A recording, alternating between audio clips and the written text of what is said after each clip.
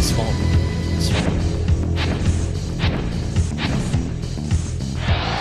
reveal the behind-the-scenes magic too much. We'll see. We'll see. What are we gonna start with? So I've been brainstorming. I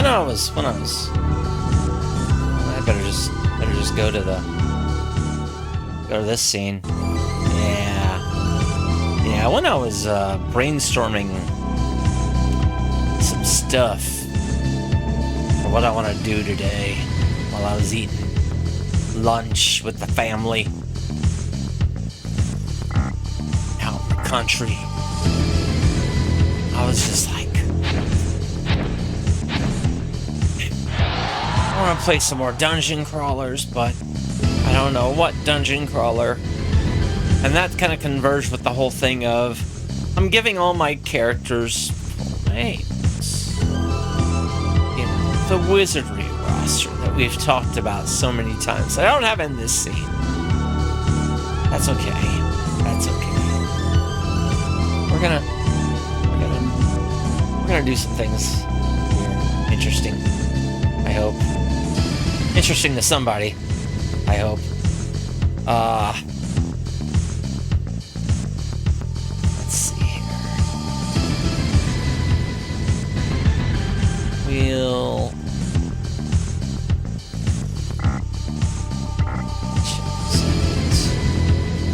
really? When did I get that? Never. Doesn't matter. Culinary disaster. Hello.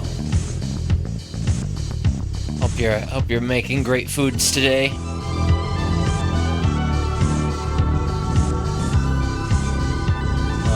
Hope you're having a good day as well.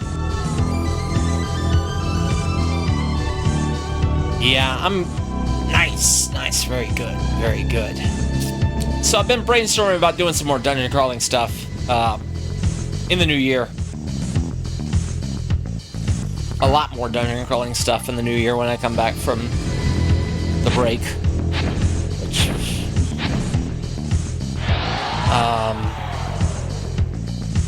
And yeah, I'm thinking. Let's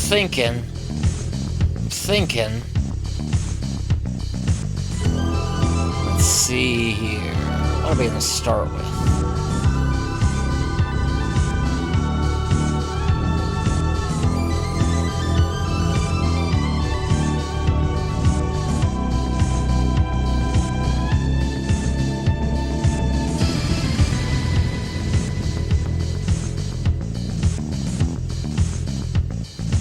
There's so many good ones that I can... I mean, Mystery Dungeon, yeah, that's always going to be a thing I'm interested in.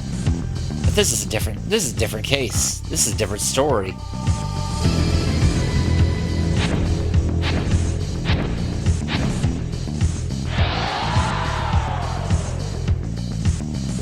As in...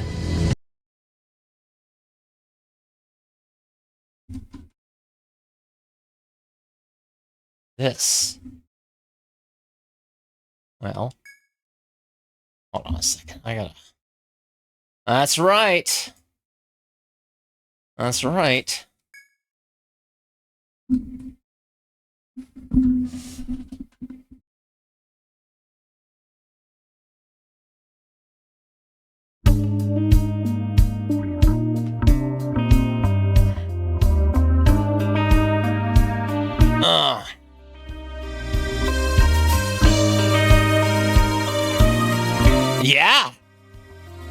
Yeah. I was messing around with Citra anyway, so I decided to start here.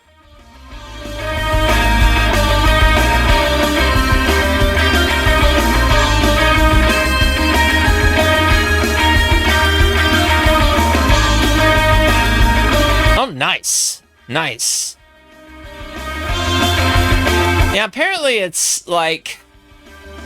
It's pretty much the first game. The Untold games are pretty much the original games plus an extra story mode. But yeah, I knew that the second of the Yakuza PSP games were translated sort of recently.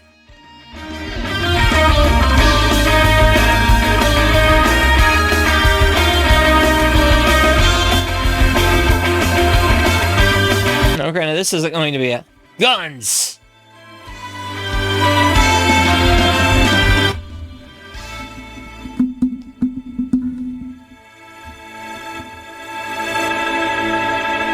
Okay, so...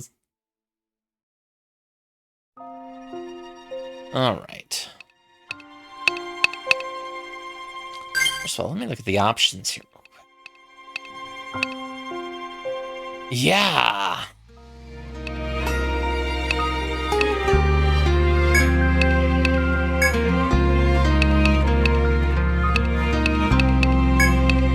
Alright.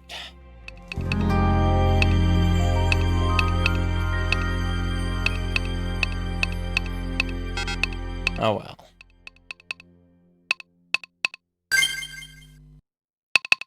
I saw that for the thank you. Hello, Darkwing Drake. Yeah, I'm doing kind of a thing where I'm kind of building dungeon crawler parties for today, and sort of taking them through initial paces. But yeah, I hope you're doing well. Yeah, let's just do classic. Classic mode, you'll create your own characters to experience the adventure.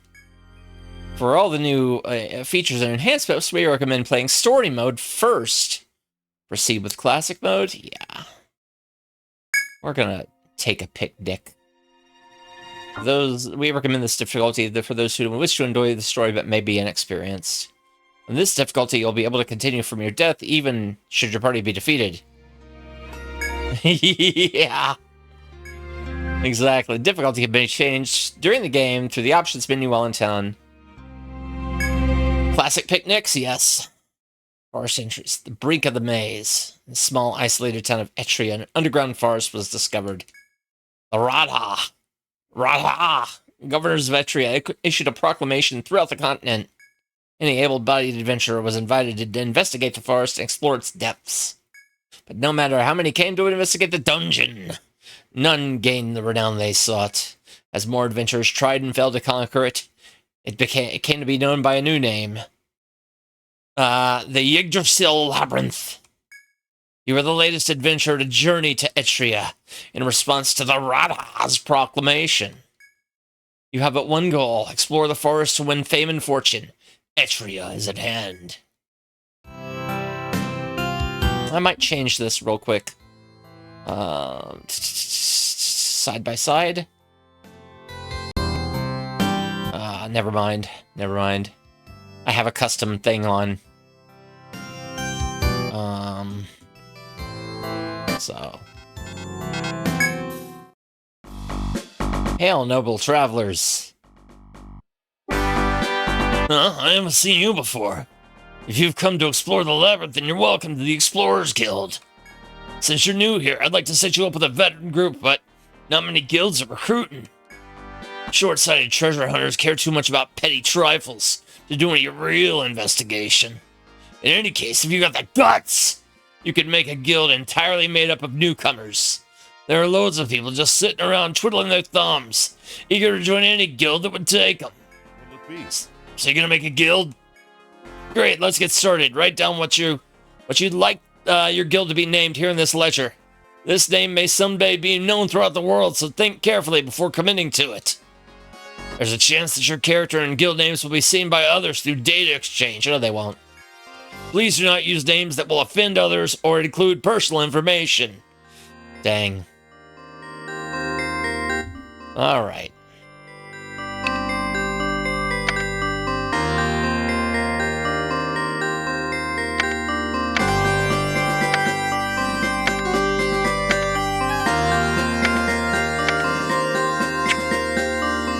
I mean, they'll see it in the context of the stream, but it better be acceptable. Clowncar, huh? Not a bad name. Now that you got a guild, try getting some adventurers to fill your ranks. If you're bold enough to explore the labyrinth yourself, you can even register your own name as a member. Having more adventurers gives you more options and less of a chance of dying down there. Give it some thought and make sure you recruit a variety of classes into your guild. Let's see, I guess 5 members is a good number. That's not too many and not too few. Well, 6 would be better. What will it be? Keep it quick. Sure, which one? Alright, Adventurers class.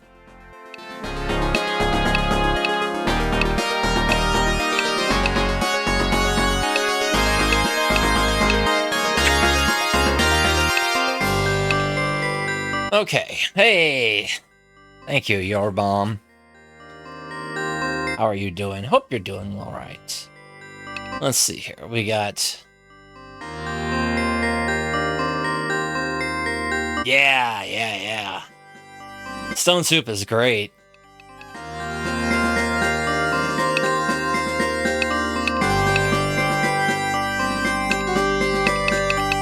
Ooh. It's Etrian Odyssey, Untold for the 3DS. Hexer Dark Hunter? Yeah. We might do a little bit of that.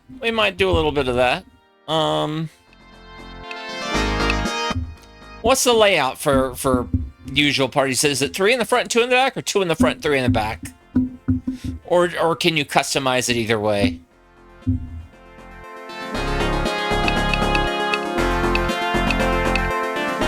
Two in front? Yeah. I was trying to remember what the setup was. Okay.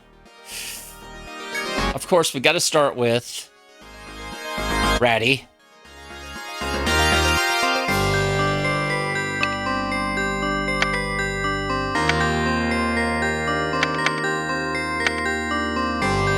Does everything look right? Yeah.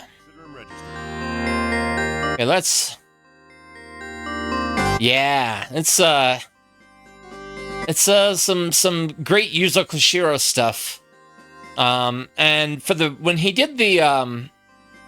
was brought back to do rearrangements for the remakes that came out this year, he also did versions of these as PC-88 arrangements as well, which was really cool.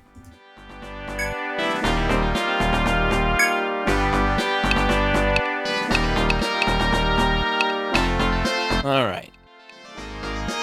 Who we got next? Yeah, we're gonna go with the Dark Hunter.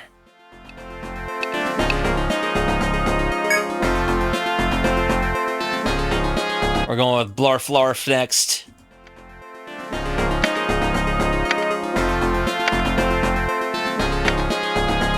Does everything look right? Consider him registered. Yeah. All right, back row stuff. Survivalist. Let's see here. Well, we need our medic as well.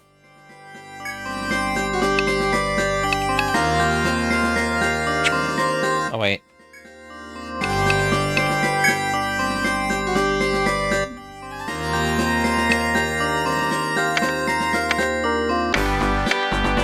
Oh, wait. That's not right. Does everything look right? Then consider him registered. There we go. Yes. All right. We're going to go ahead and register a bunch of folks that aren't going to be in the party as well. Or may not be in the party immediately, but might come in later on. We got Grunk Scum. Consider him registered.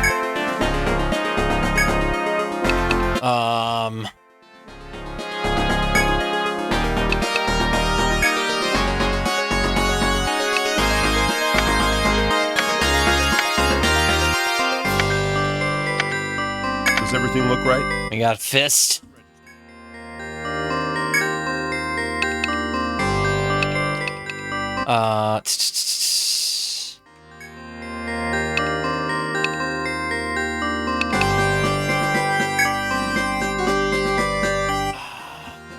We got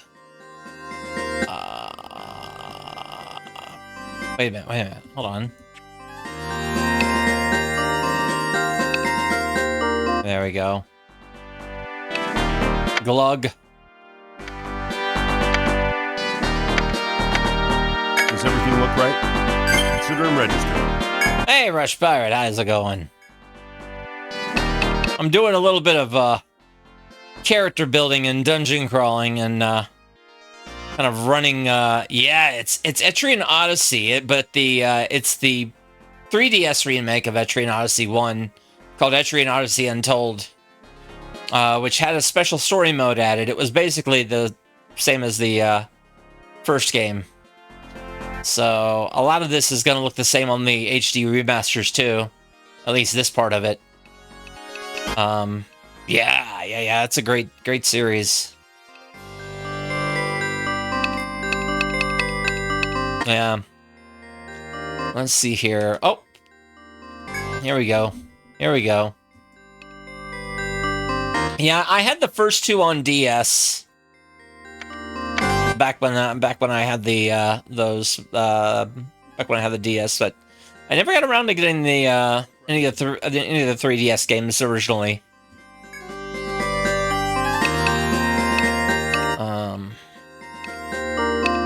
Who else?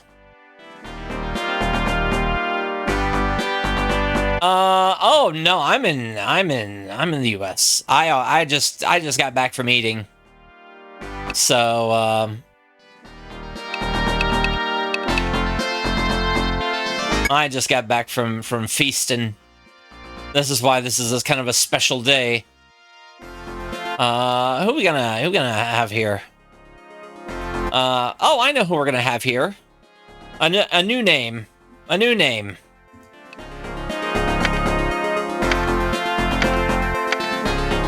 Huge. Does everything look right? Consider him registered. Ah. Understandable.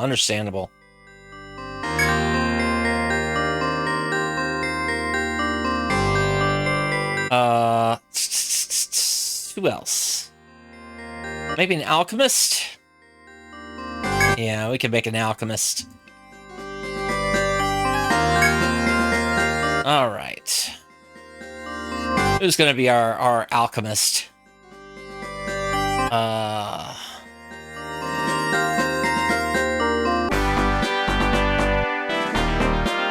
Oh, I know. Froke.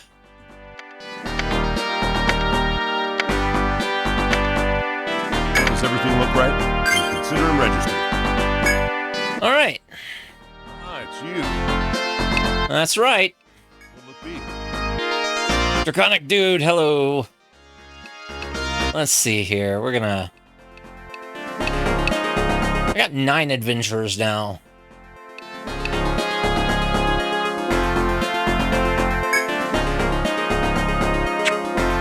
Keep it quick. What were you thinking? I'm sure you think this through. Oh, I can do either way. It's Etrian Odyssey. Etrian Odyssey Untold for the 3DS. I was air fried sweet potato wedges. I had some good sweet potato casserole today. Really great sweet potato casserole. Oh, I should have brought some home. It was offered, but I was just like too full to accept at the time. Oh. Ooh. All right.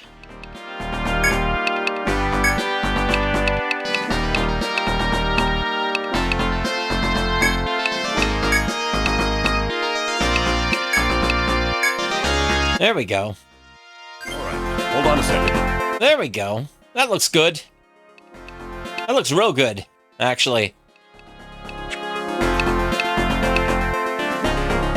But yeah, this is Etrian Odyssey. Oh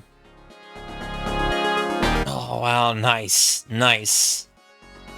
Very good. This is Etrian Odyssey, the Untold remake for the 3DS. It added an extra kind of larger story mode on top of the, oh, right. Of course. Of course. And I had a delicious pecan pie as well today. Well, I want to give Labyrinth a try. Hey, freeware pirate. Happy gorge and get fat day. I did a lot more eating than I usually do. Final girl. Hey, gobble gobble. Pie. That's right. Go say hello to the folks over at Rada Hall first. You can't get into the labyrinth without their approval. All right, let's head out. That's everything. You should be ready to begin. Yeah, Etrian Odyssey Untold. I'm more or less just taking first runs into some of these dungeons with my usual roster and kind of making characters in different games today. Just as kind of a warm up for things I want to do in the far off future after I, handle my stuff. So think of this as a preview to Rat Clown Car 3.0. We'll get back to some Dragon Questing tomorrow, though. You are? What are you playing? Legends of Amberland. Yeah, Adventure Josh was mentioning that. I guess he didn't like it at first, but then he kind of got into the groove of it and kind of started enjoying it. Well then, watch yourself. But yeah, the Clown Car Guild. See you around. All right. We're going to... What's in the mansion? A haunted mansion. Seems no one is here. There's no point in staying here, so you return to the plaza. Rada Hall. No soliciting. No refunds. Welcome to Rada Hall, center of Etria's government. I'm sure you're a new adventurer here to explore the Yggdrasil Labyrinth, like all the others. Unfortunately, we do not permit people who have only recently created their guilds to enter the Yggdrasil Labyrinth. If you wish to officially become adventurers, you'll have to complete the mission we give you. You're able to accept jobs called missions at Rada Hall. By accepting and completing these missions, you receive a variety of rewards. A new mission has been made available. Select missions, accept missions from the menu to see the details of the mission. Accept mission. You'll accept the mission, yes? New adventurers must be tested by mapping the first floor of the labyrinth. Meet the soldier on the first floor for details. Accept. Yeah, I accept. All right. To explain. Your mission is to create a labyrinth at the first floor of this. Create a map of the first floor of this labyrinth as an initiation. Yeah. Oh. Well, hope you're doing okay, regardless. Those who cannot accomplish this elementary task are better off staying out of the forest. Explore the first floor and map everything you see there. This method will be useful later. Here's a small map to start you off. Fill in the rest of the details as best you can. Alright. You are free to leave. Okay. I'm gonna change the layout of this, because I gotta fix Citra up real quick. Something else. Let me find a place to save. Yeah. Well, that's good. That's good. Ah, it's you.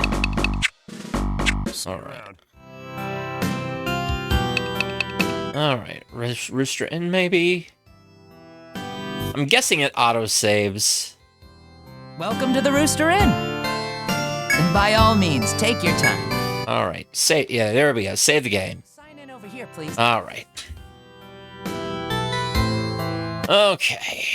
Give me just a few minutes here. In fact, let me put on the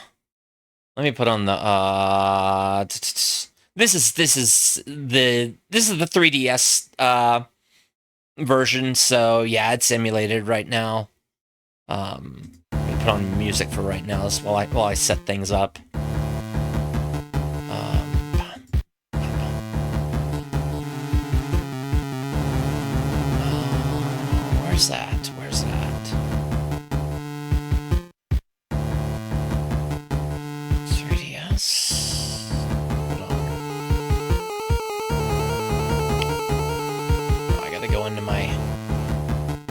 preferences here real quick. And do this. I'll get right back to this in just a second.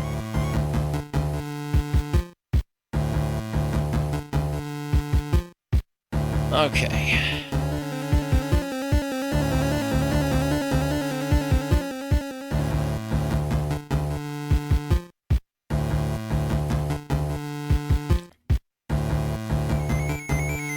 The world?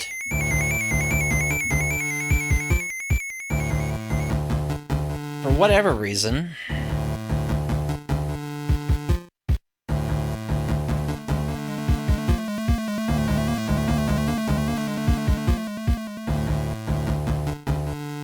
Oh, I know why.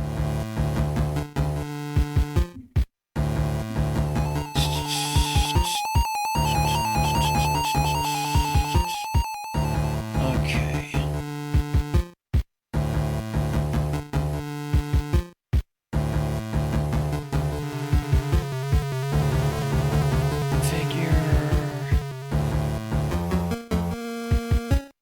Sorry, I'm having to reset things up again real quick.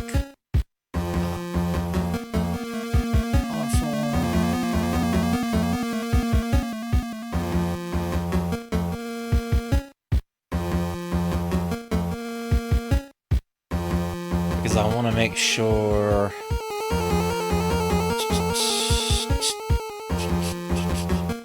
that I have enough space being shown for the...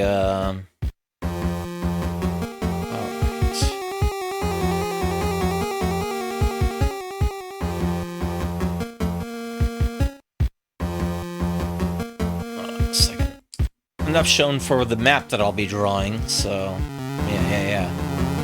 Just gotta make sure that's there. There we are. Okay, back to it.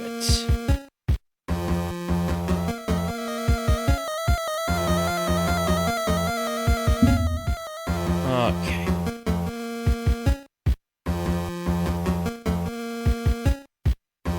Where's this? You can see the cool intro again.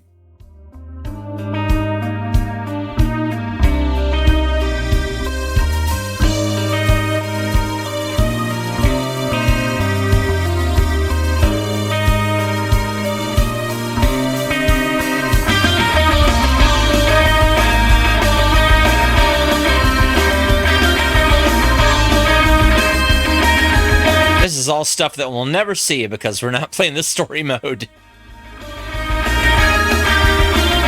So none of the future isekai stuff is in the story, is in the classic mode, unfortunately. Which would have been cool. Would have been cool. Yeah, I agree.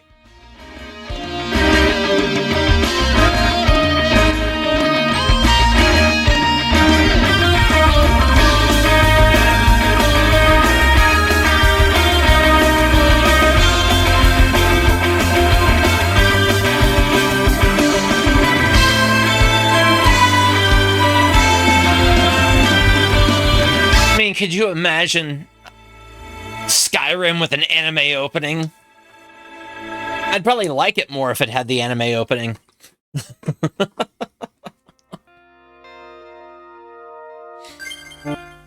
There we go. Welcome back.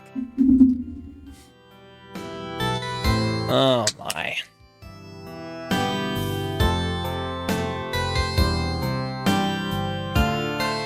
Yeah. How are you doing, Dana? All right. Hope you're having a good day and enjoying your food, eating big food, eating good food today. I just got back from my whole thing. Yeah, I played Labyrinth of the Lost Souls. It's been a long time, and I want to visit it again. In fact, I might make character creation and that a part of this thing today. But yeah. Hey, yeah. Come back. Had some really Really good food today. All right. Okay. Let's do some mapping.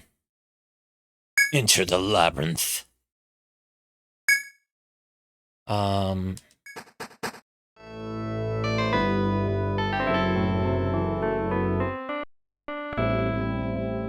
have a feeling I should swap the screens. Just for whatever reason. There we go. Yeah, that looks better. Yeah, it's a bit plain. I'm not gonna lie. But especially compared to like other like more contemporary, you know, dungeon crawlers from recent years, as far as like dungeon crawler like the Japanese dungeon crawlers from the last 10, 15 years. But it was like almost the first or second one that we even got our hands on after a long drought. So, yeah. I mean, I think the only other thing that was out there was Class of Heroes when Labyrinth of Lost Souls first came out. And I was just like, I'll take what I can get. I'll take what I can get at the time. So, and I enjoyed it for what it was then. But yeah, compared to everything that Experience has done since, and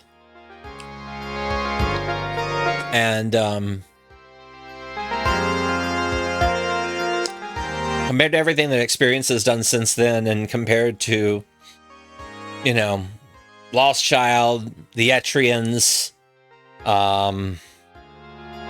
yeah. Like, this is a really cool take on it because, you know, you're actually making the map as part of the game. Right? So, you know, it kind of brings more of a reason to explore into, you know, the mix of all the combat.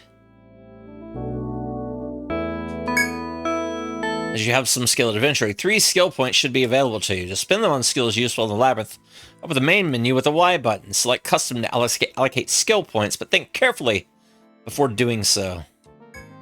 You may already be aware of this, in which case this advice is happily unnecessary.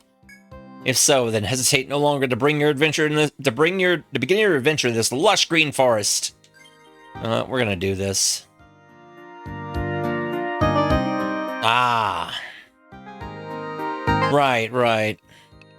I need to check out the Alliance Alive at some point. I've had that kind of in the back of my head for quite a while to play. Yeah, that's also like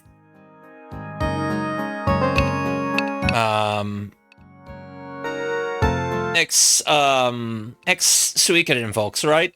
Like, or rather, the folks that worked on the first 3.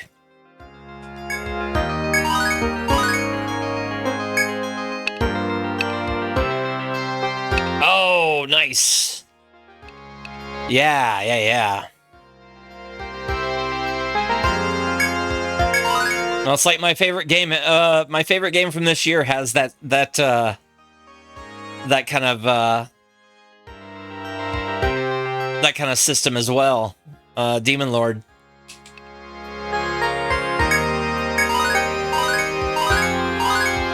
Oh, okay. So each character has 3. Okay.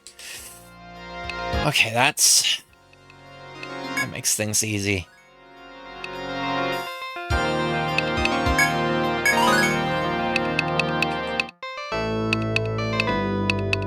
Ah.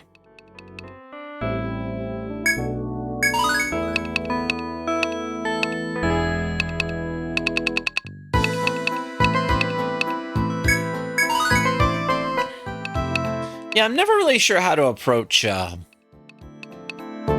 Bard's Tale.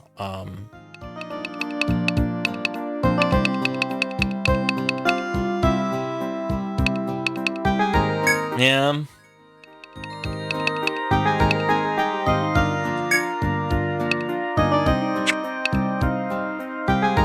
the... Okay, okay. That looks good.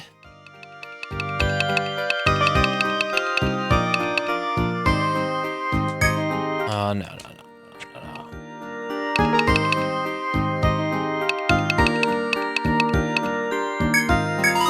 no. This is good.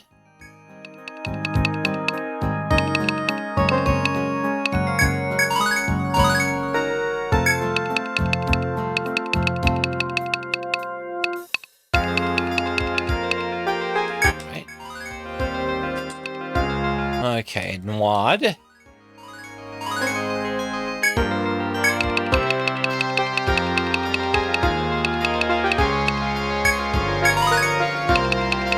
Probably should have used... Probably should have used mine as the as my my thing for Glug. Oh well, it's fine.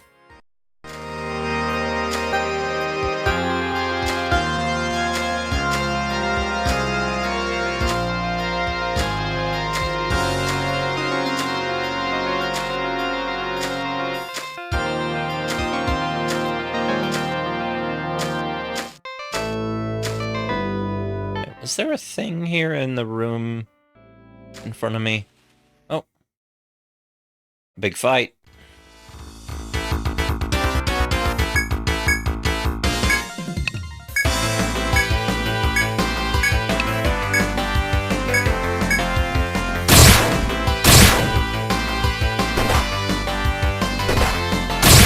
There we go. Tree rat! Well, unfortunately, they're now dead. Discovered a new monster, tree rat. Discovered a new item, small fang. For now, there's no need to go anywhere not yet drawn on the map. First, you must find the soldier that's somewhere on this map already drawn.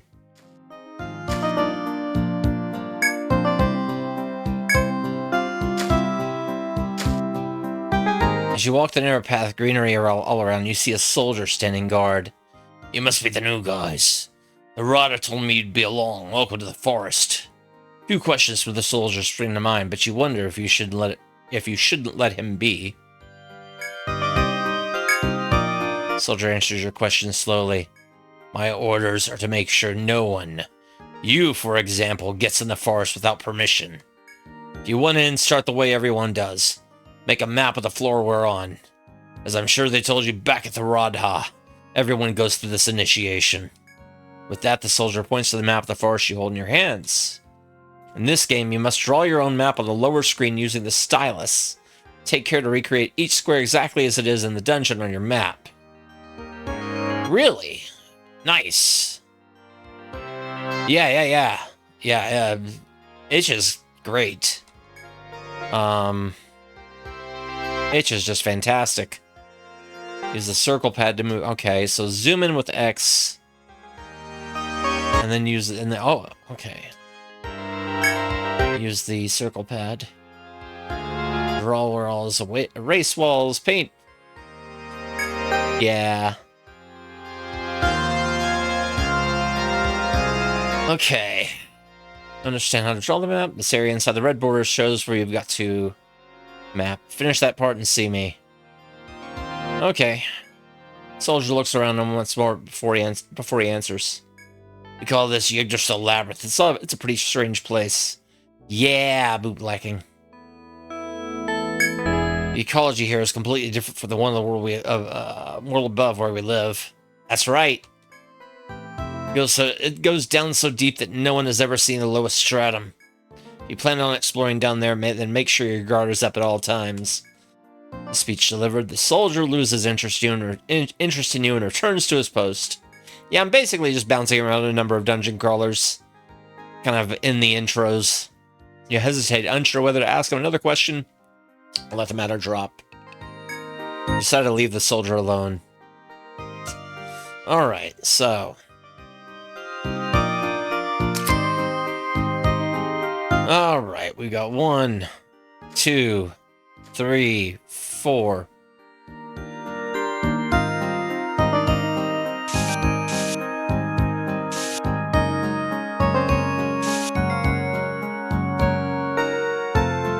we go.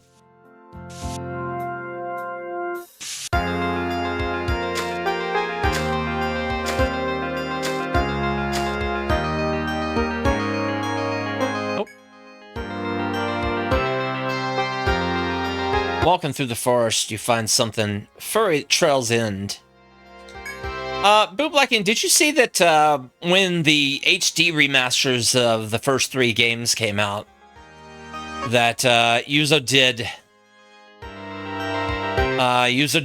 PC 88 versions of a number of the songs? I don't know about all the songs, but a number of the songs from the Etrians. I just thought that was really cool. Initially thinking it had a creature. You lower your guard upon realizing that it's a boot. Could it have belonged to an adventurer? You weigh the options of picking up the dirty boot or leaving it where it lies. Ah. I really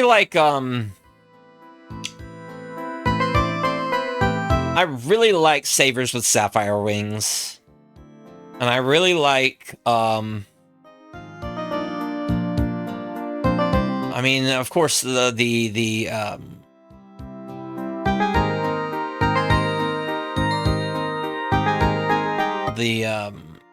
Legend of Grimrock, and yeah, I'm really impressed with the Lost Child. So from what I've played of it,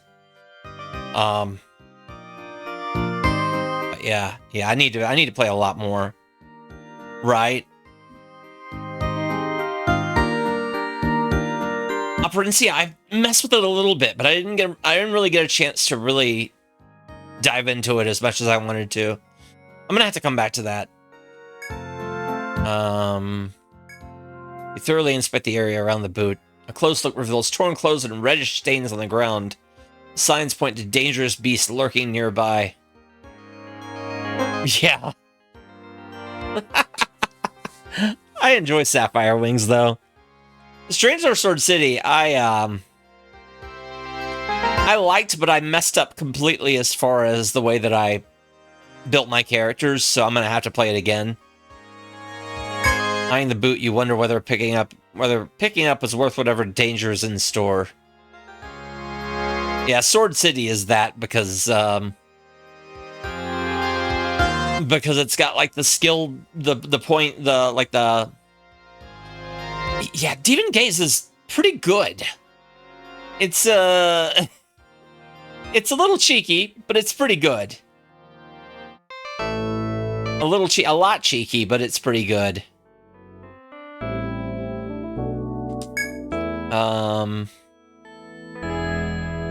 We're gonna ignore it and leave. You decided to ignore the boot and leave this place. Okay. Well, this is a...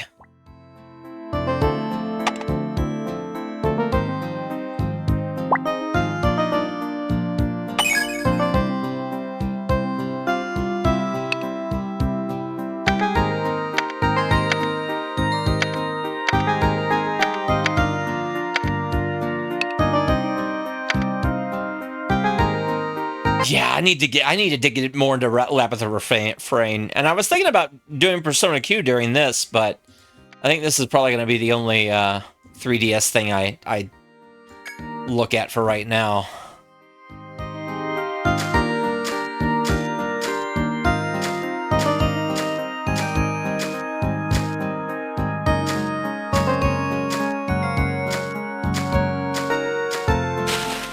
Monsters.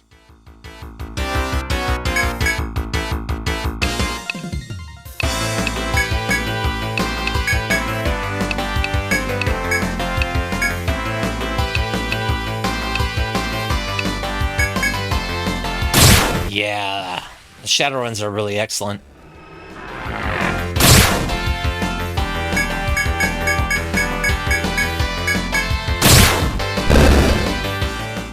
I really wish there's that more get made eventually, even though Harebrained Schemes is in big trouble apparently.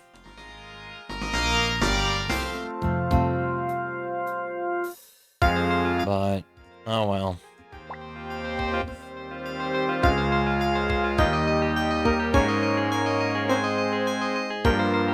Does this not work? Hold on, give me a second. Yeah. Yeah. That's... Well, that was more of an edict from, from Paradox, and now that they're not part of Paradox anymore, they're probably, you know, if they're still, you know, healthy enough to do anything else, which I kind of unfortunately think they might not be.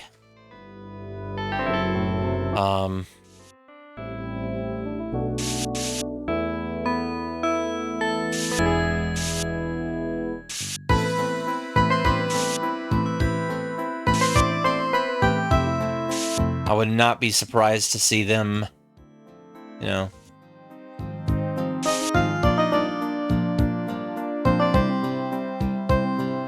wind down operations after all the post-release support for Lamplighters League is wrapped up, and I hate to say that, but yeah, it's not looking great for their long-term chances of sustainability, which I hate because, you know, they made a bunch of good stuff. They made a bunch of good games over there in the last, like, you know, 12 years or so. Yeah, and then Shadow Gambit, that studio, they're winding down too, which is a shame. But that's more of like, you know, they sort of wanted to take a break, you know, for their own, you know, personal well-being from doing game things.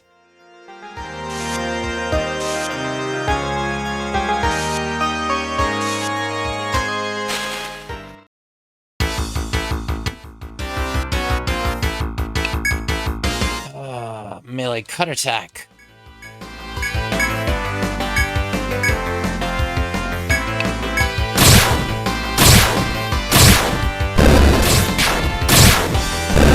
There we go.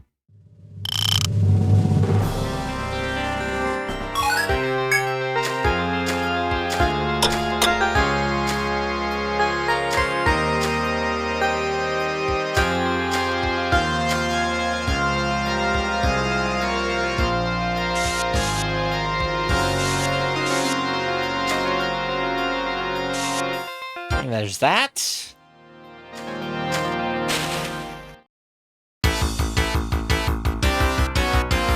Yeah, I do want to play Jagged Alliance 3, though, at some point.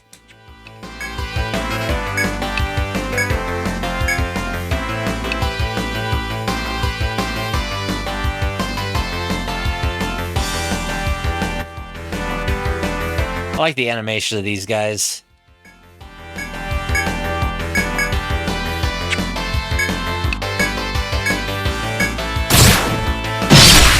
Nice. Nice.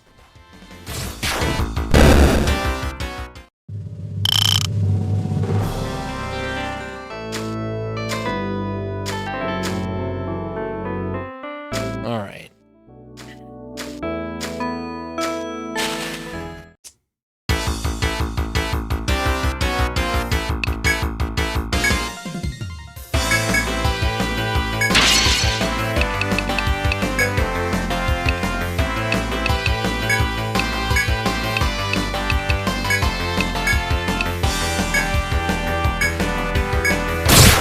It's a horde of monsters. There we go.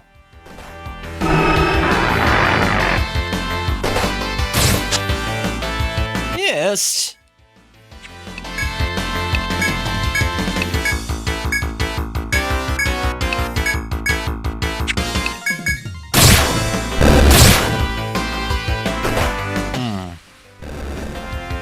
There we go. We're getting close to leveling on our folks. Oh, hold on.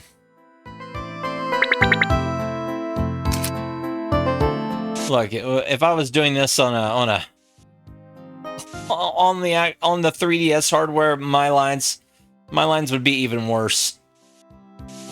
That's how terrible I am at drawing. Walking through the narrow trail, you find a trickle of water near the end. The cool, clear water seems extremely tempting. After your arduous hike, you hesitate, unsure whether to slake your thirst or to pass by the water. Reach out and put your hand in the spring water flowing from the rocks. The icy water cools your heated skin. You wonder if you should try to take a sip or leave without taking action. Cupping your hands in the stream, you bring the sip of water to your lips. The clear, cold water quenches your thirst. Very good. The party recovers 10 TP. All right.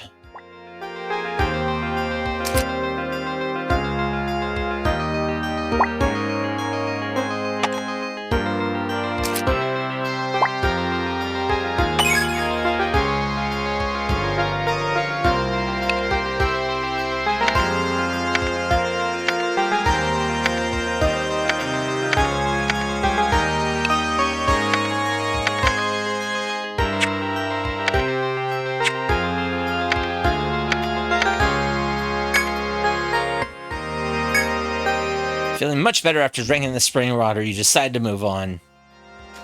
Very good.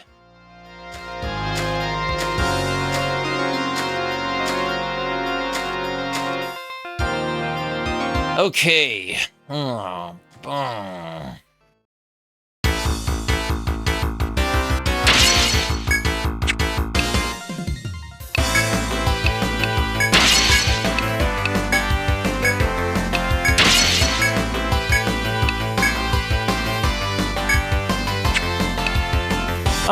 This is Etrian 1 Untold for the 3DS.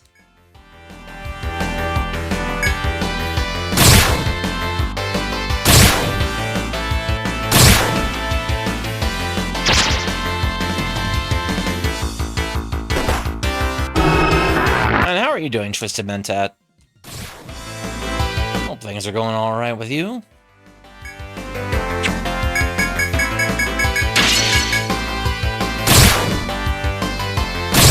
I didn't mean to do another weakness thing, but that's all right. That's all right. Levels.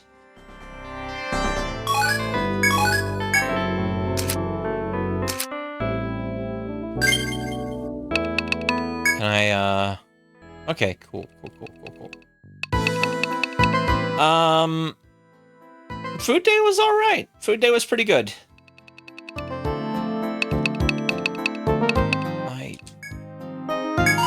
There we go. I had some delicious food. Sweet potato casserole. Or sweet potato casserole.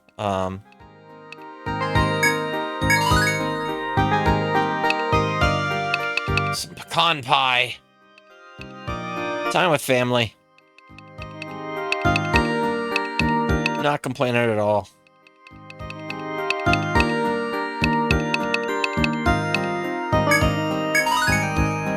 There we go.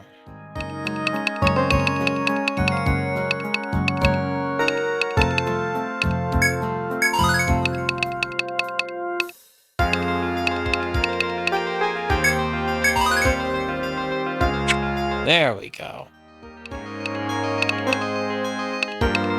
Good times with food. Good times with food. All right.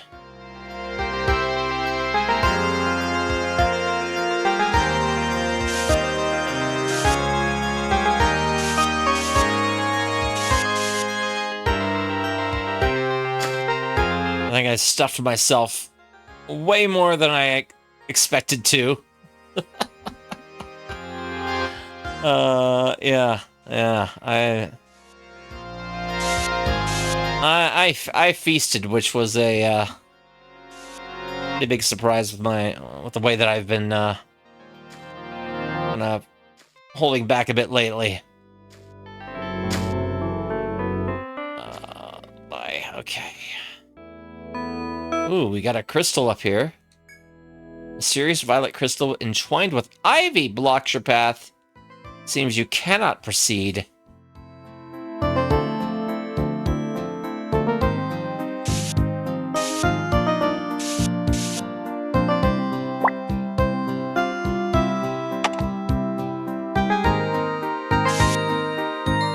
Good food. Yeah. There we go.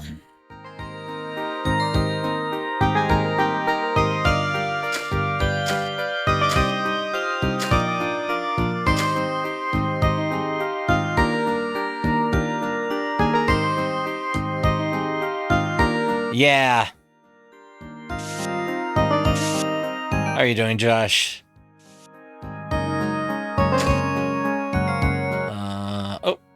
Oh. There we go.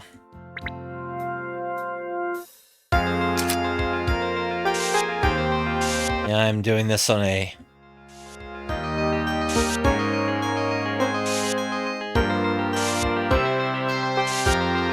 through Citra. Oh my gosh. But it's the,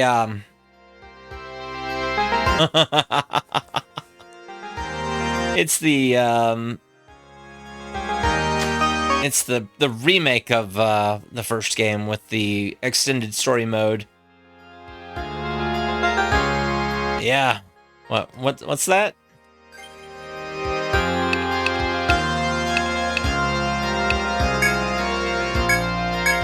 You mean this one? Yeah.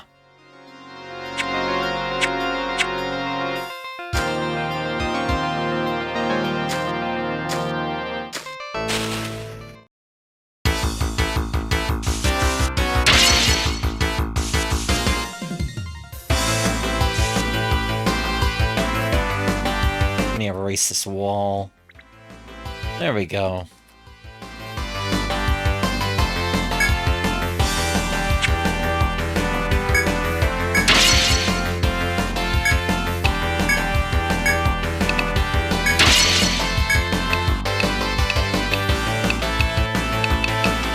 Wait, don't I have...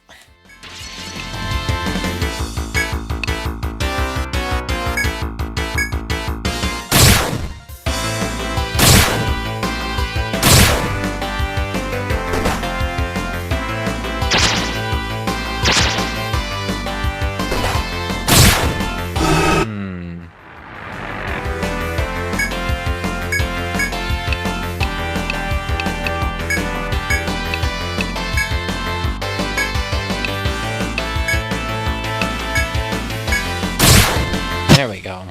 There we go.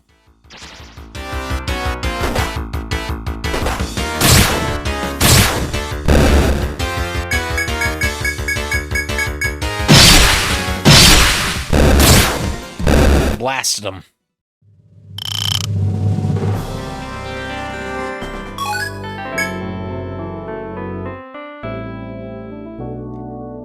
All right, 1, 2, 3, 4, 5, 6.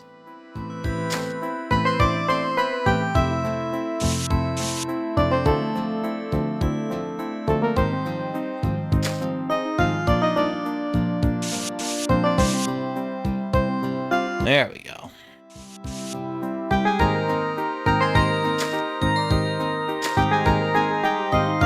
Okay.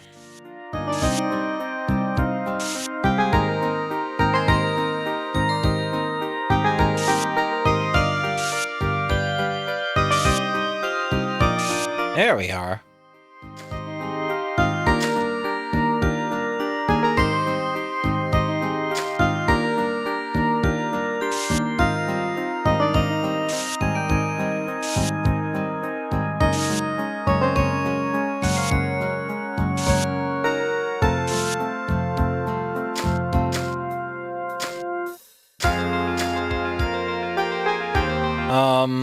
It looks like kind of a successor or a spiritual successor in some ways. An old rucksack seemingly abandoned by a past explorer is lying at your feet. Pick up the rucksack, you peer inside the rucksack and find a number of coins inside. Cool.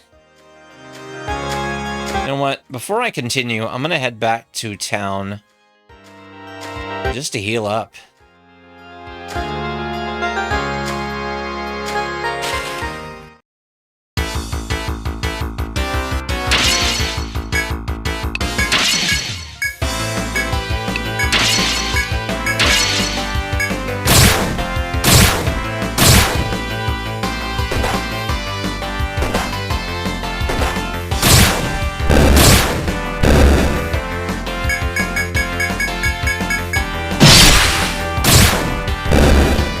I really should have brought a healer for the back row.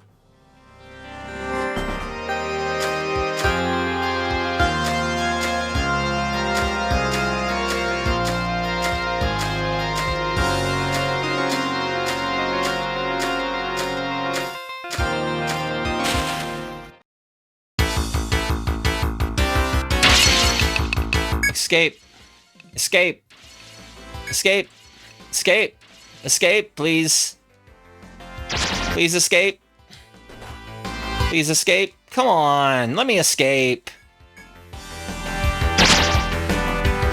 There we go.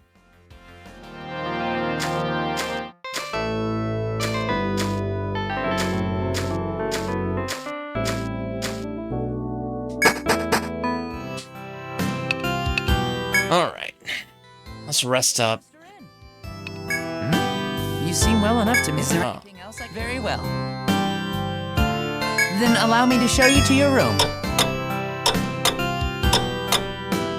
There we go. Well, be careful out there. Okay. Hey, Duke. How's it going?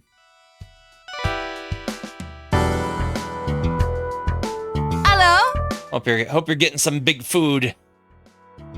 At the moment.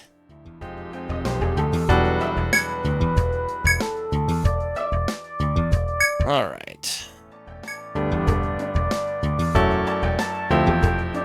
Purchase weapons and armors at Shleka's Goods. There's more.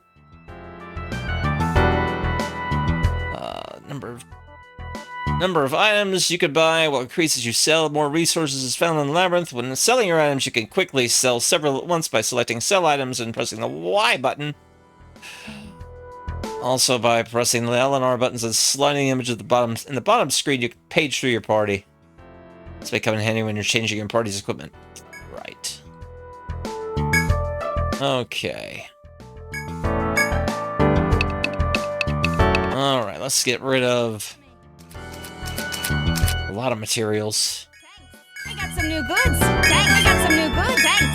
Thanks. I got some new goods. Thanks. I got some new goods. Thanks. Thanks. Thanks. Thanks. I got some new goods. Thanks. I got some new goods. Thanks. She's got some new goods.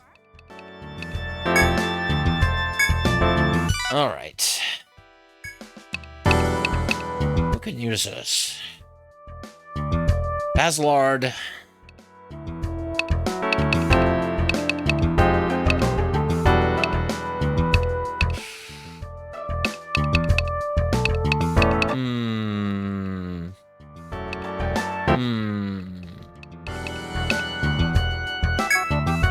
Here you go.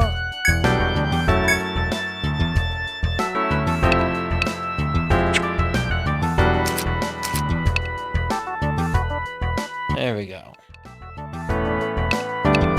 And we got Ronin. What else can the Ronin use? Also Basilard's Wakizashi.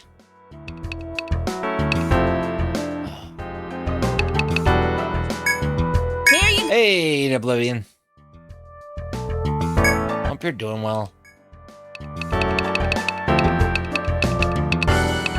Kind of bouncing around.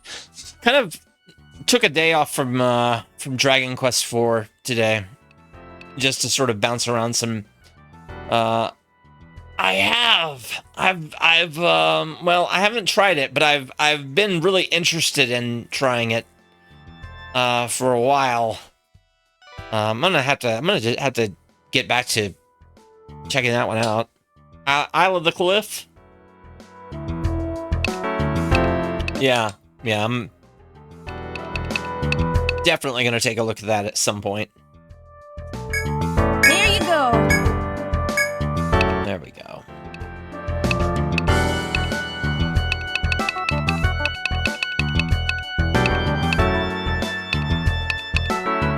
Yeah, it came out back in, what was it? September, I think? Like, right towards the end of September it came out. Here you go.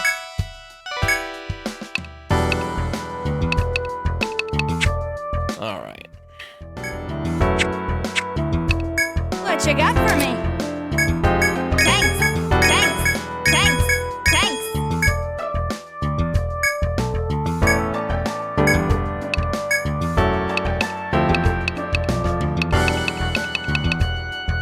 Alright. Let's give Nwad something new.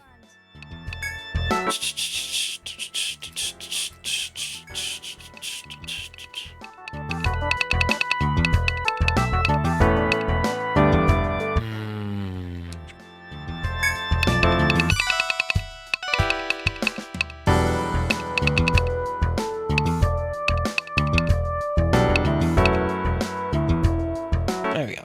Here you go. There we go. What you got for me? Thanks. All right. Let's finish this quest.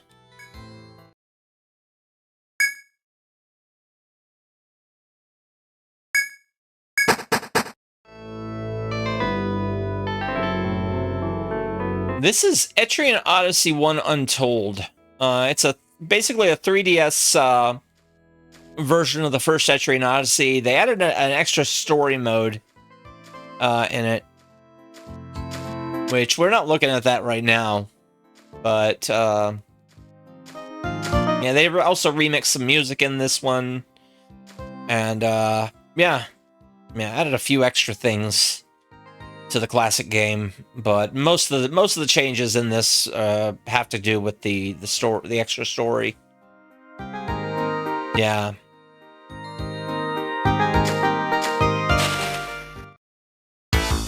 Yeah, it became a lot more obvious how, you know, how good it was a platform for dungeon crawlers with the 3DS, honestly. I mean, because we had, you know, more Etrians, we had Elman Age Original on that, we had Persona Q was on that one. But yeah. Very good, The Keep. There were Circle did a series as well that kind of blended dungeon crawlers and puzzles. It's really interesting, and for the life of me, I can't really remember what it was called. I can probably find out in a little while. Oh no, but this was more like kind of tied into I think nonogram style, Picross style puzzles.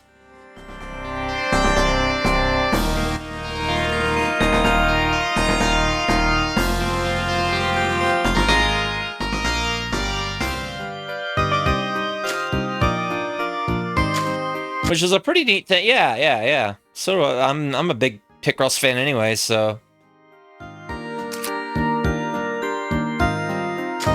it just felt like a cool thing to pick up when you know. Yeah, sure. Oh, is it? Yeah, go ahead. As you continue down the path, you can find red fruit growing on the wall of trees. The ramp. Let me see. Oh, I think I've seen this. This was... Didn't this start out as a phone game? But it looked pretty neat. Yeah, I might be mixing it up with something else. I might have kind of crossed my wires on it. It might have been like an eShop thing. Yeah, that's what I'm thinking. That's what I remember now. Okay, I gotta remember to turn off the script there so I have the, or turn off the thing there. Ooh. Yeah, I'll add this to my cart there. Let's see here. Yeah, I'll pick this up later because I had a cart with Lost Ruins and Phoenotopia Awakening and Rise of the Third Power that I kind of had my eyes on for a little bit. So I will probably dig into that later. Thank you. Thank you for the tip. How long is this? Next 7 hours? I'll be back there, and I'll be back there before then. Or no, it's 7 days. Hangs just within reach, seemingly daring you to pluck it and take a bite. You consider it for a moment, whether or not to eat the fruit. Eat the red fruit? Sure, let's go ahead. Yeah, who will eat it? Grunk. Fruit's sweet juices slide down Grunk's throat. Oh, yeah. Right. Yeah, like I said, it may have been something I sort of misremembered. An aspect of, I don't know. Like I said, the eShop had some, but the 3DS eShop had some really interesting stuff on it.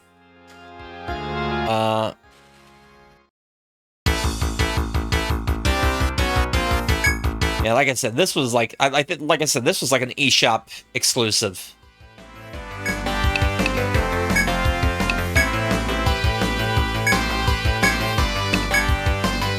And oh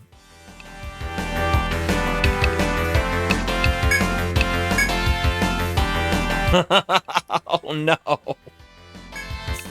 Oh no.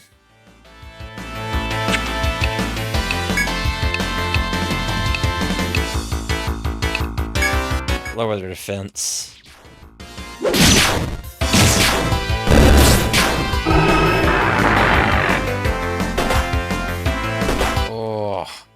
Oh.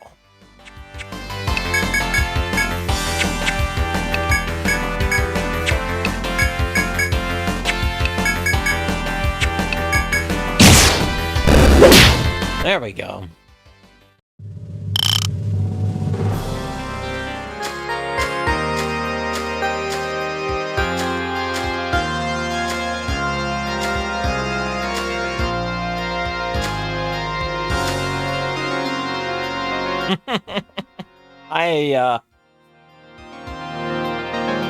I don't think I've ever really had a rooting interest in a football team, and really ever. Baseball, I've had my spells, but even I recognize that my favorite team was only good when there was a lot of cocaine involved, and I mean a lot.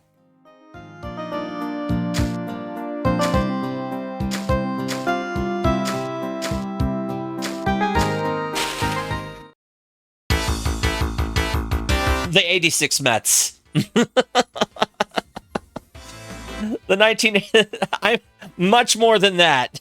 Much more than the A's ever could imagine.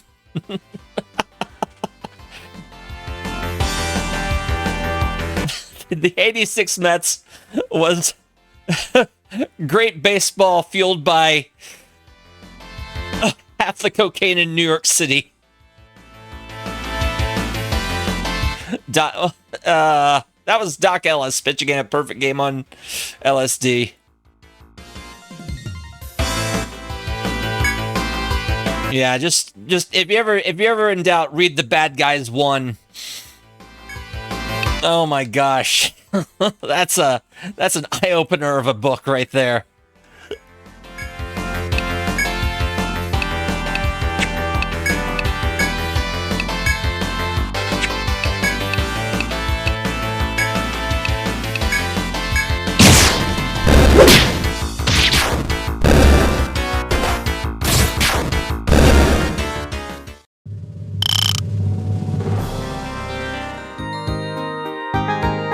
There's some horror show stories in that book.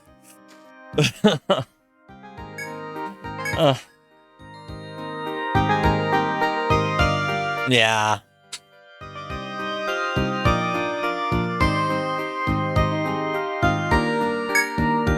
By utilizing the chop technique, Glug has found hardwood 1. Nice. Okay, so this is a... I'm gonna have to... Let's see here. Chop. We have a chop spot there. We have...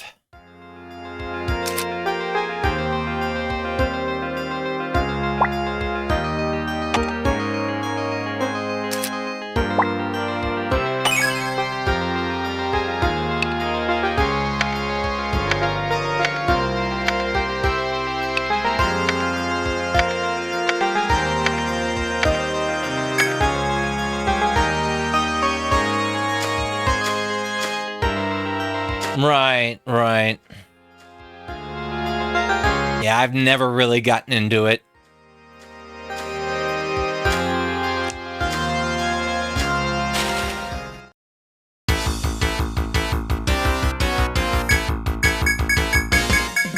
Whoa.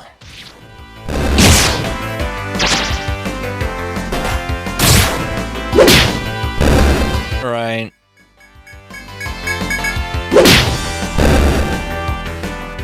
Like I've always been really bad at doing any kind of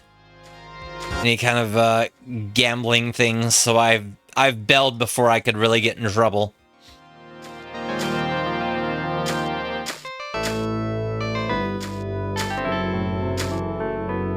Like I recognize my limitations.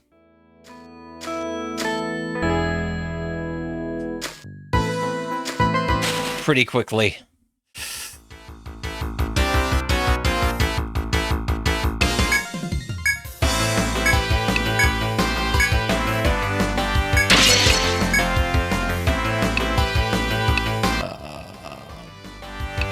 Yeah, it's changed quite a bit in the last, 10 years or so. There we go.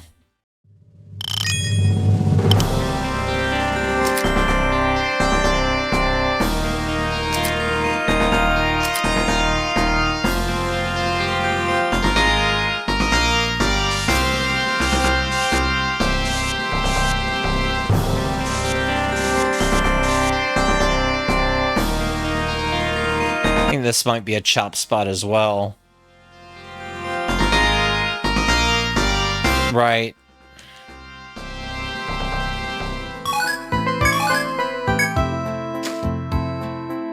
As you walk, you reach a clearing filled with blooming flowers. The nameless flowers swaying in the wind, and you catch the scent of their fragrance. You contemplate whether to rest and enjoy their sweet smell or leave immediately. Rest amongst the flowers? Yes. You decided to relax in the fragrant clearing. However, you aren't the only creature in the forest lured by the sweet floral scent. Or you can react to a pack of woodflies swarm around you. Woodflies? Nay, these are extremely poisonous breed, known as venom flies. Knowing that escape is futile, you brandish your weapons and prepare for battle.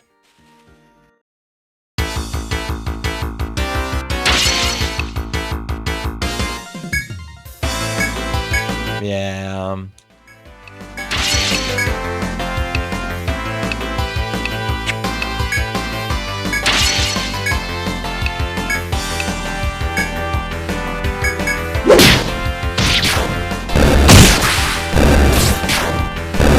Oh. It is. It totally is. All right, good.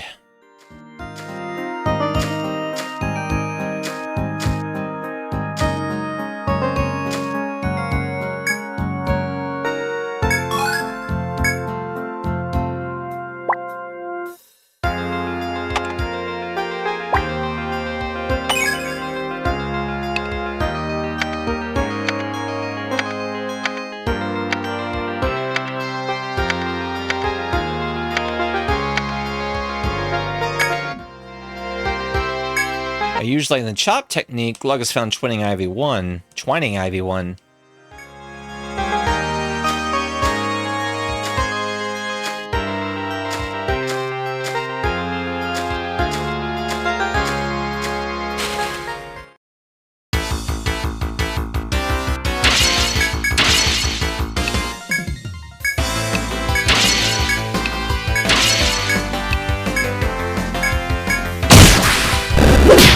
Nice.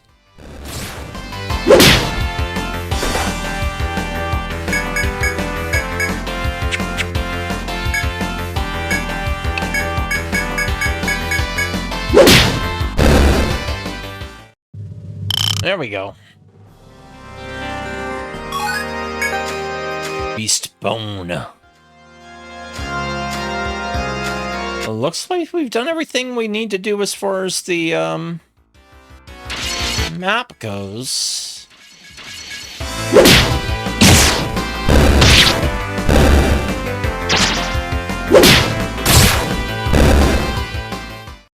Unless there was something that I forgot to drop down here.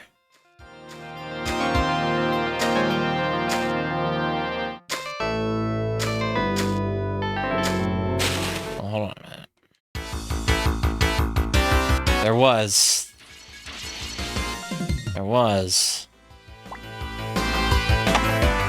That was the money thing.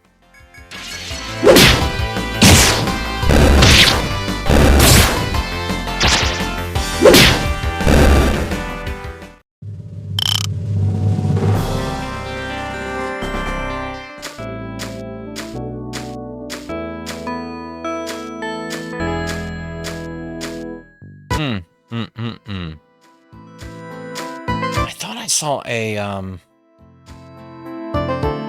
chop spot in the middle of the ground there, in the middle of this area here, but I don't think I did. Don't think I did.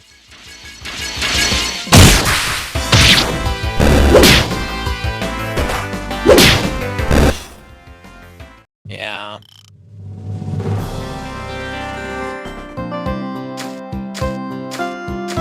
Hey, Leos. How's it going? I'm just doing a bit of, What brings you here to Rada Hall? dungeon crawling. Yes? Yes, we do. Wait a minute. Oh, Was there something else? You have a report to make, yes? I did map the dungeon. Ah, it's you. I did. You have a report to make, yes? You are free to leave. I mapped that entire area.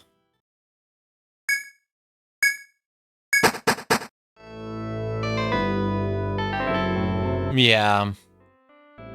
Maybe it's just because I didn't go behind that, go into that gate. As you stride through the forest, you meet the soldier still guarding his post. Once he notices your presence, he hails you cheerfully. Got your map all in order, have you? In that case, you got my permission to proceed. Soldier stands to one side and waves you through as if passing the torch to you. Gotta report your success to the Radha, but the thought of going deeper is also tempting. Yeah. Although we're about done with this one. A mysterious white crystal entwined with ivy blocks your path. It seems you cannot proceed. Yeah, this is a forest crawler.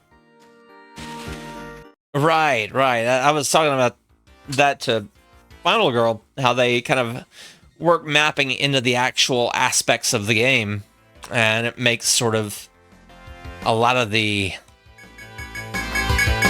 parts of the actual, you know, dungeon crawling more, you know,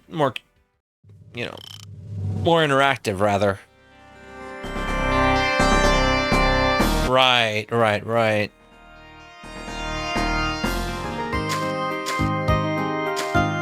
It's fun. They did remakes of the first, or they did basically HD remakes of the first 3 games for the original Nintendo DS.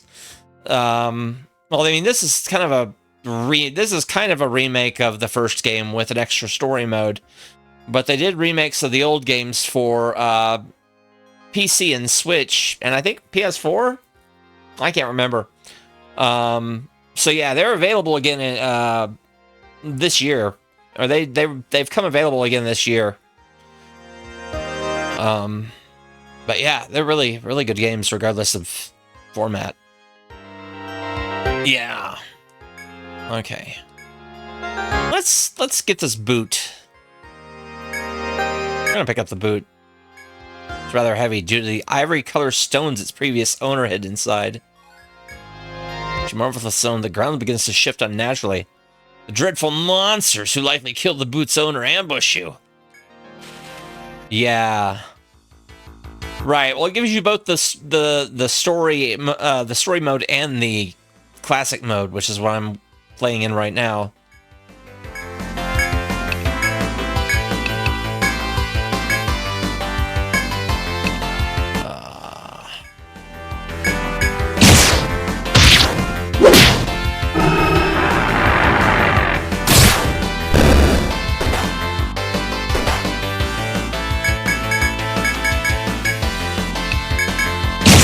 There we go.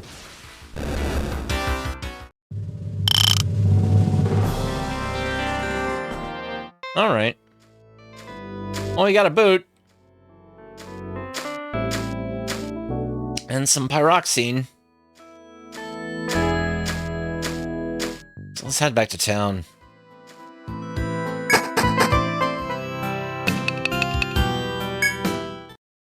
What brings you here to Rada? You have a report. We are grateful for your hard work. All right.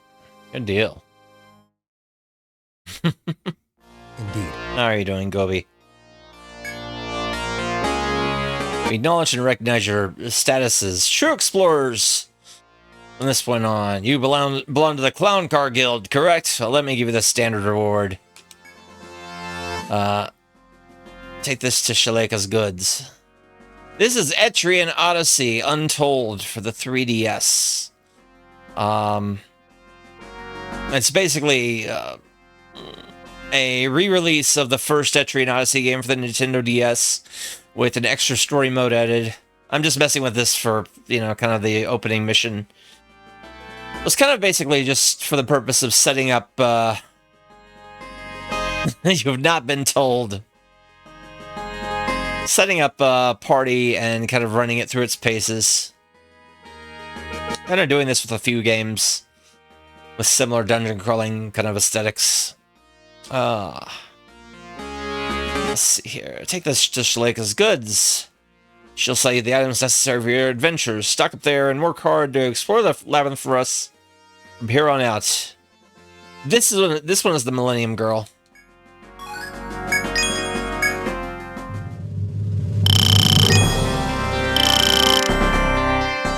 All right. Something else. Well then, I bid you good luck.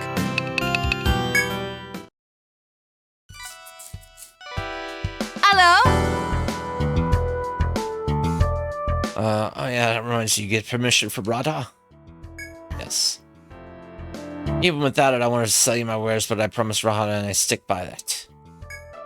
Here it is an Ariadne thread. If you're lost or about to die, use it to warp out the labyrinth. Alright, thank you. Thank you. I tell everyone to take some before they leave for a trip down to the labyrinth. Stay as long as you like. But don't go tinking, they're free. How many you want? What you got for me? Alright, let's sell all this stuff. Get some new stuff. Tank, I got some new goods. Tank, I got some new goods. Tank, I got some new goods. Tank, I got some new goods. She's got some new goods. She's got some new goods. She's got some new goods. New goods. New goods. New goods. New goods. Tanks. Tanks. Tanks. Tanks. Ah. Door. Alright, let's see here. New goods. Alright. Here you go.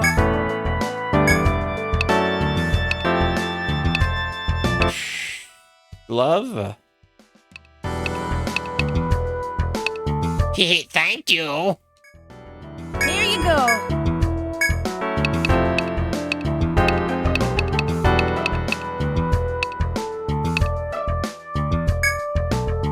Here you go.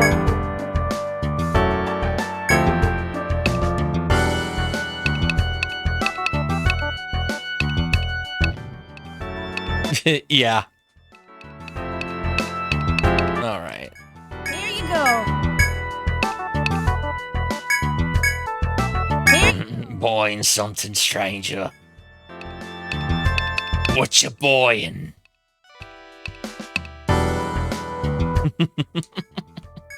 Here you go.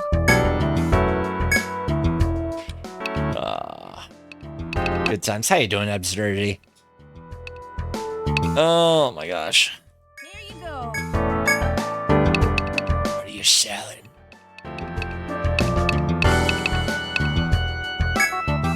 Here you go.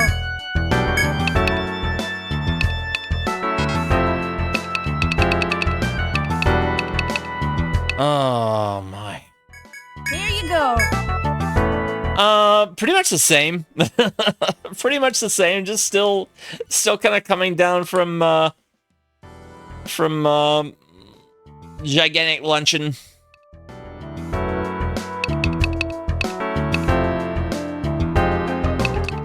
And yeah, Here you go. I'm making it. Let's see here. Here you go. Exactly. It's a good time. Here you go. All right. Here you go. Okay. Thanks for the business. All right. Let's go ahead and Very yeah. good. Then allow me to show you to your room. I think we're about to switch games here in a second. Sign in over here, please. Oh my gosh. There we go. Okay. Okay, let's...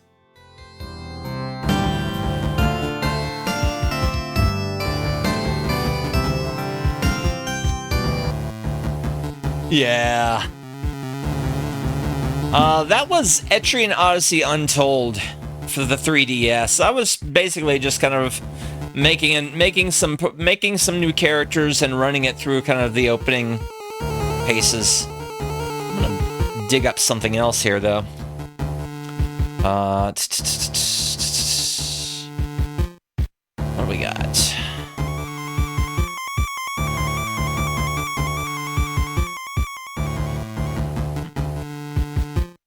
Oh my. Well, one thing I can do.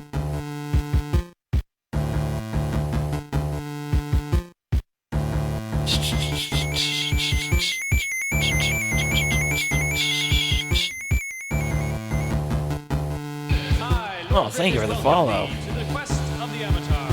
Thou shalt guide our people into the new age of enlightenment. Thank you for the follow. Gosh. Not sure what I want to do right now.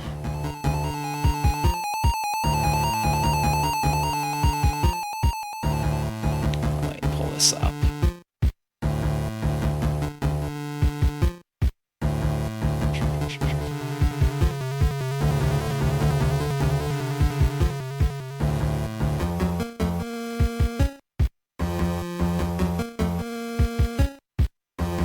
Look at something that I've been... Up!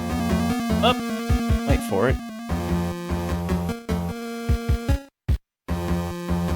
It's something that I've been thinking about doing for next year's Summer of Dungeons. Hold on a second. Well, if it'll not load. If it'll load.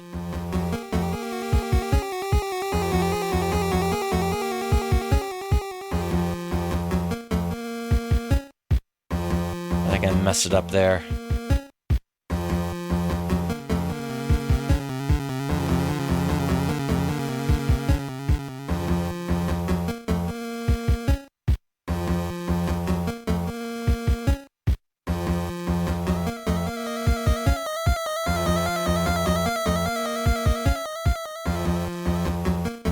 world?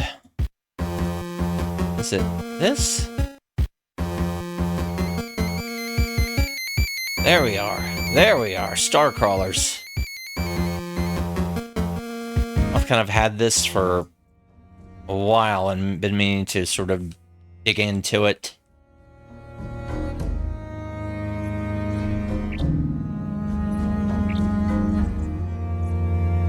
Why is it still looking like this? Hold on.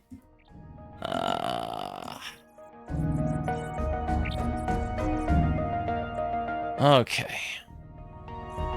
Also, let me turn up the UI scaling some. What? What? Soda Pagoda. How's things going? Why did my resolution reset? There we go. Yes. There we go. Slightly larger UI there. Yeah. I hope you had a good one as well. Oh no, I can't 4K. Holiday, what? Oh wow. Okay.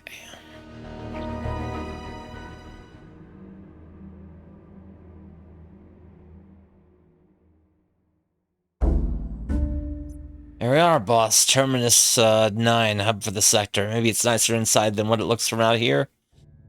Guess we'll find out together. Let's dock. Is that...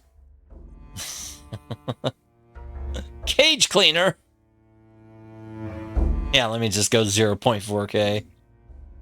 Word is the bartender runs the wire here. He's the one you should talk to about getting some jobs. Time for a drink, then.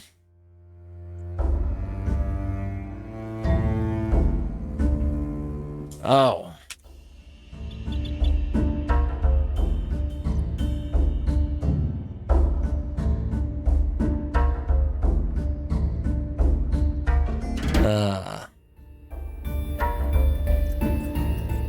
No, let's do this on standard. What do we got?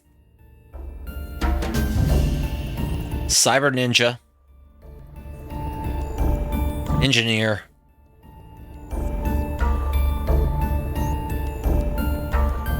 Force Psyker? What?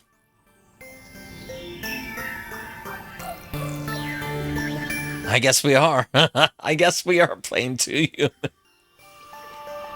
Oh my gosh. What in the world?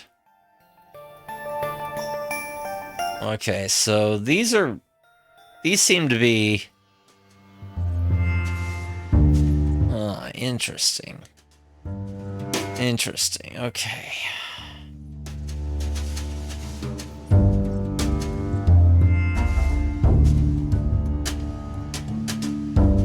Smuggler.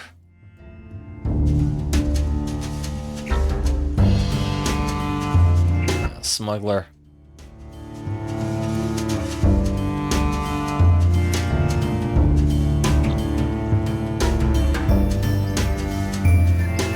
Light melee weapon, paired melee weapon, pistols, SMGs, rifles, shotguns. Heavy weapons.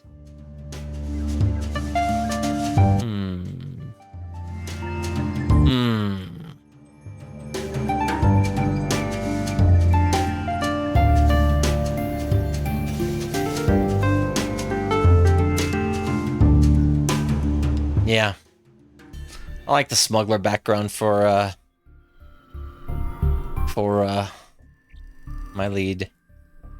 Oh, what do we got? What do we got? Scion of a wealthy family, your mother's chem addiction devoured her inheritance and her cerebral cortex. Impoverished and exiled, you learn the value of credits on the streets of Solaris. You spent time in every prestigious boarding school in the Corps. Your knack for charming your classmates out of their inheritances earned you enemies in most of them. Your parents were traders at a way station on Ibris. Customers were scarce. Money was scarcer. And you supplemented your income by conning travelers out of their loot. Actually, any one of these is really good.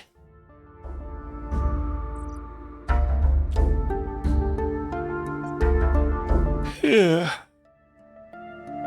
Excuse me. I think I like Troublemaker. I think I like Troublemaker the most. High society brat.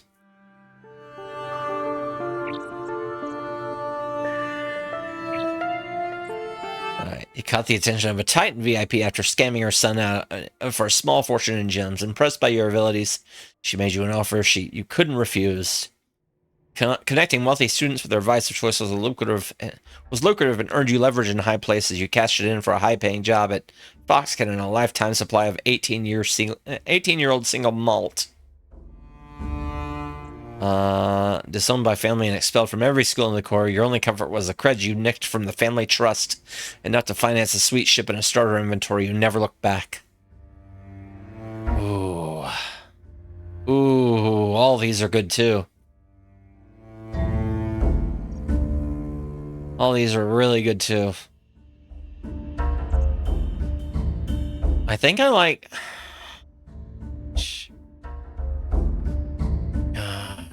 Gosh. Like, I like all these, especially the perks.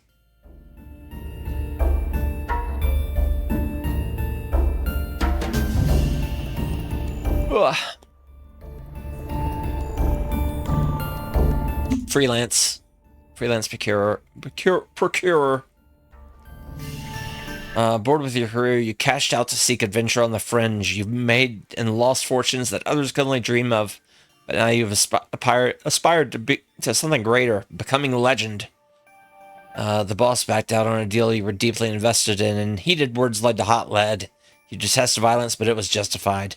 The posse that came for you didn't agree, so you fled to the fringe. Uncommon weapon and 25 credits. A night of heavy gambling and heavier drinking turned to a morning of regrets. You had your wits intact, and that's all you ever needed. You hitched a ride on to the fringe and resolved to regain your fortune. I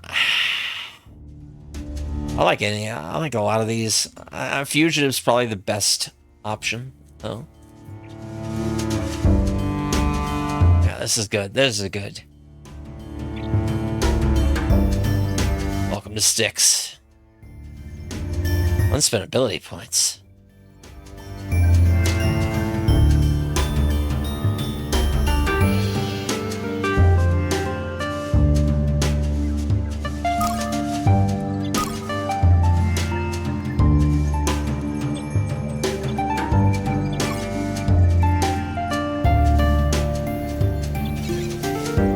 Now we're gonna get one of each in these.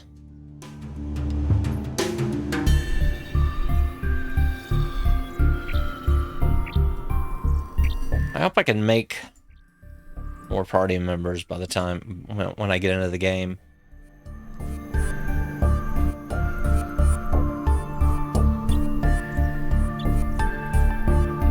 Ooh, excuse me.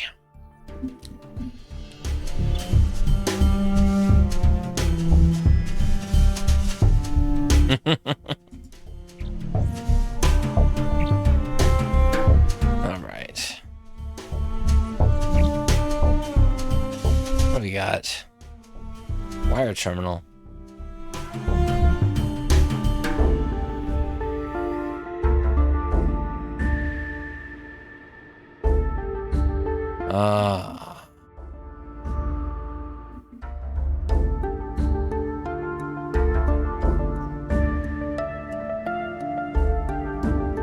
Yeah. A haggard-looking bartender is working the bar, his mech arm continuing to wipe down the pitted counter as he sizes you up. Evening. Haven't seen you here before. So welcome to Station Terminus 9, jewel of the sector. Locals call her Styx for short. What's your poison? I've studied the Terminus installations in some detail. Fascinating. However, I am seeking employment, my good man. Is that so? I can tell you got some decent book learning to you, and I appreciate the scholarly. You might have found yourself in lonely company on Styx. Best keep the 10 cred words to yourself, eh? Takes a long drag from his cigar. Doc stares at you evening. evenly. I'm not hiring janitors at the moment. I'm a little overqualified for cleaning. I'm looking for something with a little more risk and a lot more reward. Just funning with you. It's not every cycle I get a new crawler. Leans forward on the creaking bar. Trouble is, my wire terminal's on the fritz. I can't get you any work until it's fixed. Maybe you could do me a favor and grab some spare parts from the basement? What? Wait, is this some kind of tutorial? Are you tutorialing me? Well, yes, now that you mention it, I do need the parts. Actually, hold up and listen, punk. He crosses his arms and regards you evenly. Lesson 1 of crawling, don't be too quick to turn down a paying job. It's not all high-stakes heists. Sometimes you gotta make do with what's on offer, even if it's pilfering a shipload of stuffed space monkey bears. Fair enough, I'll do it. He waves you off and turns to deal with the surly customer, calling to you over your shoulder as he goes. Thanks much. I'll stick it on the job board. Check it out and then head on down to the basement whenever. Watch out for Sudsy. Sudsy? Had to toss that guy out. Tap as long as my arm. Put the job on the board for you, so as you can see how that works. Check the job board for work.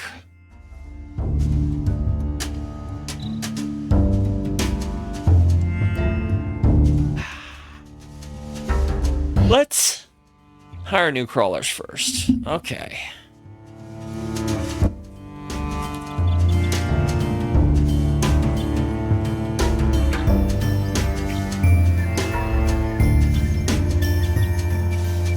I got Blarf. Can I type in last names? Blarf, Larf. I cannot hire soldiers. Oh my gosh. Now that you mention it, kind of does sound like that, doesn't it? I can type in full names now. Let me exit the saloon. Can I change my name? I cannot. It's fine.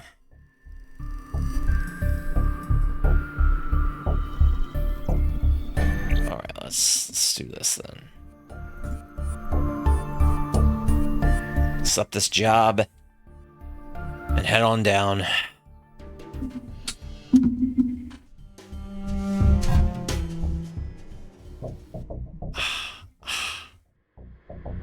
Alright, WSD QE flashlight. Oh. Grid based, but I've got mouse look already, already in there. That works. Shinoleum lunchbox. Cool.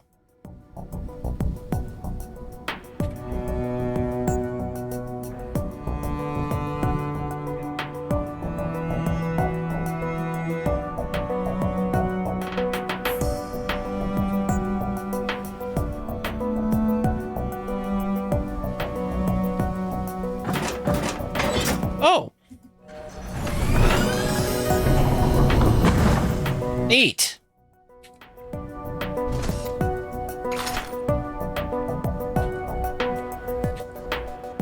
Yeah, it is cool. I kind of like this. So apparently there's a sequel to this, and they're also working on another thing for it as well, I think. I don't know anything about the follow-up game, though. Many objects are interactive. Look at an object and click when the object's in range. Someone has securely locked the door. You'll need to find the manual override to get it open. Try searching the room for an obvious switch.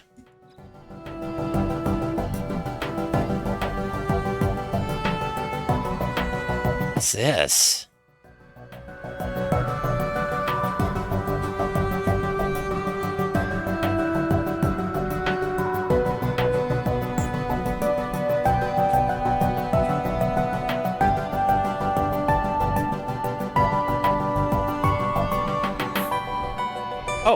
Oh. Obvious switch.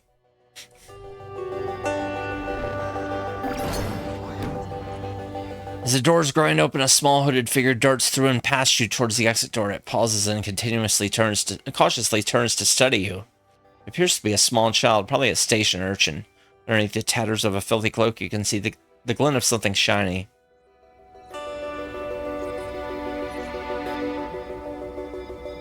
Mean no harm. Calling on a firm voice that you mean no harm. The child startles at the sound of your voice and slips into the shadows. Okay.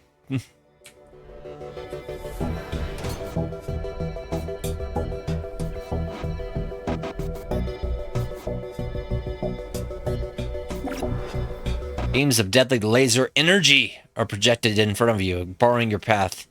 Traps usually won't block movement, but touching them stings a little. Look for a way to disable these beams.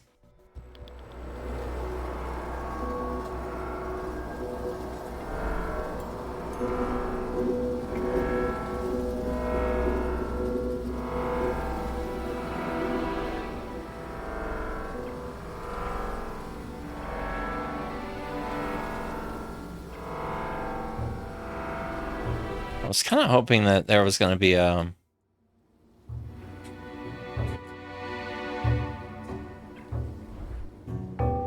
Each class has abilities that will aid the team in both combat and exploring. When you gain a level, you also gain 1 ability point. Assign ability points to the character menus and abilities. The character menu and abilities, yeah.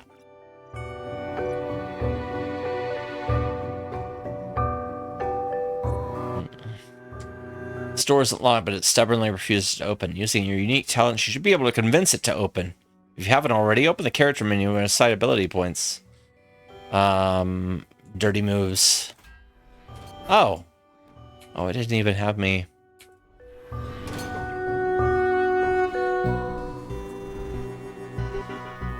Get away.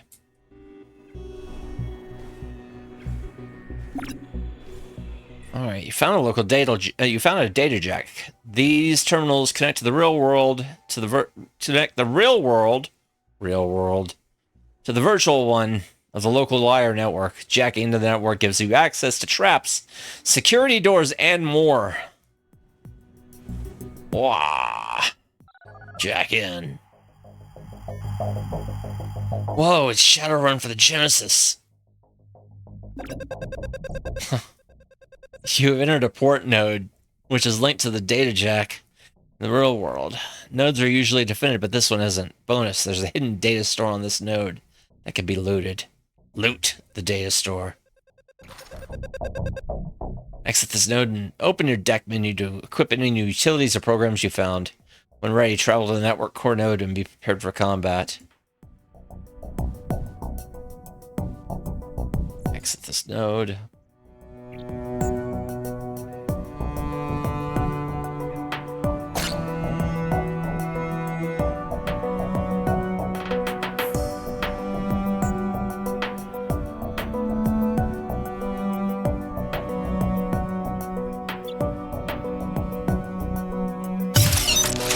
There we go.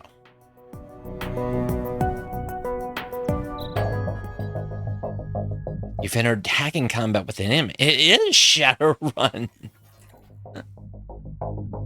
On your turn, click and hold on an enemy to see the program wheel. Place a release over a program to run it. Sudsy is a corruption type enemy and will take bonus damage from your security programs.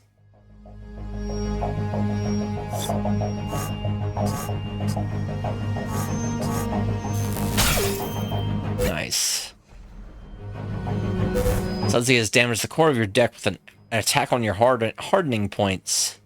If the HP of your deck is reduced to 0, your deck will crash out of the network and you'll be unable to hack until your deck is repaired. Look for utilities that boost HP to keep you hacking.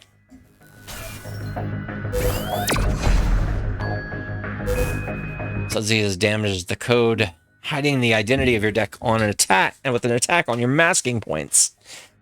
If the MP of your deck is reduced to 0, you will be identified by the network and disconnected. MP resets to full at the end of the mission. Look for utilities that boost MP to stay hidden.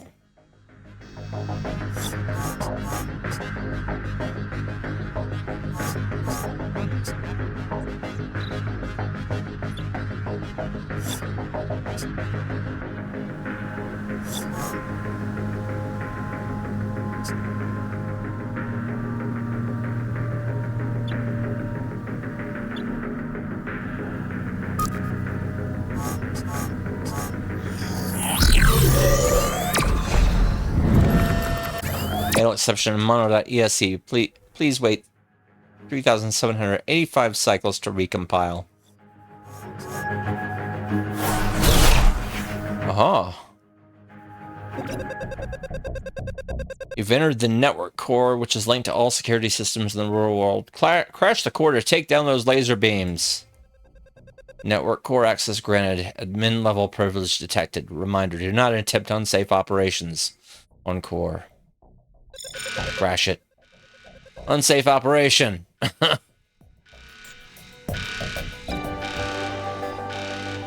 Nice. Very good. Very good.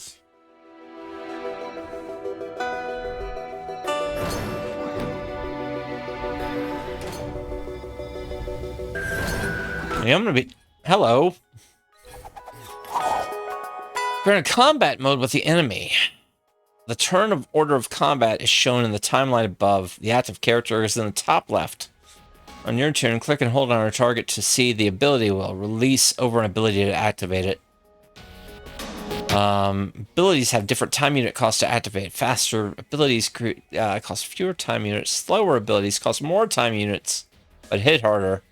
Time unit arrow shows where you will move the timeline. The ability is used.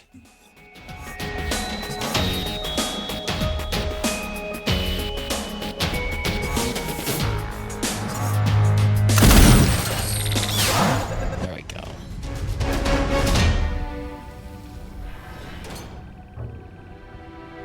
Oh.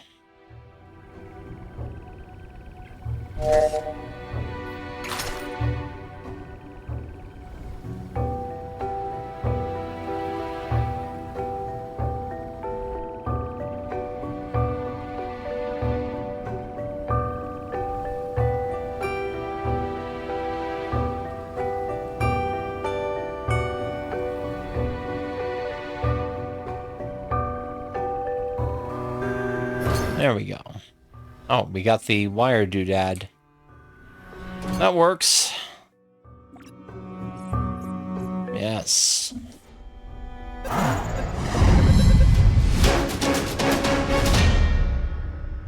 Doc Sam can now fix his wire connection and find you jobs. You should head back to the saloon to deliver it. Okay, there's a secret cache.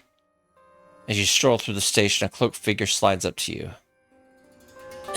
Drawl. New adventures in our humble station, yes? I can always spot a potential business partner from a parsec away. Let me stop you right there. This isn't my first trip to the Rim, and you're not the only smooth talker here. Drawl does a double take and then bows deeply. Forgive me, a professional right here in my midst, and I babble like a junk merchant. Ratty, isn't it? Your reputation precedes you. I would never seek to con a fellow operator such as yourself. This proposition is on the level. Have a listen. We've met before, I'm sure of it. Oh? Perhaps. I do try and forget every face that enters my humble store. Helps with plausible deniability, you see. But I digress. We will be business partners, I'm sure of this. Who are you? Where are my manners? Drawl at your service. Proprietor of the black market and purveyor of hot goods, and even hotter gossip. Actually, you do look familiar. Have we met before? I'm listening. Indeed. Here. He hands you a small glowing cube from the folds of his robe. This is an Eon cube. Bring me any that you find, and I'll trade you for them. Keep that as an example of my good behavior, and what to look for when you're crawling. What is it? A mere bauble, really. A marketing trinket from our Amazon that was produced en masse before the company went bankrupt. You'll notice unique serial etched into each casing. Quite the collectible for the idle rich, but otherwise worthless. Why are you collecting them? Client has contracted me to acquire as many as possible for a private collection. They're trading rare gear in exchange, and I most humbly am the broker for the transaction. But if you ask no, you cannot meet the client or deliver the cubes yourself. My client values privacy. I value my cut. What are you training them for? Excellent question. My client has access to some incredibly rare and exotic gear, weapons and such, that you would never find here on the rim. Drop by my shop and see what's on offer. Alright, I'll keep an eye out for him, sure. Why not? Excellent. I am most pleased by your business acumen, and I'm sure you'll be most pleased by the sweet, sweet swag that I am offering in exchange. Bye now. Dral turns sharply on his heel and slinks back to the black market. Doc glances up as you enter. Hey there, Slick. Looks like Sudsy was no obstacle, and you returned victorious. Wire parts in hand. You do something different with your armor? It's sparkling. Great draw. You're fortunate I don't bill for bad jokes. Don't forget to invest in draw coin, yeah. Yeah. Just my way of having a bit of fun with the newbies. No hard feelings, eh? Don't worry about Sudsy. Gives our engineer Tolery something to fix.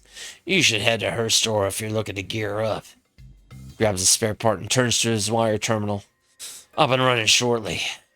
In the meantime, Tolery just posted a local job. Check the job board in a minute. Tell me more about the station. Well, not much to tell us to interest you. Our station Terminus IX, or Styx, if you're local. His name implies we're the ass into nowhere, so you'll be getting most of your supplies on station. Except in what you can acquire on runs. Anyone I should meet? Tolery Hobbs is a station engineer and runs the general store. She's a mite short, but a whiz when it comes to fixing up anything with mechanical parts. She also brings in a steady supply of weapons and armors for off station, sells them at a decent price. So go see her if your gear gets dicey. Anyone else? Lucas Filch runs our med bay, so head there if you need patching up. He also sells med kits that can save your bacon out in the field. Plus chems if you're into that kind of thing. Anything else? Yeah, new fella from a few cycles ago to set up shop in this space below. Not sure what he's purveying, but he's been getting shipments of unmarked crates pretty regularly. I have to investigate that one for yourself. Anything else? That's about all I know that might interest you. I'm hoping to get a few amenities in the future. We can talk more about that later. What about Drawl? You know Drawl? I guess he doesn't know Drawl. Let's exit the saloon. Go to the gear shop. Hey, what you need? I got some new gadgets and gizmos in. Take a look. What do you got for sale?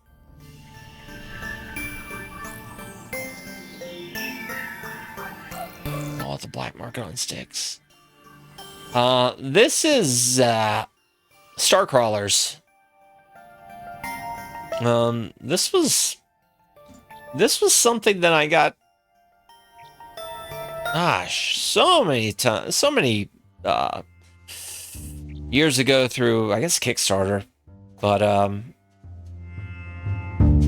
out that it was pretty good, and I've been meaning to visit it more for a while. So yeah, I'm gonna be doing this. I'm gonna be doing a longer play of this during next summer of Dungeons, but I kind of wanted to show it off a bit.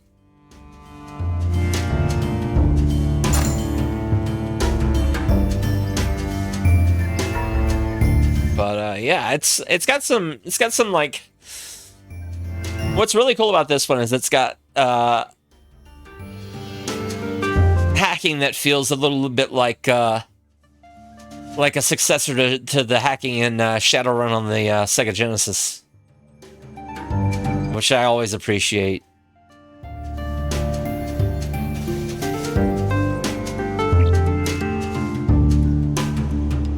There we go, the black market. Customer, how may I humbly assist? Please excuse the smell, we're cleaning. What have you got for sale?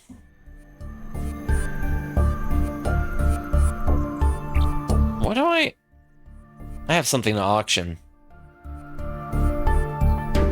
Let's make a microtransaction then. What?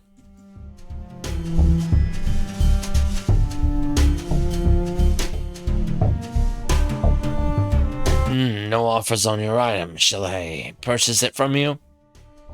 Yeah. Excellent, I'll take that. And here are your credits. I need to tell you something. Oh. Never mind, I guess I don't need to tell you something.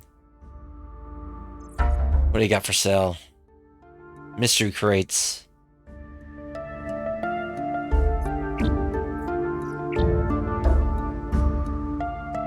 Oh yeah, we got the med bay, we got the wire terminal, we got the hack shop.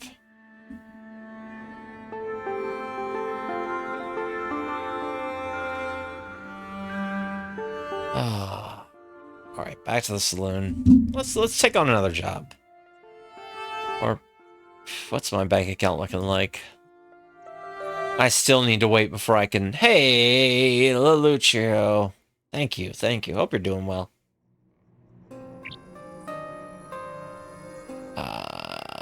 Distressing signals. Tari Hobbs, the 6th engineer. He's looking for crew to investigate a distress beacon coming from a salvage junker in the area. Investigate a ship for the surviving crew and render assistance. Yeah, I'm kind of crawling off a host food come down for another couple hours. All right. Kind of bouncing between different dungeon crawlers I've been interested in. Sort of an impromptu stream. I was thinking about doing some more Dragon Quest today, but I decided that today is kind of an outlier enough to take a break from that. I'll get back to some more Dragon Quest tomorrow. I'll spend the weekend wrapping that one up. All right, launch the mission. Just started on chapter 5 in that. So, a subtle trill from your comlink signals an incoming transmission. Luna appears on the holo, looking annoyed as usual. What's the what in there? Atmo is low. Looks like power is too. Nothing exciting in the airlock. Seeing as this is our first job in a while, try not to botch it. I got a ship in burning need of fuel and parts. Any questions on this job? What are we after again? Boss, may I just say that you've got a mind that's more plastic sieve than steel trap? Noted. We're looking for whoever set the distress beacon. They might need a part, some fuel, maybe a lift back to the station. Either way, let's see if we can help out and earn ourselves a paycheck. Any communication from the crew? No one's been answering my hails on local comms. You should head to the cockpit to see if you can find someone to get a lead on what happened. I'll sweep the exterior again and check in later. Sounds good. Hold up, getting a call replay from the Styx wire for you. Who's calling? A snarl creases Luna's mouth. Corp rep from Chimera Biopharma Solutions. You want me to patch them through? You're not a fan?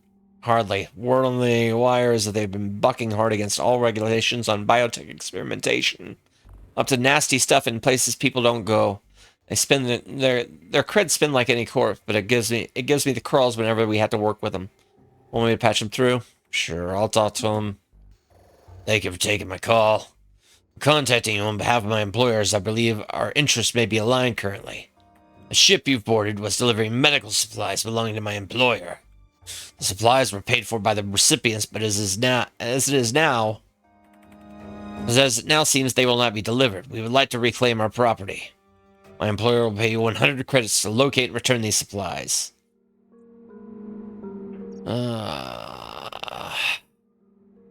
What if the crew takes issue of your claim?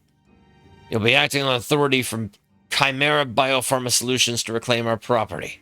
This sort of transaction is commonly covered under our agreements with third-party shipping services. Subsection B of Interstitial Amendment 103 with regards to a VFV shipment of Chimera property. I'll send you a copy later.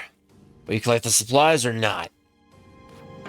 Surely the retrieval of your valuable supplies under dubious circumstance merits a more appropriate reward. I sense that you're keenly aware of our interest in retrieving supplies without delay or complications. Hey, DC. Yeah, I'm kind of digging into this, kind of in advance of playing it next summer. I'm going to be doing a longer play of it next summer. But sort of bouncing around different dungeon crawlers today. I did a little bit of Etrian Odyssey 1 Untold. And I'm doing a little bit of this, and then I'm probably going to be doing a little bit of Undernauts after this. Or maybe something else. Who knows? Who knows? Maybe something a little older that actually fits the retro tag.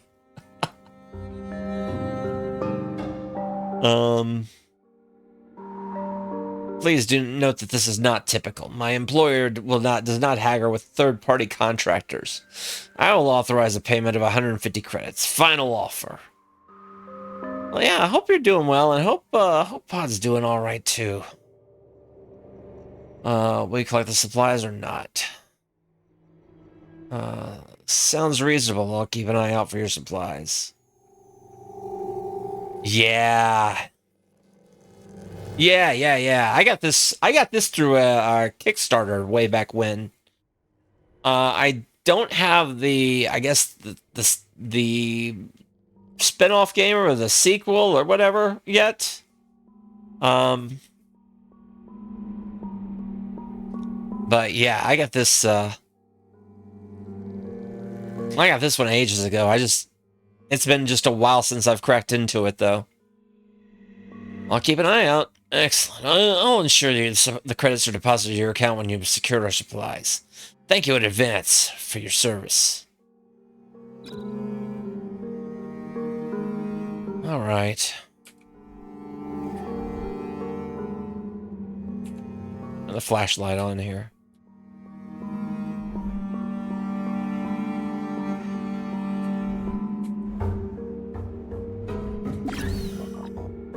Heads up, we got PEAs active. Someone must have activated the security system. Stay frosty, this place is probably crawling with them. Target practice time.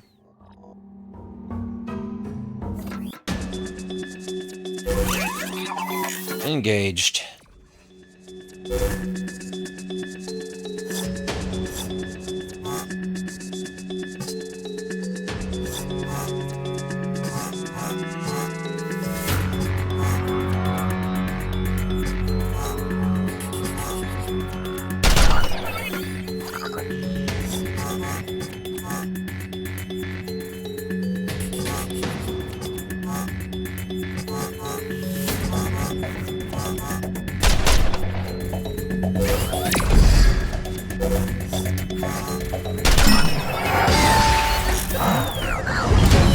Nice. Oh, okay. Oh. Really?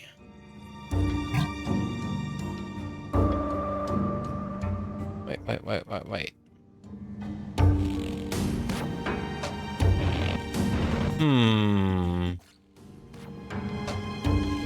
Yeah, that's better. That's much better.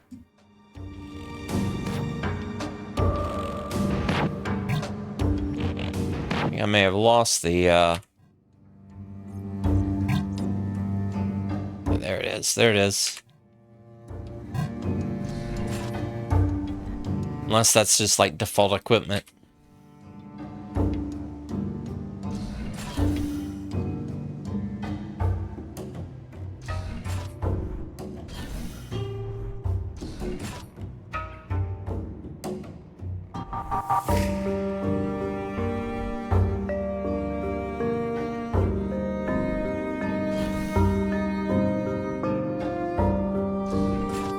Kind of eyeballing these corridors before I go down them because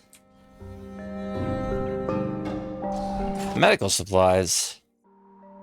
Medical crates are stamped here with the stamped with the logo of Chimera Biopharma Solutions are stacked here. Shipping manifest is clipped to the front.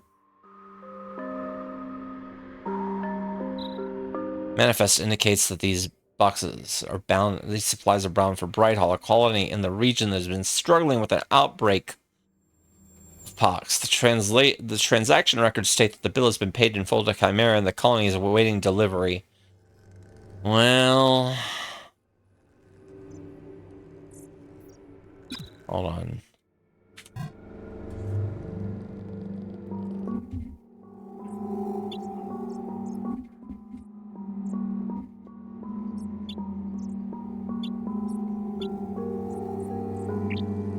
I just want to make sure that... I mean, I know what I should be doing. I know what I should be doing here. But the fact of the matter is...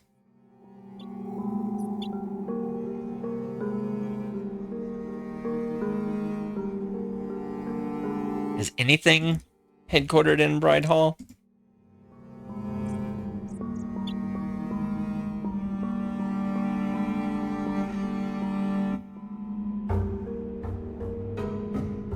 I don't think there is. You know what?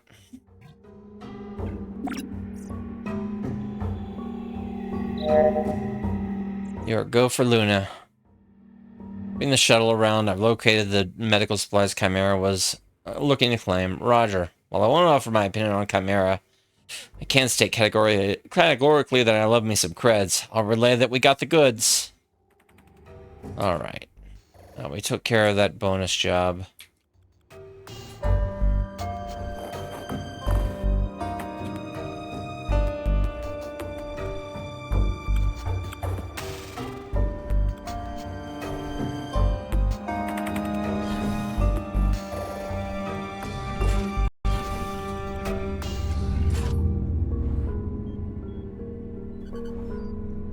Well, I'd love to be the humanitarian.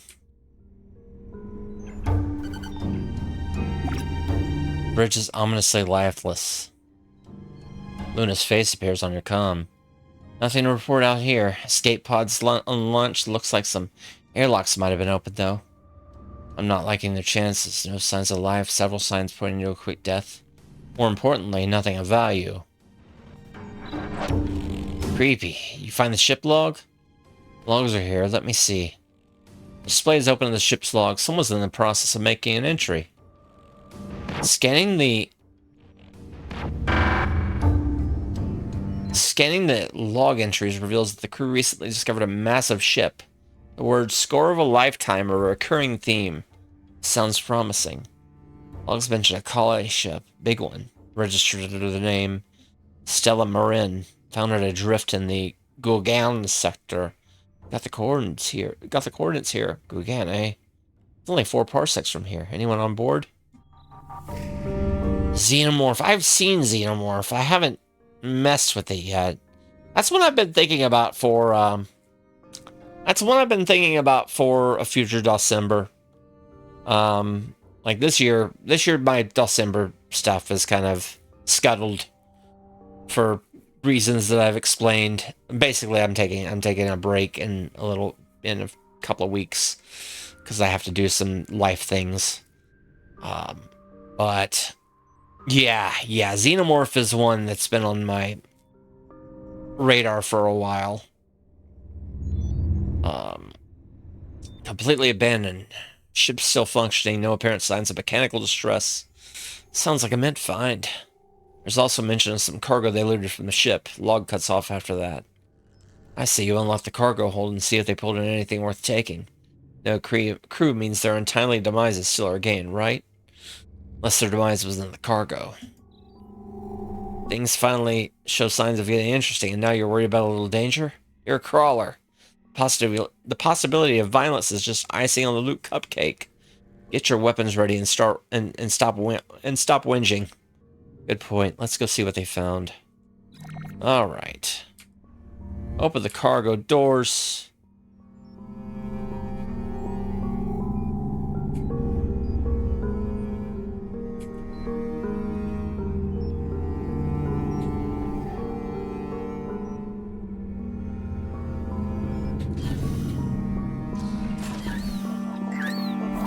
And we got another fight with a robot.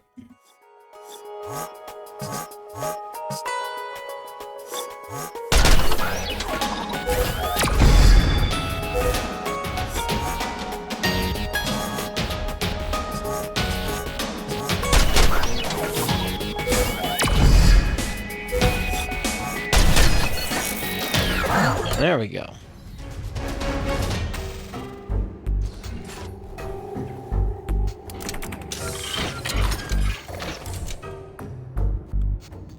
Really? So we got new heavy shield. Okay.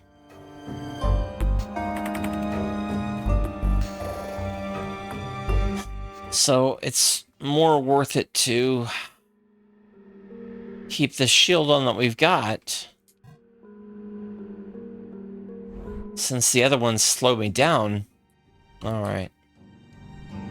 That's fine.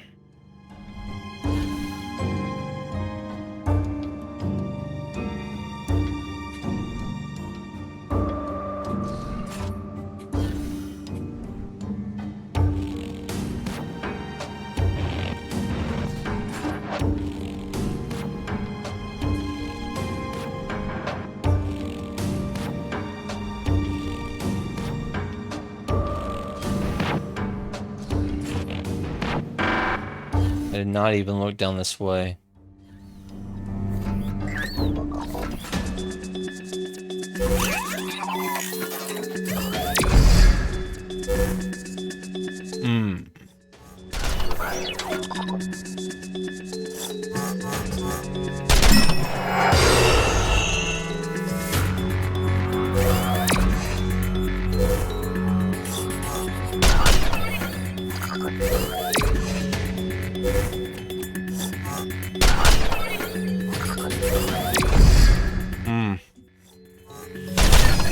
There we go.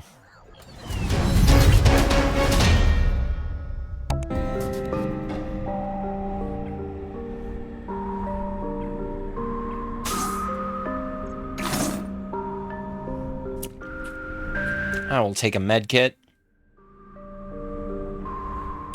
What is? Which one? What are you asking about, Rush Pirate? The thing I was fighting? It was like a little robotic spider type thing. A robo bug. Cred stick. What is that?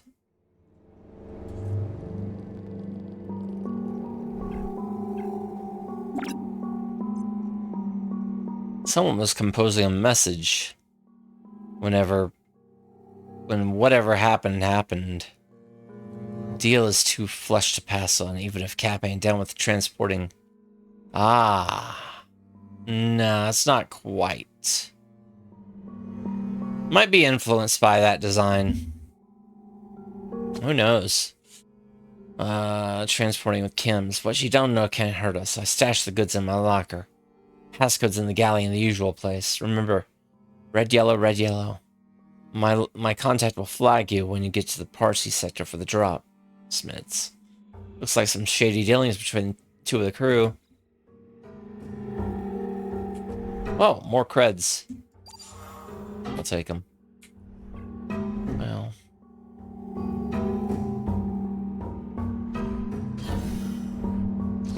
Not quite the fattest of loots, but... Another med kit.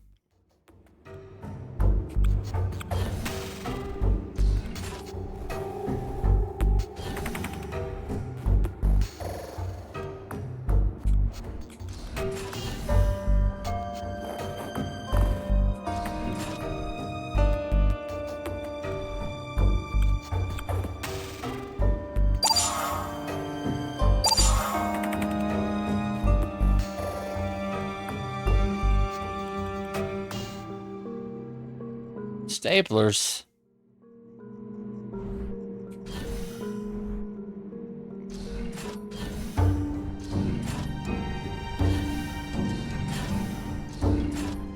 Oh, I forgot to go down this other way. red, yellow. So 1, 4, 8, 3. Ah. Well, nothing so much yet. We did Symmetry and Odyssey Untold, and doing Star Crawlers now. Basically, I'm just taking little looks at things. Let's see, was it 1483? 1483. You access light through the screen, and you hear a soft click on the lock disengaging. Opening the compartment reveals a small stash of recreational chems. You could offload these at the station for a decent price. Yeah. Give me the drugs. Alright.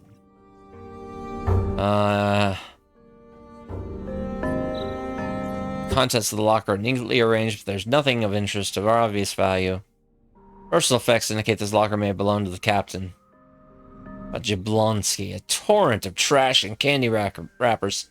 Part of the locker when you open it. Besides some artwork of questionable taste, there's nothing of interest in the locker. What about Nikos? A large stash of candy bars is stacked neatly and arranged in the center of an otherwise empty locker. Grab a candy bar. Oh, underneath the candy bars is a cred stick. And, yeah. That's one way to get extra money. This is Star Crawlers. Let me grab the...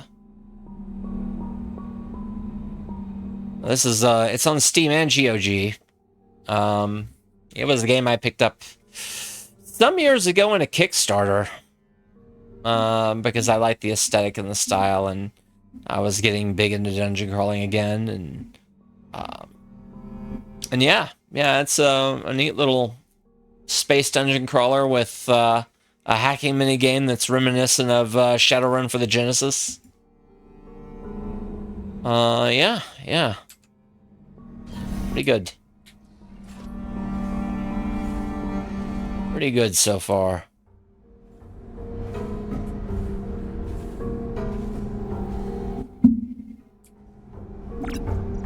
What's the word, boss? Is it antique, stolen, hot goods, spices? I love spices. It's a crate. Crates of what? Infinite riches are not in our immediate future, I'm afraid. One lowly cargo container is all we get. A string of incoherent curses fills your ears. You're fecking with me, right? You're such a joker. No joke, I'll go see what's in it. Well, don't keep me in suspense. Open the crate already. Right.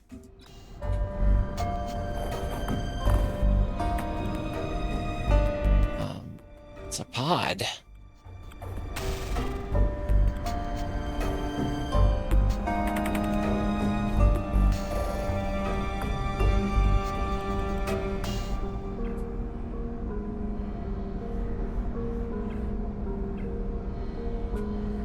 I have a feeling this is gonna be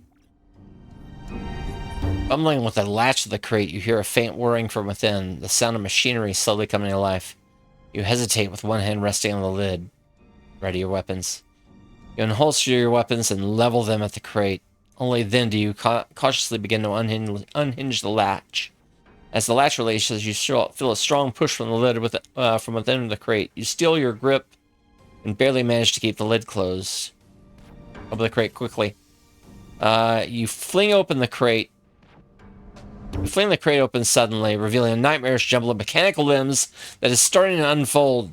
It's pretty clear this thing wasn't designed with diplomacy in mind. Luckily, you've got to jump on it and start attacking before it can fully deploy. Kill it!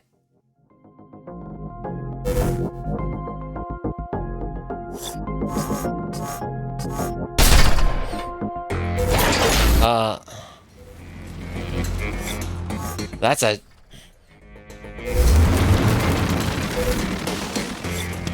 This might be an unfortunate situation. Oh, okay. Maybe not. Maybe not.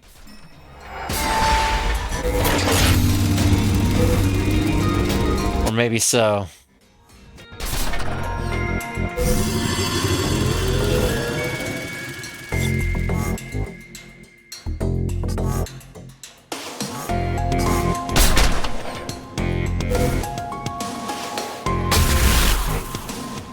Oh, missed. All right. Good.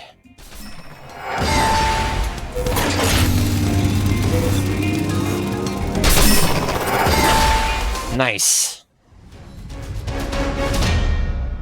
Got it. As sparks die down, the disabled bot is slumped in front of you. It's not completely fried, but the damage looks severe. At any rate, it's down for the count. And you're still standing. Luna's voice crackles to life beside you.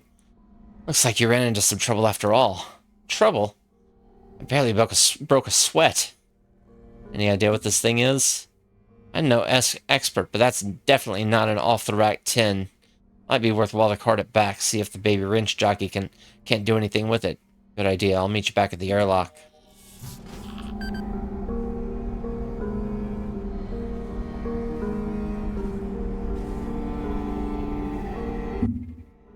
Well.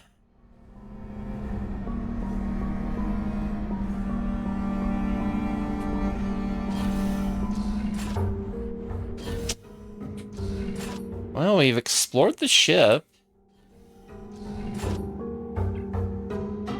Yeah, it feels like we can get out of here. Nice.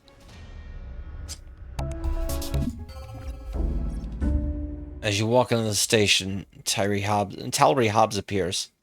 Thanks for checking the beacon. Too bad. Her eyes light up when she spots the jumbled hunk of metal you're dragging behind you. What's that? You find it on the ship?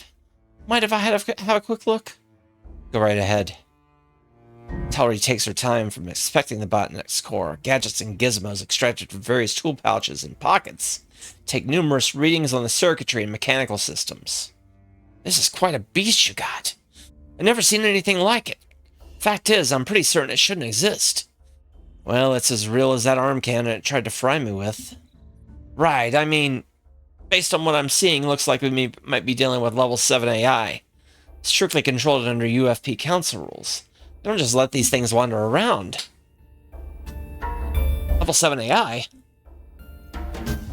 Level 7 is the most advanced type of AI on your UFP Council rules. If you want to do business in UFP space, you'll have to agree you won't even dabble in that stuff.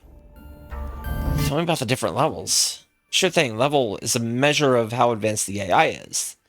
The rules are there to prevent some corp creating an AI that's just too smart for its own good.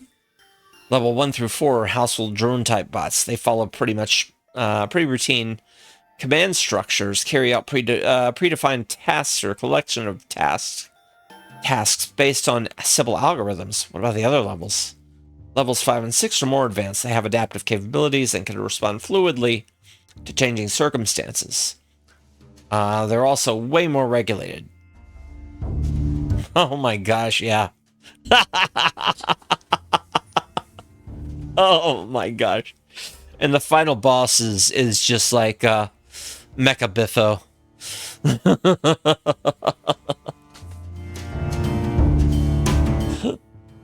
There we go. Dungeon Crawler 2024 Jam.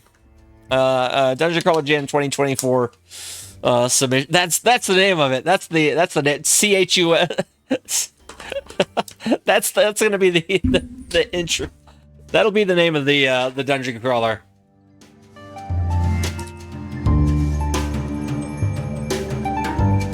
As an acronym, we just have to figure out what it means.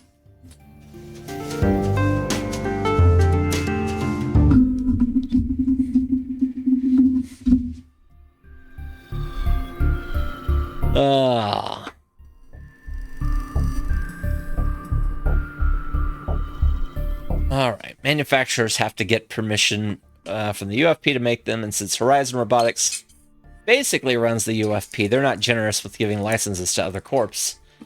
That's your fancy corpsec drones, high-end domestics, things like that. Level 7 is even more advanced. Level 7 is probably military grade. Level 7 AI have the ability to learn and exchange with circumstances. That's anything that approaches or exceeds the level of human cognitive capabilities. That kind of stuff scares people, in other words. So can you do anything with it?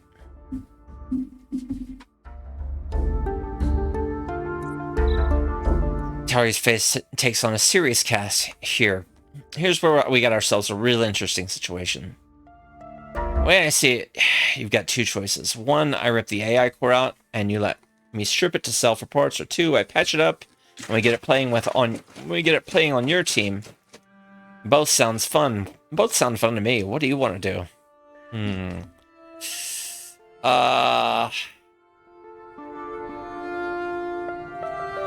Two, if you can get it working without it going rogue on me. Oh yeah, totally safe. Maybe. If it shows symptoms of wanting to eradicate the plague of humanity or anything like that, just let me know. Want me to get to work on it? Yes, fix it up. I want the killer robot on my team. Talry leans over the robot with a grin. Cool. Couple of soldiers here and there. Yeah, this is gonna be fun. Check back with me later. We'll have it up and running soon. Alright. Talry starts lugging the busted robot back to her shop, calling you over her shoulder.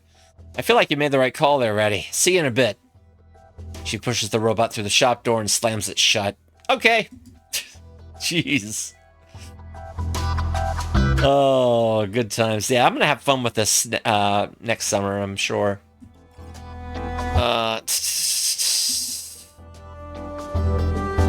Plenty of fun with this one to come.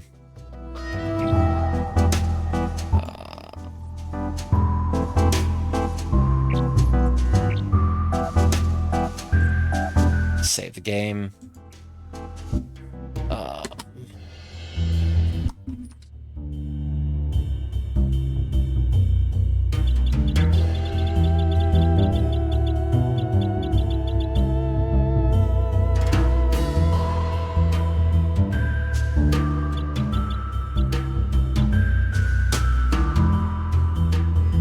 There we go.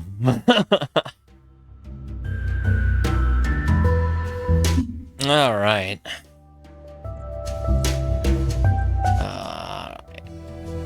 All right. That's a good bit of the opening of Starcrawlers. I'll come back to this on the line, I'm sure. Let's turn back on the music and find what we're gonna do next. Thank you.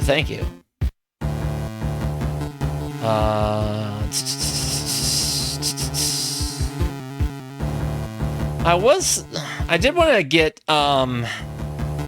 to get Yuji Katai up and running, but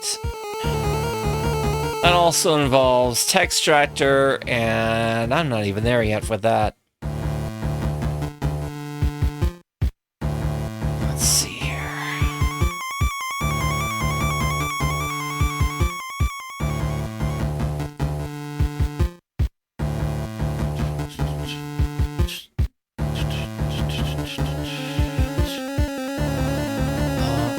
Let me see. I can take a look at something. Give me a second. Not that.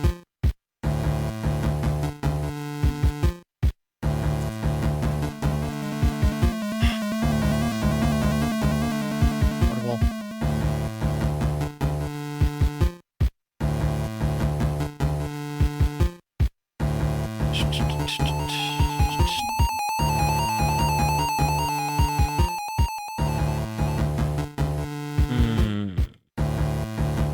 Yeah. Nice. Yeah, I wish we had enough for leftovers. We had some great food today. Excellent food today.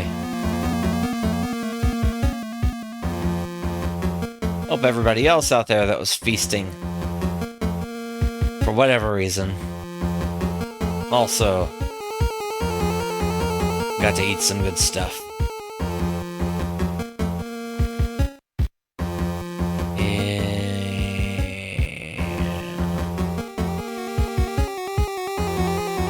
Nice.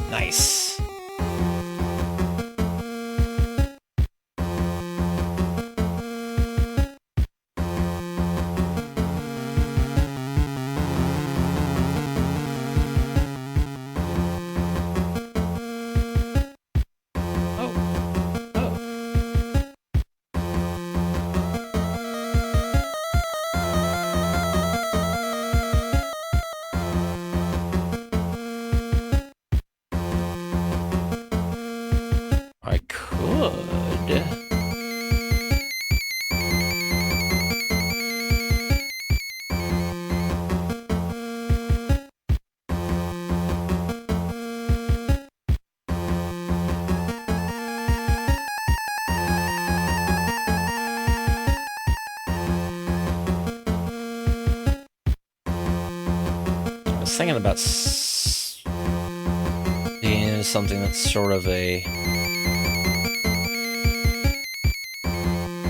a partial dungeon crawler, but I think I'm not going to do that.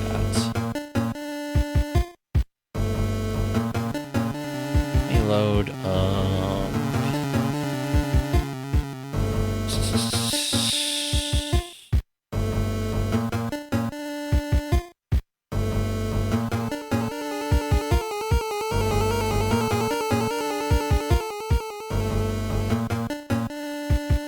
Maybe some boozing.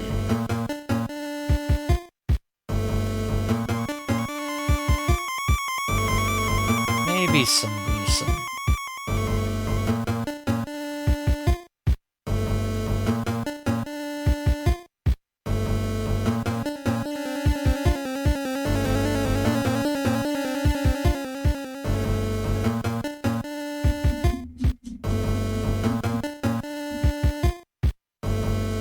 Wizardry! Oh, wizardry.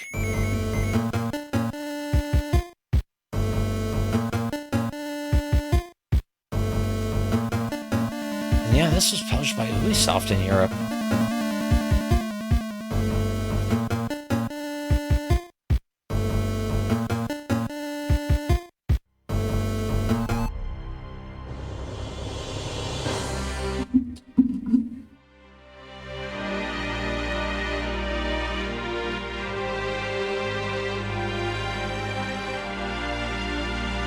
All right. Yeah, this is Tale of the Forsaken Land for the PS2. This is my first time really digging into this. I've been thinking about doing this probably, I don't know. This is on my short list for the summer as well.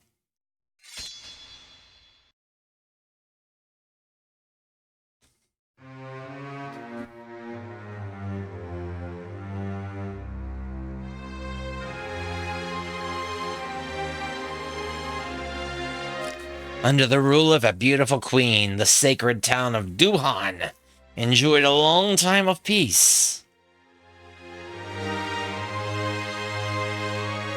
However, monsters! A sudden flash from above destroyed the land, and all was burned to ashes. The beauty of the castle and the town, once crowded with people, was now covered in snow.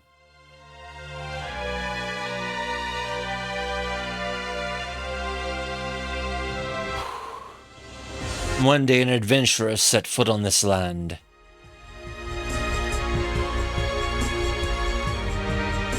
As the adventurer appeared about the town of Duhan, there was an emptiness, a sadness. The adventurer began to roam the town, uneasy with heavy footsteps. Yeah. And the tale slowly unfolds.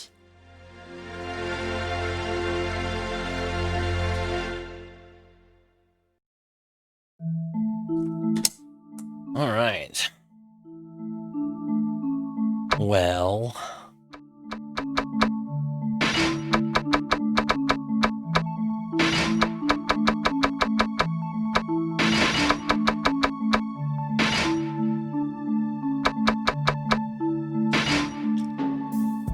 Race is one of 5 races that exist in this world. Each race has distinctive specialties, such as dwarves who excel in strength and elves who are masters of spells. We're a normal human, an attribute, the tendency of certain actions that a being will take. A normal, dull human. There are 3 major attributes that can clash with each other.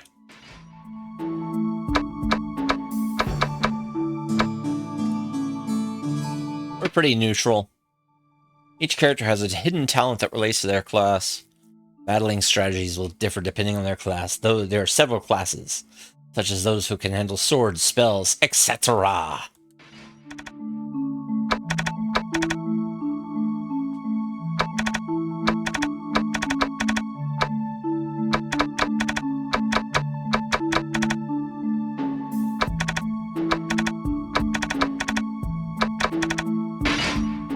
warrior.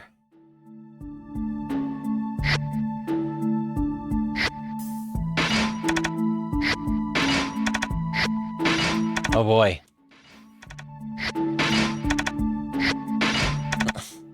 The old reroll. See if we can go higher than 12 points.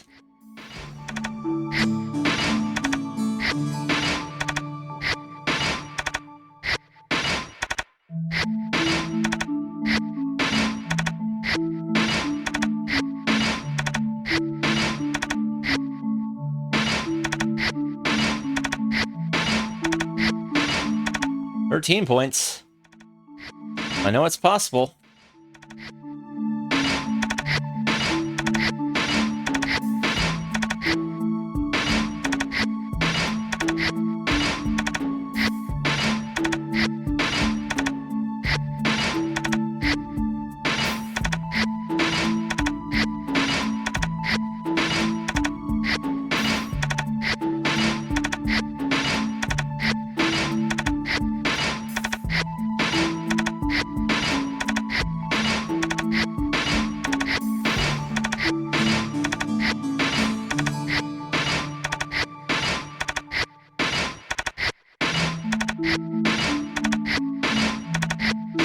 Bonus point rolls may be a little bit more conservative than standard wizardry games.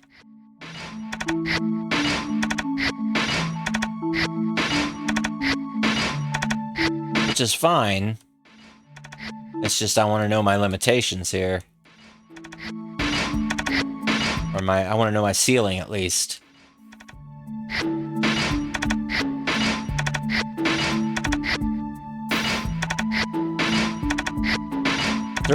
Oh my gosh, I accidentally backed out of a 20. Yeah. So I know 20 is possible.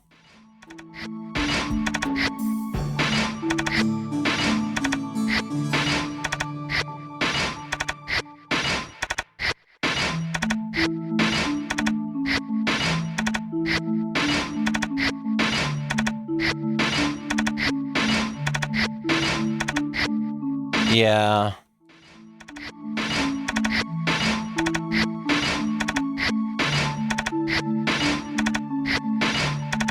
But I think the reroll is kind of tight though on this I think the average range is kind of tight and the anomalies are kind of way out there.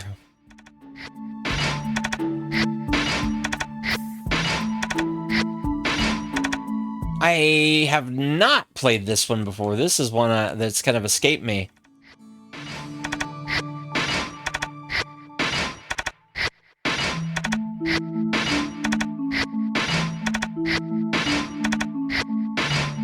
It was one I've always wanted to play, though.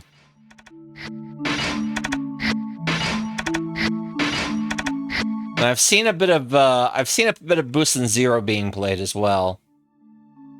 I think, who was it? I think Broy played Boost and Zero at one point. Maybe it was this one.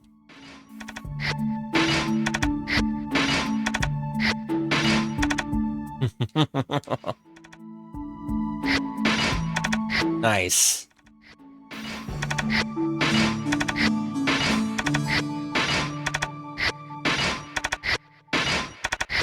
Hey, you know, I figure that I'm a heretic enough for saying that my favorite versions of the 1 through 3 trilogy are the Logoman Saga ones. So I get it.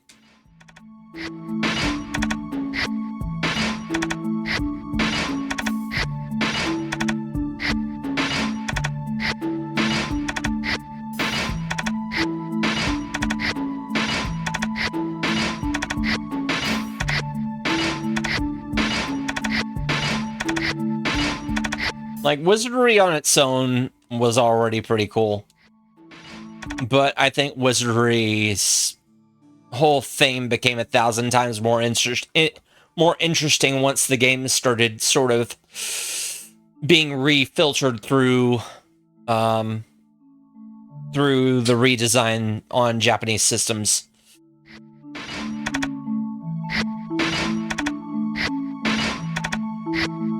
Just because it prioritized different habits from what was originally prioritized on the Apple II and PC versions.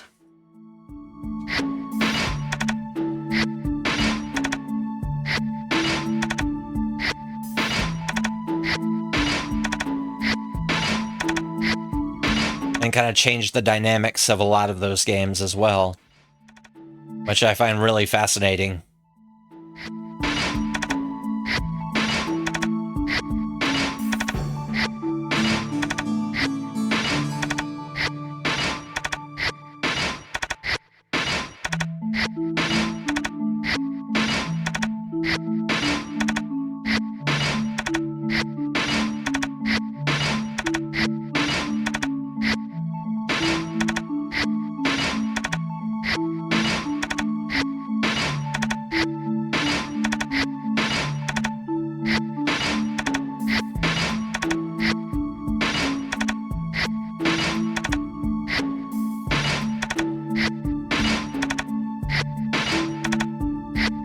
We'll get there.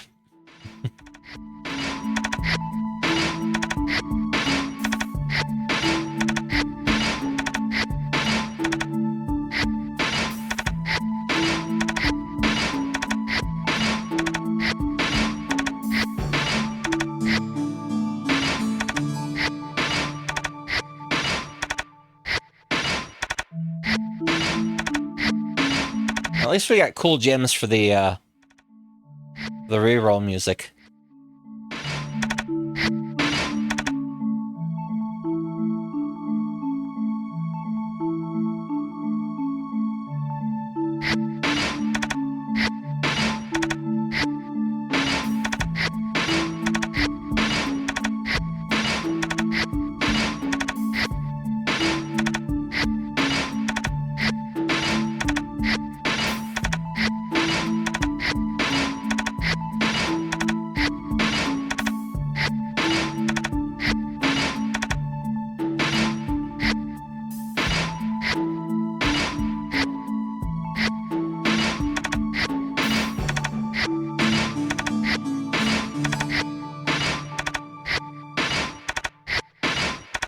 Come on.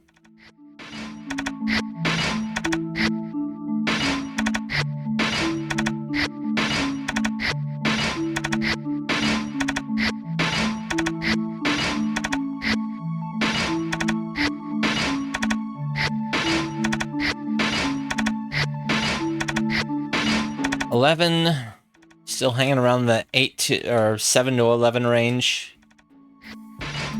12, 11, 7, 7, 7, 9, 9, 11, 10, 10, 11, 8, 10. Come on, 10, 10, 8, 7. Geez, 7. Geez, 9, 10, 7. Oh.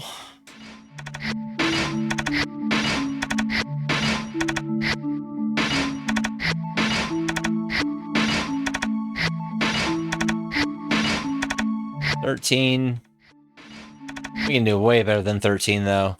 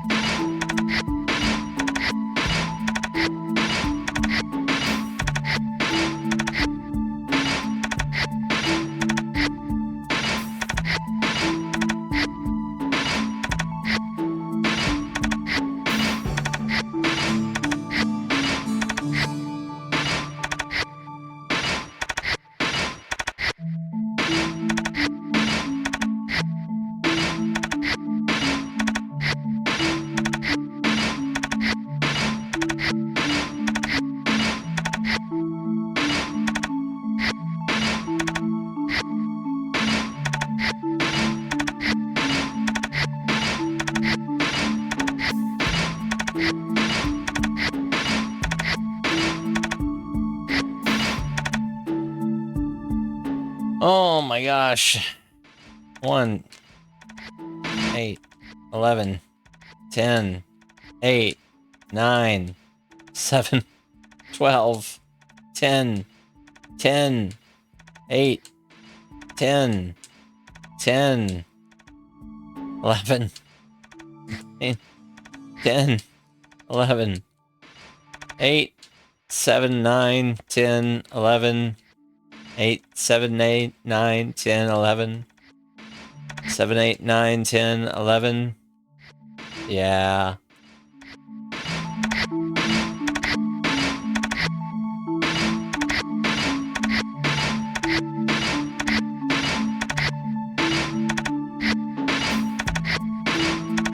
I bet I missed one.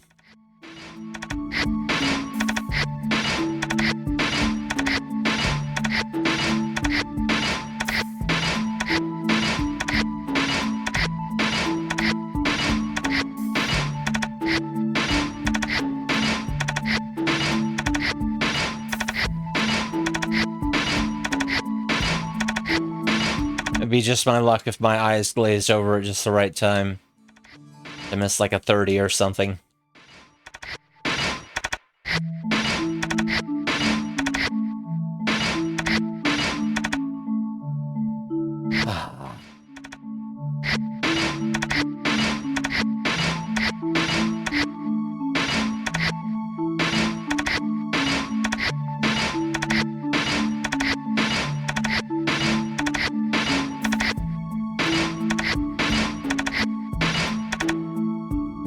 Yeah.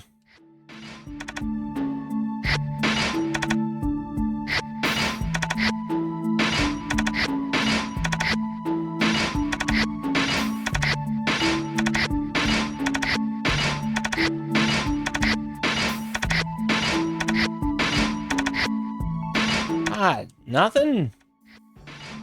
Nothing.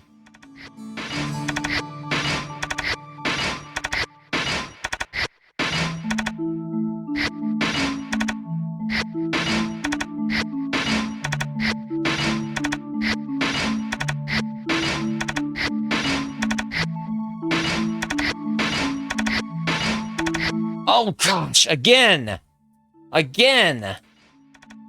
Oh, we're cursed.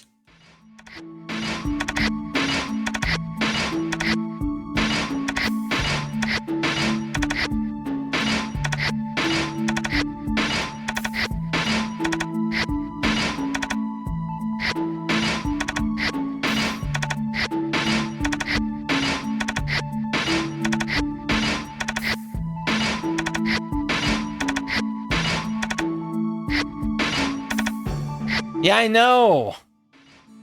We're cursed.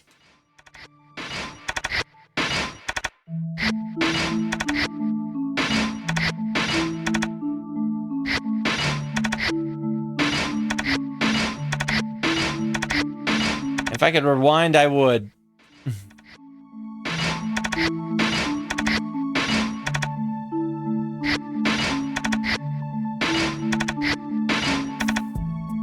Oh boy.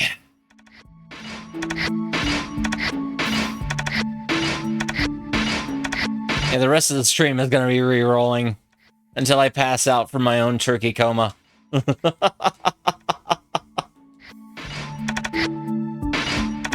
Oh no! We had another 21! Another 21!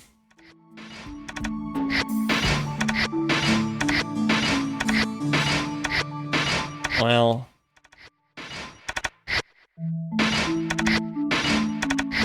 Wizardry Tale of the Forsaken Roll.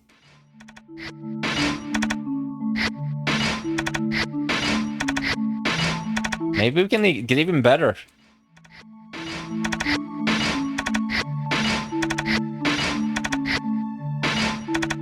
Yeah. I know, I need to slow down.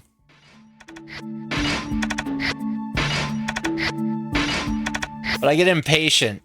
I get so impatient.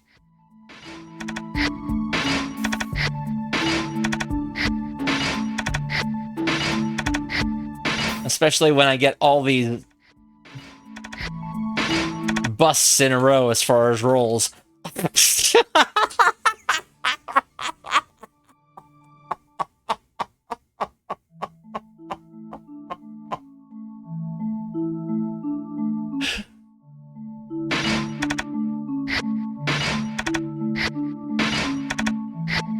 Fine.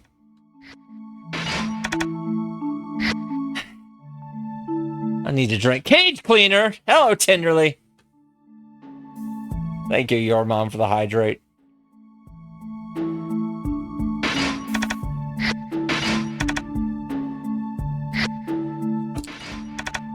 Thou must skip another 20.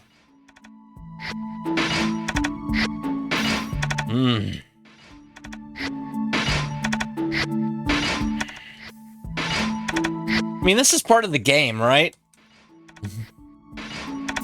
This is part of the whole thing of wizardry. 321s, and I forsook them all. I forsook them all.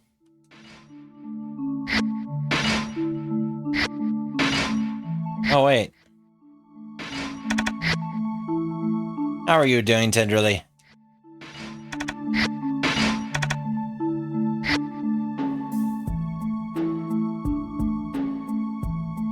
Oh my gosh.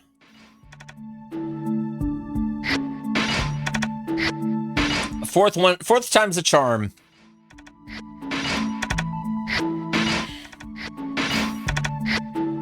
Twelve, 9, 8, 7, 9, 11, 8, 9, 10, 8, 9, 10, 7, 9. Oh, I'm okay. I'm coming down for my food as well. I'm just re-rolling dice, or re-rolling bonus points over and over again. This is Wizardry Tales of the Forsaken roll. Tales of the Forsaken bonus points roll.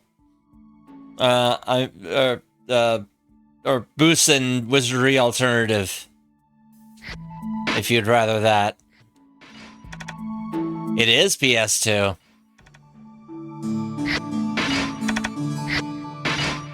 It is PlayStation 2. Released in 2001.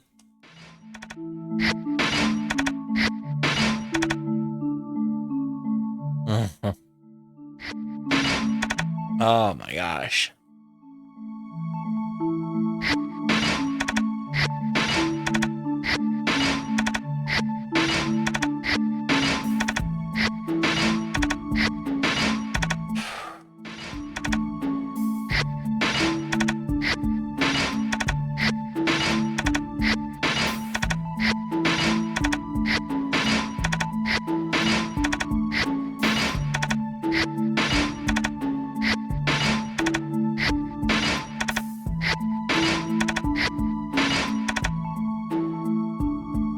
Yeah. Oh my gosh. Yeah. Maybe that'll be Hilltop's next game. They've been teasing that they're going to do a gigantic RPG that's a little bit obscure. But Boost and Zero isn't necessarily all that obscure. I'm hoping it's going to be Armadine, even though I think it's probably going to be something like 7 or Venus and Braves.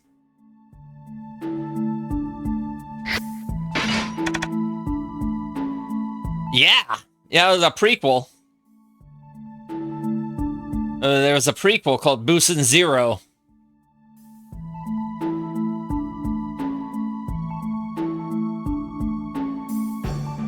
Wizardry Alternative Neo.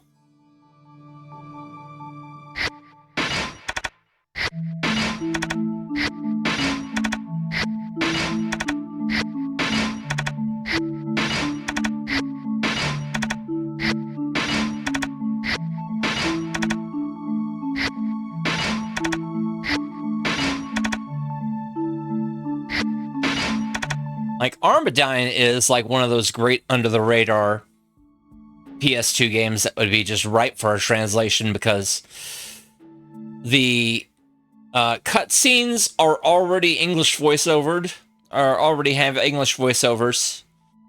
It's got a Yasunori Mitsuda soundtrack. It's mechs, it's tactics, it's super heavy with all sorts of things. And yeah, it looks really cool too.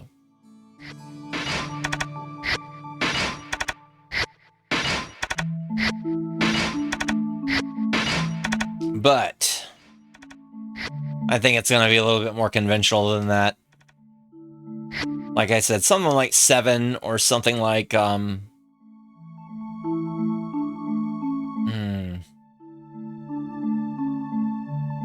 don't know.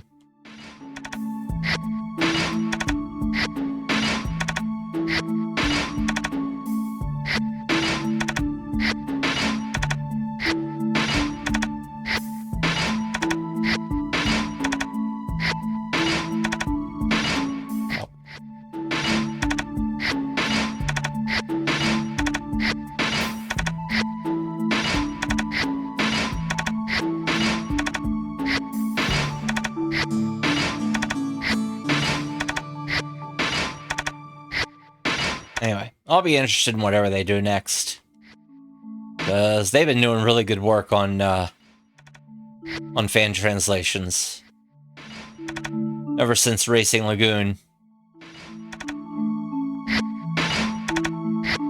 Well, even before that, I think, right? Because didn't they also do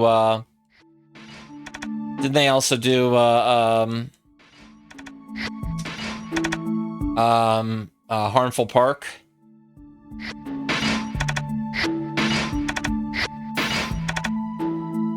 Right. Oh yeah, Harmful Park was the project afterwards. And it didn't take that long. Yeah.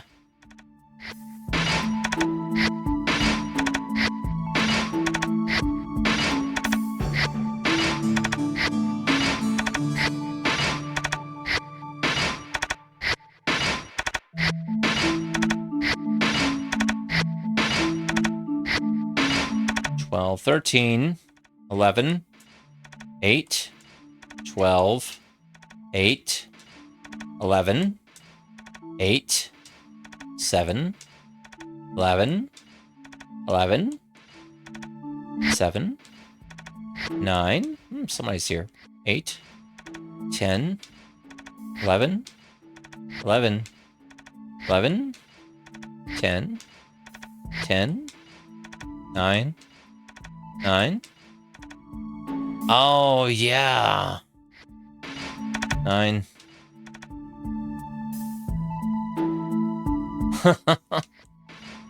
Ten, 9, 8, 8, 9, 11, 11, 10, 7, 10, 10, 8, 10, 10, 12, 8, 8, 11, 11, 7, 7, 7. Yeah.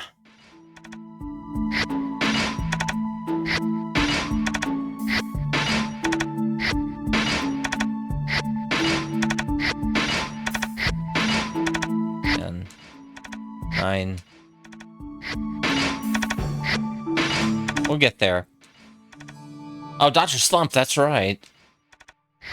Now I remember that.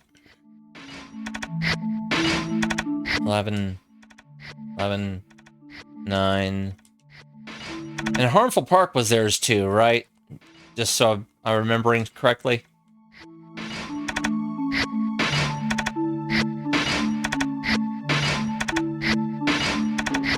Dr. Slump was Akira Toriyama's Dragon Ball manga and series.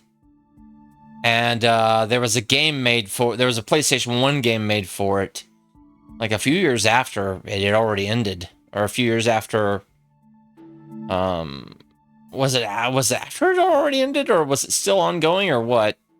Blue Legend of Water, I heard that, I heard that was great.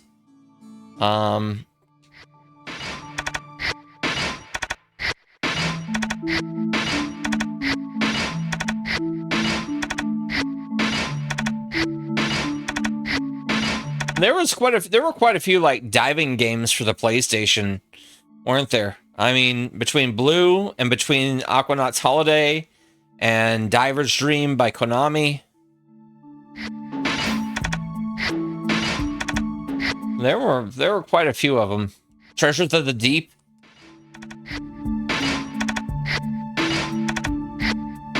Like, I don't know, everybody wanted to do one of those types of games. And I'm just, yeah, just surprised that was a genre, that was kind of a subgenre that sort of took off for a little while.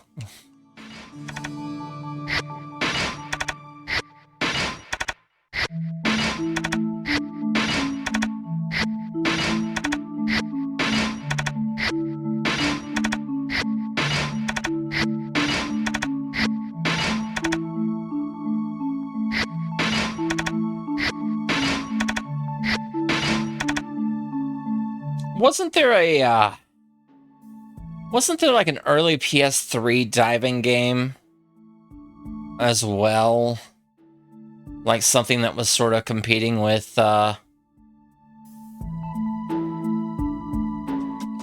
Endless Ocean?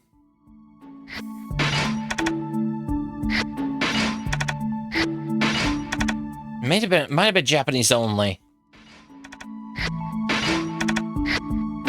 But I can't remember it. Like, but I swear that that either Sony published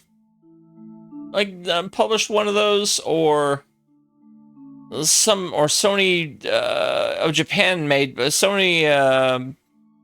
Japan made a game that was licensed to a different company in the West. For the PS3. EcoQuest Blood Money. Beyond Blue? The PlayStation 3? Was that Japan only?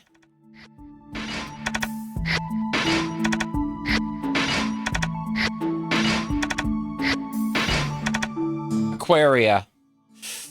That's right. Well, hold on. No, Aquaria is a different type of game.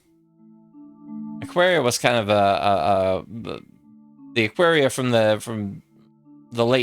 that time frame was sort of was like a Metroidvania, and I don't think it was on consoles either, was it?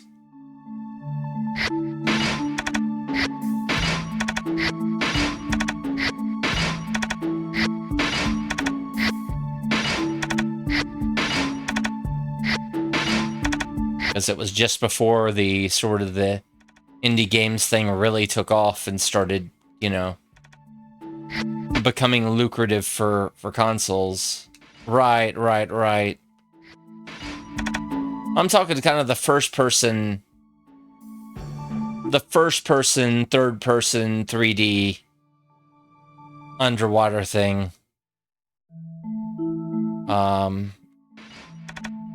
Like all those PS1 games.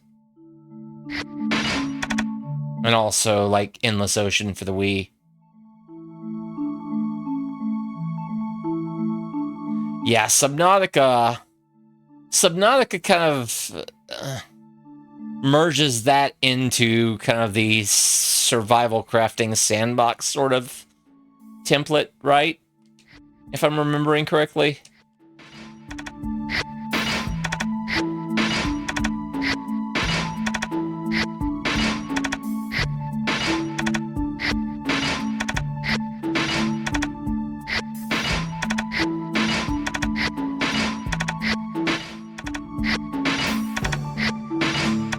Let's get a good roll that I don't accidentally skip again.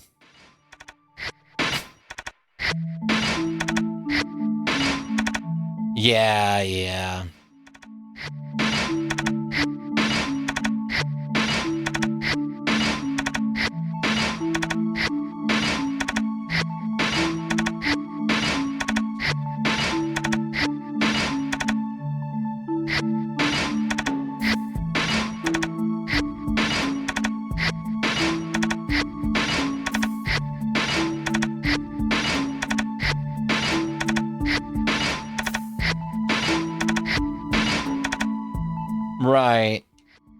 Right, it's still got sort of the, you know,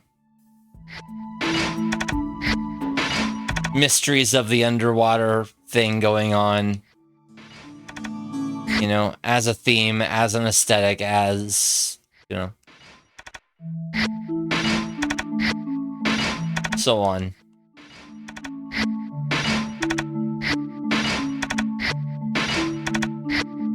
Also, Everblue is kind of in that thing as well for the PlayStation 2.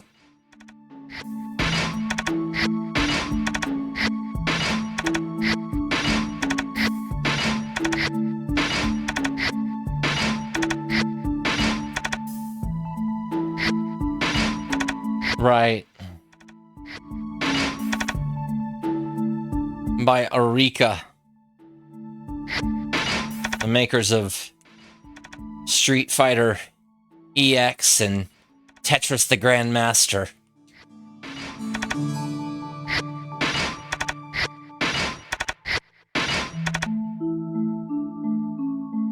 Right.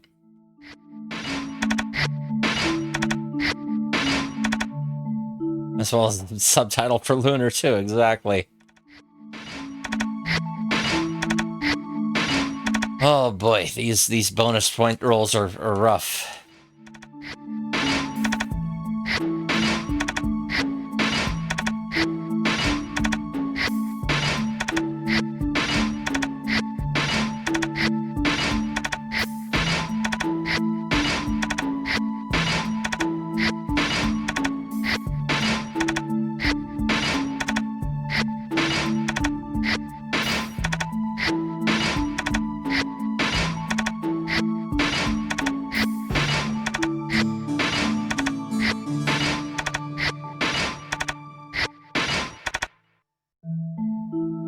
Someone could have had more, exactly.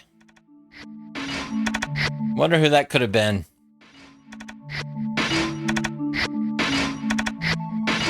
Hate to be that guy. Hate to be that guy.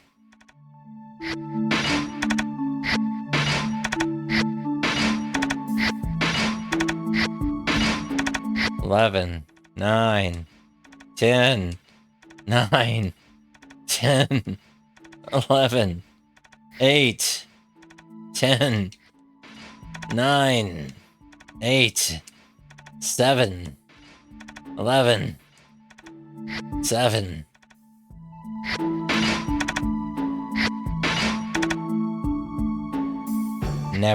Never will.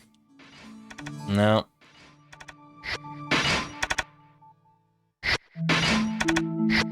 I don't know. I've seen 21 3 times. Pass me by.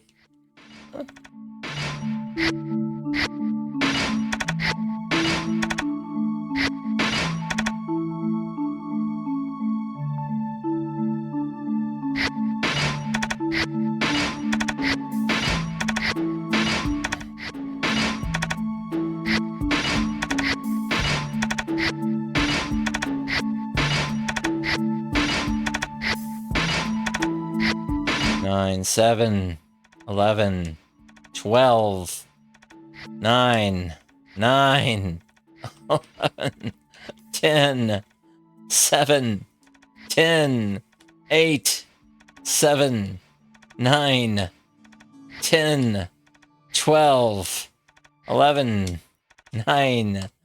Oh my gosh, 10, 10, kill me 10, kill me 7, kill me 8, 10, 11, 11, kill me. 7, kill me. 10, 8, 10, 10, 7, 12, 8,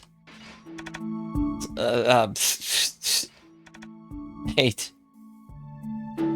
This is Tales of the Forsaken Land.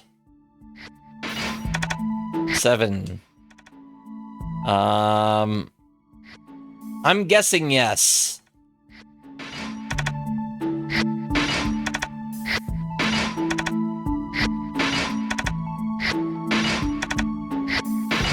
Because of humans' low faith, I'm guessing I'll need probably a 15 or 16 or more to get a priest. And then beyond that, there's also, you know,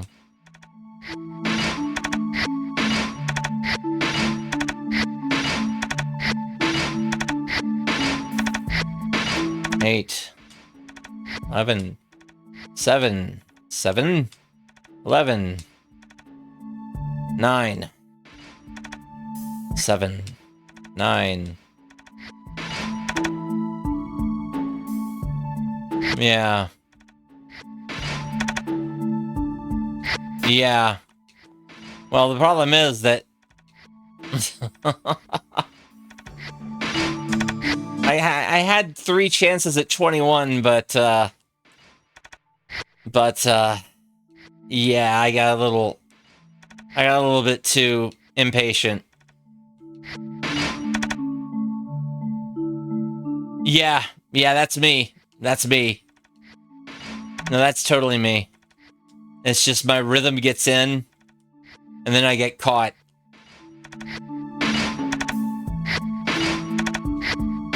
And I get caught, and I get caught. And I get just completely caught.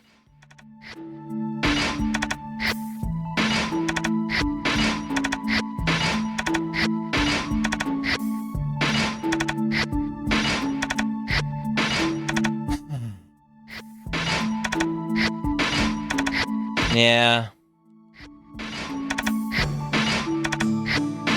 That's too far away now.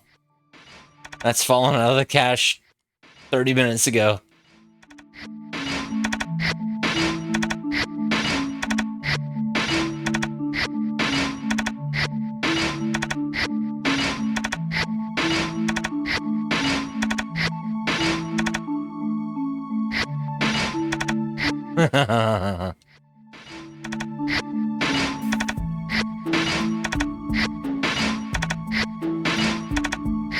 Twelve, 10, 11, 11.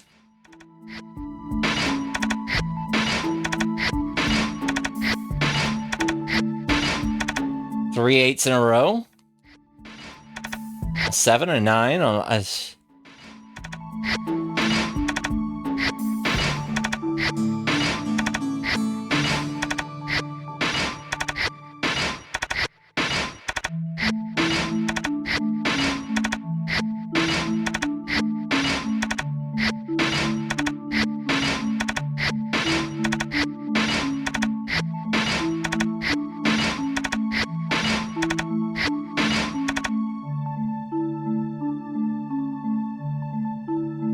Oh no. Well.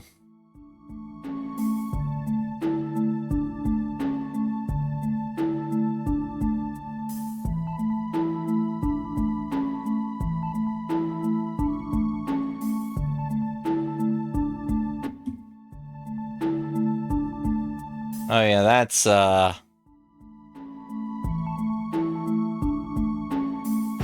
on purpose.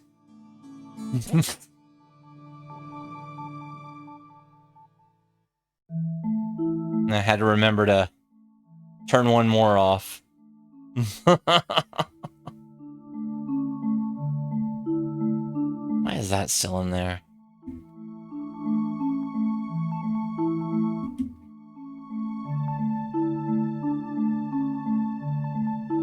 Thank you for reminding me on that.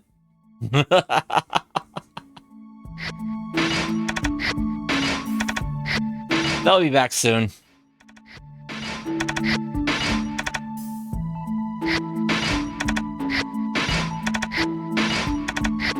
It can get involved. It can get involved sometimes.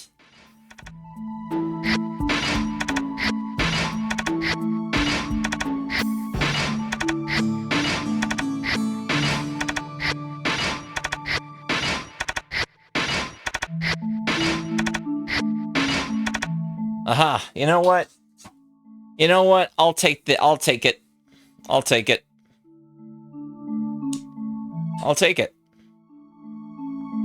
Say 18, I'll take it.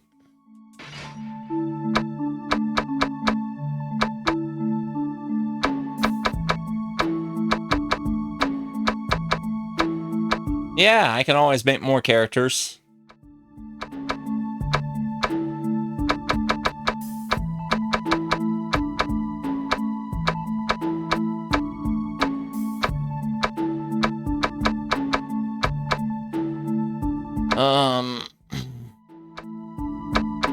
It is a good spread for a warrior.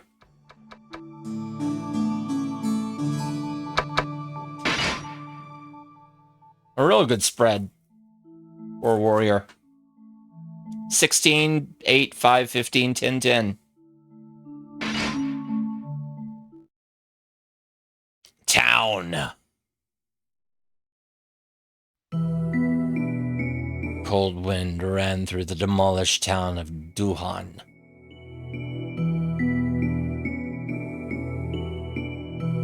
And as the snow seemed to dance like white flowers in the wind, a ghost-like shadow faintly emerged. Well, yeah, but you get more. You get more. And we'll get more. A man barely able to support his weakened body propped himself unsteadily on his sword. He looked as if he was wounded. Ah. Yeah.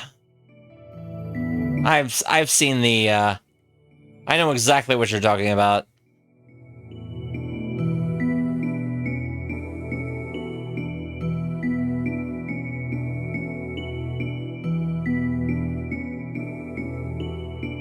Last night, I heard a strange voice.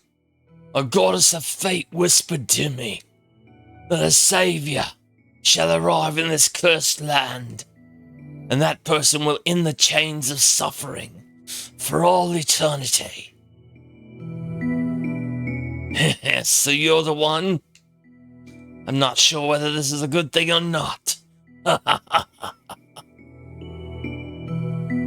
His sarcastic laugh resounded throughout the town of Duhan. Do you really think you can gain what I've lost?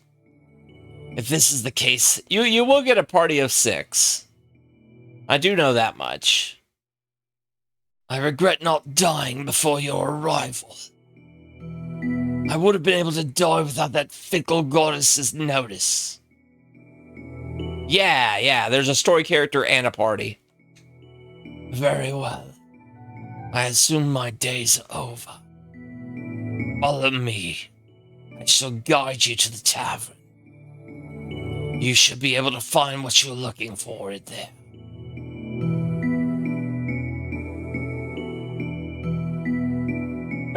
The white-haired swordsman disappeared like a puff of smoke. Oh, man. Yeah. The swordsman said earlier that he'll be waiting at the tavern.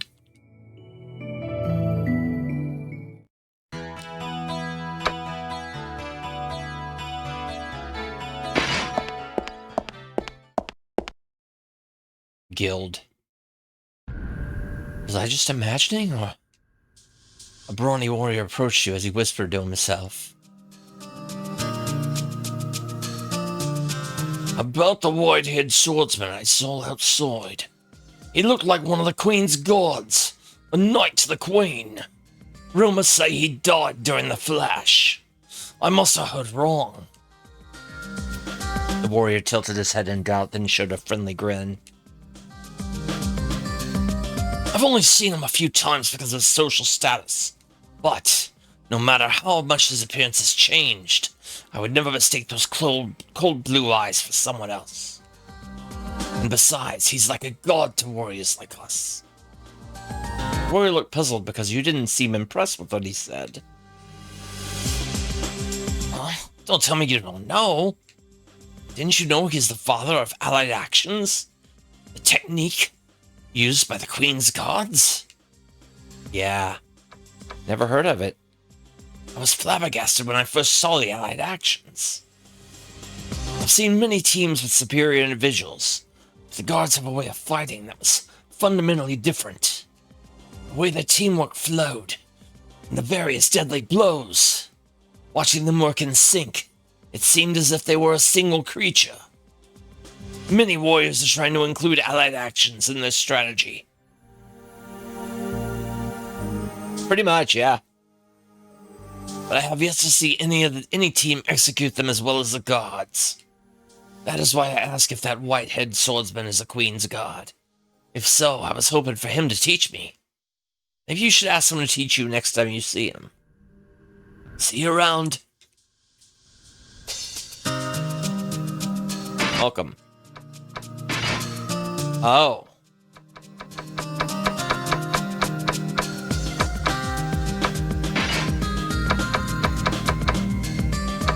Okay, so we can have a party of...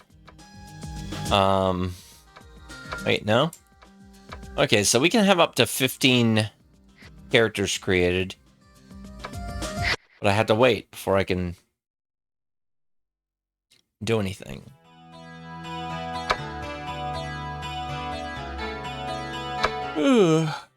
Temple? Yeah. Lodgings? Labyrinth of Duhan. There we go. The bar. Bar Lunalight.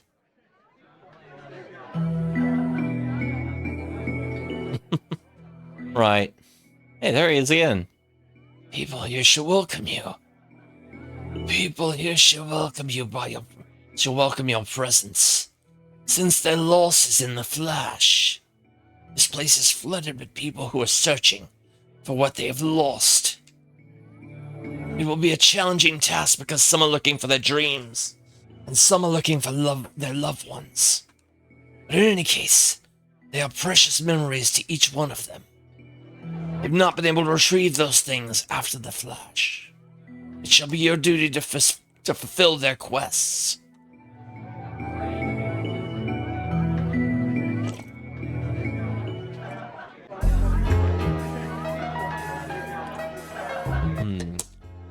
Well, why'll it be?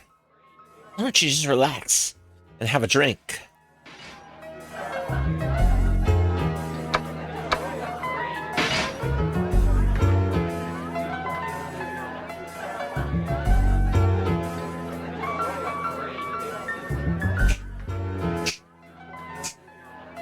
Cool jams. Yeah, it's wizardry. Tales of the Forsaken Land.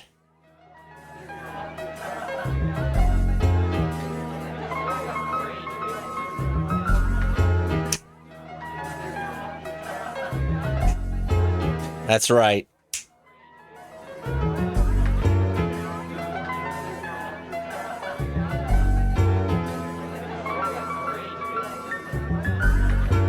Piano time.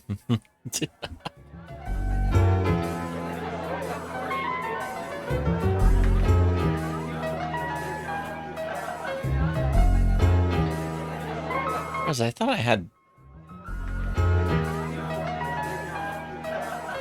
There we go.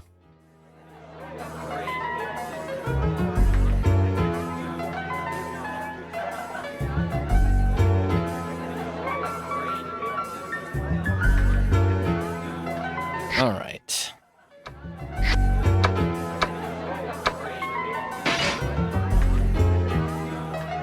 Kyo, help me conquer my fear.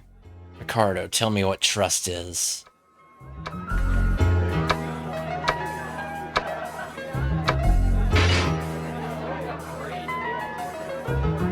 I've lost my pride as a ninja. Ever since I was faced with death. Will you help me to conquer this fear, so that I can stand tall in battle? Will I accept the request? Yes. A ninja quickly pushed his way through the crowd and approached you. The swordsman said that you are recruiting people for your party. If that is true, would you mind taking me to the labyrinth? He was polite, but under his hood was a sharp look on his eyes. He introduced himself as Kyo Hattori. We ninjas have grown up to live a different life than most people. We've trained our bodies and minds throughout our life to defeat one enemy. That enemy is fear. Fear changes people. I thought I had already accomplished that task. There should be no ninja who's frightened of fear. But I guess I never really met my true enemy. Kyo stopped talking. Although he did not show it in his expression, his subconscious brought back a dark recollection. I was no doubt a warrior until death appeared before me. I was laying on the ground, quietly awaiting death. Behold. Culinary disaster! My body was turning cold, and darkness was nearing me. Oh my gosh, hello! _disaster rated the stream with 6 viewers. Culinary disaster, how are you doing? How was your stream? Welcome, folks.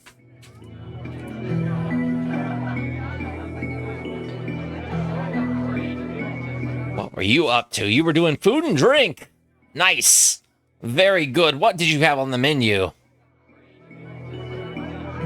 Excellent, excellent. Tell me about the menu. Food. Tell me about the menu. I am interested to know all about the meal.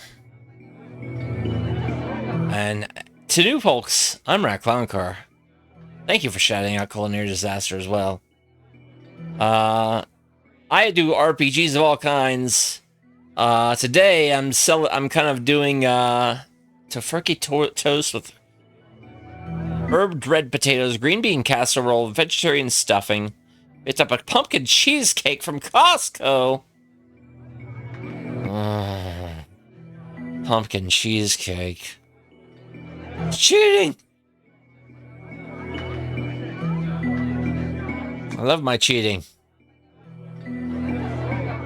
Oh my gosh. Nice. Very good. Very good. Well, thank you. Thank you for bringing folks by. Thank you for bringing your folks here. Thank you for raiding. And thank you for coming in again. And again, for new folks, I'm Rat Clown Car. I do RPGs of all sorts. Today, I'm kind of taking a break from my current game, which is Dragon Warrior 4, or Dragon Quest 4 on the Nintendo DS. And I'm kind of doing little dives into different dungeon crawlers. And sort of, you know, building some of my favorite, some of my wizardry roster characters, which include these folks. This is my roster from Wizardry 1 through 3 for the PlayStation. And I've expanded it even more beyond this. Oh, wait. I didn't mean to turn off the audio. There we go. Fist. AKA Fistiver de Orange. As portrayed in Shadowrun Hong Kong.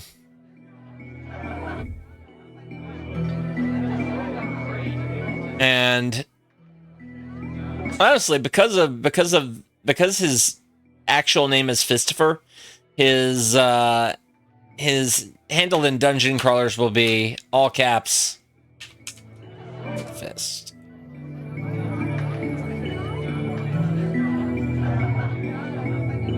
But he is, of course, Fistifer de Orange.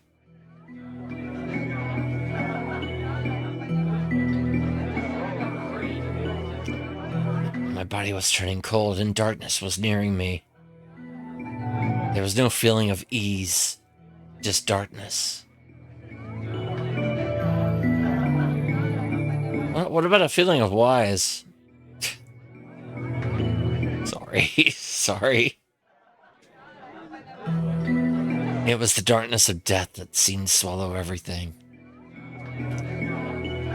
I feared for the first time in my life. Only my body moved. When I was miraculously rescued, I was no longer a warrior. I had turned into a coward. I lost everything instantly. Kyo stopped talking. His reluctance kept his mouth tightly sealed. Please, help me regain my pride as a ninja. The pride that I've lost. I just need another chance. I've never been much to... Yeah, Tex. This is PlayStation 2 Wizardry Tales of the Forsaken Land, aka Busen Wizardry Alternative. I've never been much help to anyone, but I'm willing to do anything for that chance. Kyo has joined your party.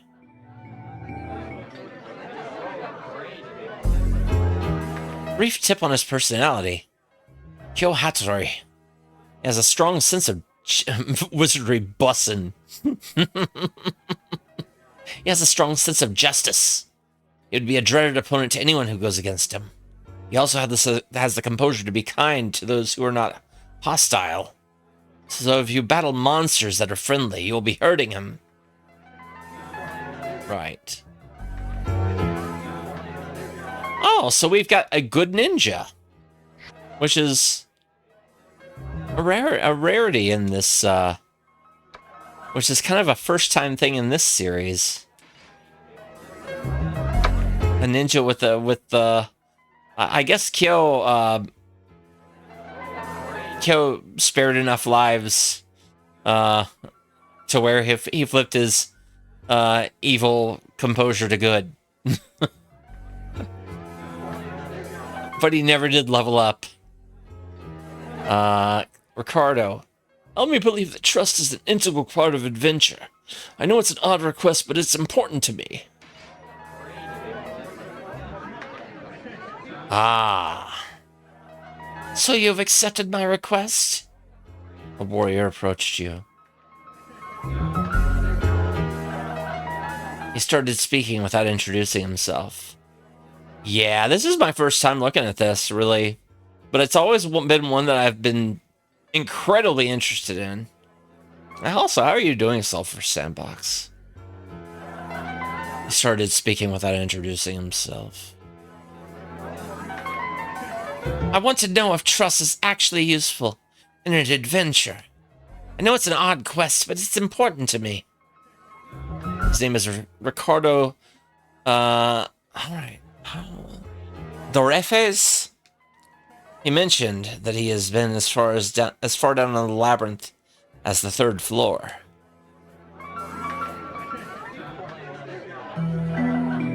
I used to be in another team before. That's where I learned that people work individually after all. It wouldn't help if you screwed up. Nice, nice. Good deal. If you lost your life, they probably didn't... They'd probably just say that you didn't have enough ability. Ricardo looked uncertain. He continued to talk with a wry grin. It was on this one mission.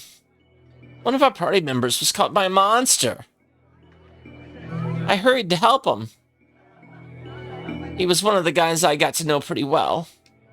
I couldn't just let the darn beast eat my friend. The guy lived, but... Ricardo stopped talking and smiled weakly. My careless actions caused the failure of our mission, so I was let go. The team leader told me that trust ain't worth shit. But I don't think so. That swordsman said that you're different. So I have a favor to ask you. Show me if trust is really useful in battle. Viking Blonde! Oh my gosh! Dust in your eyes, hello! Viking_blonde rated the stream with 45 viewers. Mikey Blood, how is your stream today? You were doing some Armored Core 6. Very awesome. Very cool. Great stuff. Thank you for the raid. And yeah, of course. Hope you're doing well. For new folks, I'm Rat Clown Car. I do RPGs of all kinds. And today I'm taking a break from my current big game, which is Dragon Quest IV on the DS, and I'm kind of doing little trips into different dungeon crawlers, to kind of do some character creation, do a little bit of a taste of missions. I did Etrian Odyssey Untold earlier. I did Star Crawlers earlier. Oh, I've played Space Funeral before on stream. I can't archive it because of DMCA. But yeah, this is Wizardry Tales of the Forsaken Land. It's a PS2 Japanese wizardry spinoff. Yeah, I played the PS. I really like the Etrians. It was just my first time getting back into that for a long time. Yeah, the thing with Space Funeral is it uses a lot of like a lot of music that gets caught under copyright laws, so you know, there'd be so many mutes in it if I left it up that it's just not worth it. But it was a great playthrough. It was a really fantastic playthrough. All right. Well, thank you again for the raid. And, yeah, thank you. Thank you so much. Yeah, I'm probably going to look at one more game after this, after I do some things in this game. But, yeah, thank you. Thank you so much for the raid. And, hope you take care and have an excellent post-stream come down or whatever you're doing. Yeah. Oh. Yeah. Yeah. Shin Megami Tensei. I love the first. Pretty much all the Shin Megami Tensei's up to like 4, or 4 Apocalypse. Untold is the remake with yeah. It's got the whole of the first game, and then it's got basically an additional story mode with like, you know, unique characters and things like that. Yeah, Persona Q I was thinking about looking at today, but not yet. Not yet. I'll come back to that. You're the kind of leader I've been looking for. I'm willing to sacrifice anything. Ricardo. Ricardo has joined your party. Brief tip on his personality. Ricardo Dorefis. He is full of kindness. He values camaraderie more than thrills from an adventure or battle. Yeah. You'll lose his trust if you act in a way that values your selfishness more than your comrade's life. Nice, nice. I'm going to have to look at the story modes of those at some point. Since I pretty much only really mess with the classic modes. Alright. Let's see if we can't fill out the rest of the party. Although I don't think we can just yet. Oh, that's right. I have something to tell you. You can change your name and class at the guild, but I don't intend to change my name or class because I'm proud of them. You'll probably notice in the register that I'm not even in there. I think there are others like me too. I guess you get attached to a name given by your parents and an occupation you choose by yourself. Welcome. Yeah, we can't create characters just yet.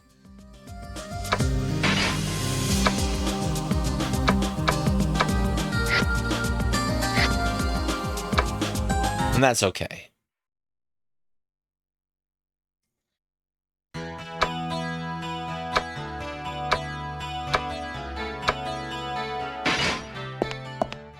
What's the lodgings? This is the inn. Take care. I haven't seen you before. Are you in town to look for the secret treasures of the labyrinth? I have an interest in the labyrinth. After the flash, many adventurers have been attracted to the labyrinth. I heard that there were secret treasures hidden deep inside. And there's a rumor that whoever is able to get those treasures will be granted any wish. The Queen is encouraging people to go to the labyrinth for her own greed. I'd be very disappointed. Many adventurers have lost their lives searching the labyrinth. Risa looked uncertain. She was dissatisfied with the Queen's scheme. I don't think the treasures are worth anybody's life. If it gets too dangerous in the labyrinth, I would recommend coming back to rest. Sleep will prevent you from getting ill. It's the best way to heal your body. Sleep will also help you develop attributes. A famous sorcerer once said, we develop while we sleep, because we meet with God in our dreams. So you need to value life. If you die, you'll never be able to reach your goal. Wow. Okay.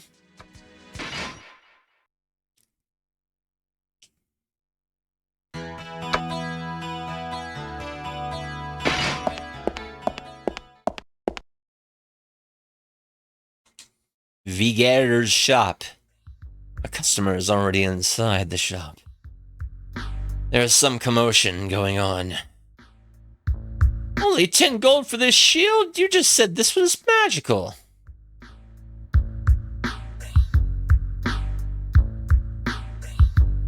Oh yeah, it was appraised as being magical and a darn good shield too.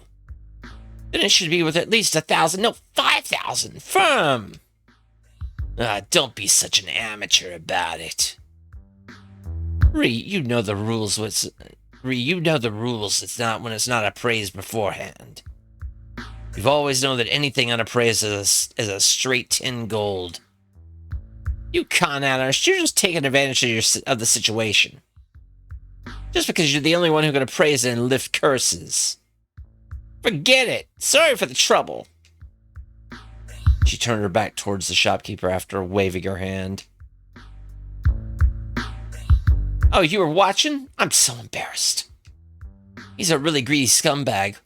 What a big difference from his wife who will make magic stones for free. If only I knew a bishop. Then I wouldn't have to go through this trouble. Let me just give you a word of advice. You're going to need money to spend at this shop. Reese sighed and left the shop. Hey, come on in. What do you need? Alright. Let's look at Let's look and see. Jeez! Look at this.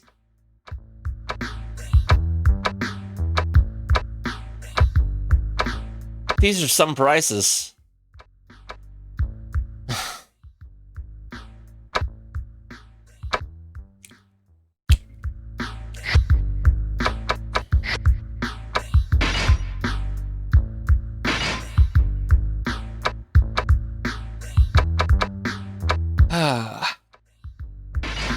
These are some prices.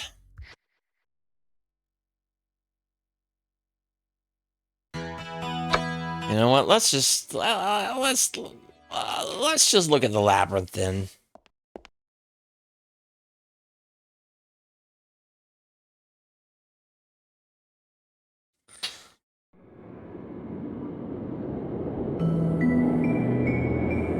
Guardian Orc.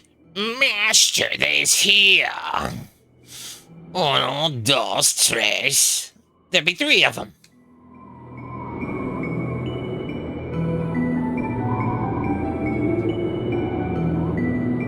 So you finally come with the ones you met. 3 is a mystical and superior number. This is Wizardry Tales of the Forsaken Land.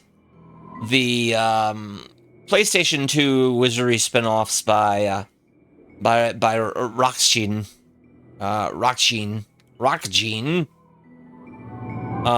Published by Atlas in the US, published by Ubisoft in Europe. Yeah, it's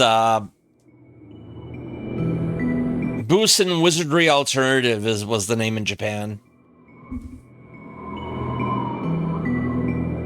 And there was also a prequel that never got translated, but somebody drafted up a...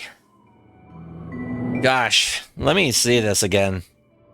How big this PDF is that somebody put together. Busen Zero Wizardry Alternative Neo. 577 pages. Made an English guide, made it basically an English translation guide for it. It was just somebody that was just obsessive and didn't really have any skills for hacking the game itself, but could translate and could put together a really, you know, put together a book and did. And said that whoever wants to put in the work to hack it can use, you know, their guide as notes. And nobody's really stepped up yet. Since ancient times it has signified a new beginning. Even if each of you is powerless, you will be able to overcome many difficulties with a combined effort. But you will need trust for that. Without trust, even the strong won't stand a chance to live.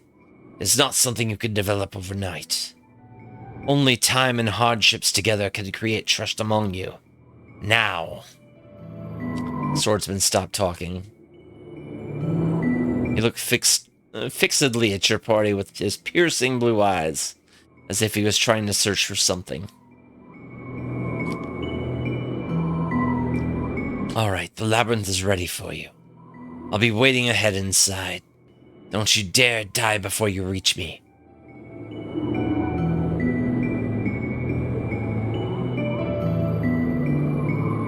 Hey, I's Costa. I's be waiting too. I see you later. Okay, Costa. What a strange guy. What a strange guy. Shouldn't be any qualifications needed to get inside the labyrinth. Especially since the Queen is encouraging people to go there. In any case, he doesn't seem like a bad fella. It may turn out to be fun after all. You may be right, but we need to build a good reputation first. Once we have a good reputation, others will want to join us. And then that should help us more with our adventure. There's no need to rush things now. Besides, there's some truth in what he said. We're going to have to enter the labyrinth anyway. Why don't we just hear him out for a while? Sure. I guess we could. Okay, let's get going.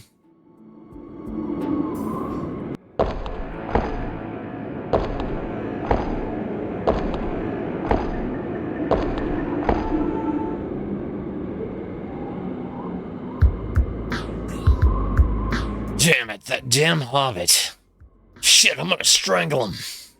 This ain't no sword that can kill anything, it's just a plain sword. Bubbles are shouting at each other in the distance. What are we gonna do? We used all our money. Miss Virgo is gonna kill us. The kobolds are approaching you. What are you looking at? Out of my way. Or else we'll eat you for breakfast. Oh, I got it. Let's get the money from these guys. You're a genius. Kobolds have attacked you.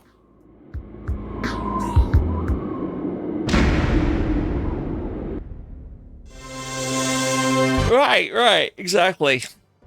Oh my gosh.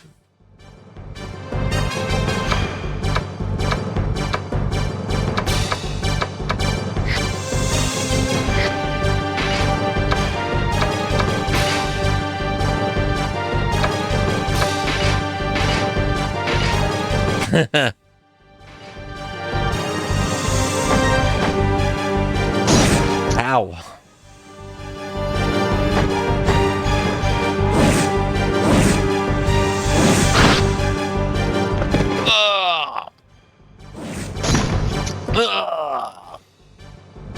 There we go.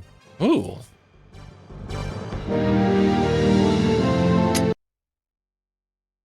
Hey, we got our first level.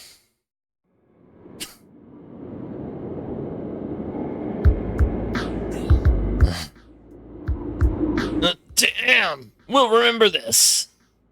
Next time we meet, you're not leaving alive. Kobolds ran off with their tails between their legs.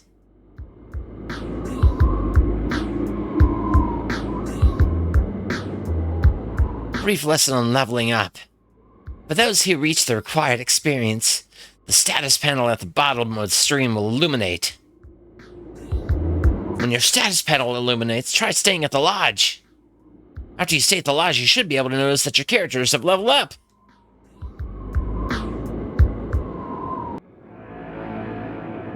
Yeah, let's stay at the lodge. Because our panels are illuminating.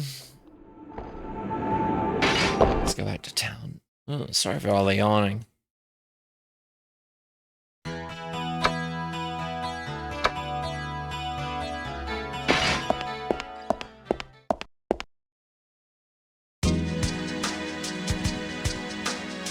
All right. I see someone who's ready to level up. The 150 golds altogether. Is that okay? Yeah, sure, of course.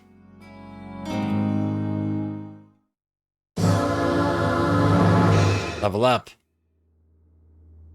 Whoa. That's a big power jump. That's a big power jump.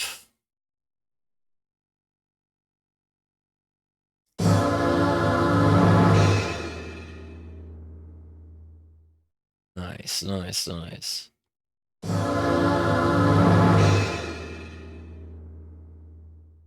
Very good.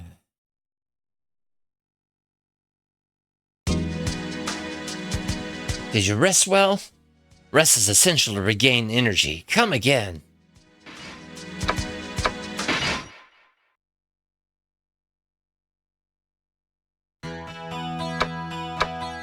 Ugh.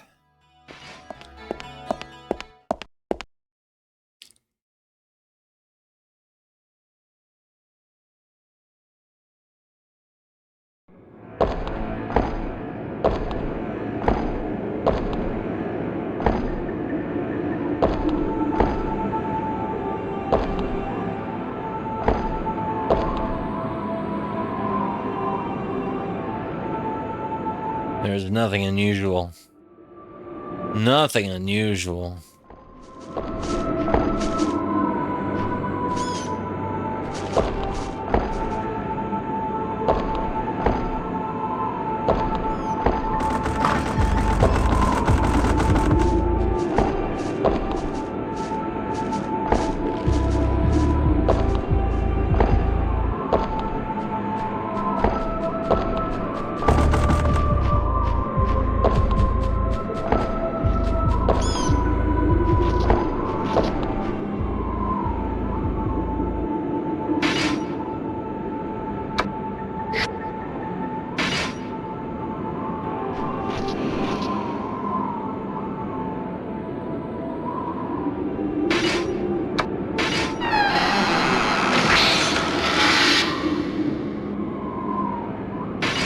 Flail.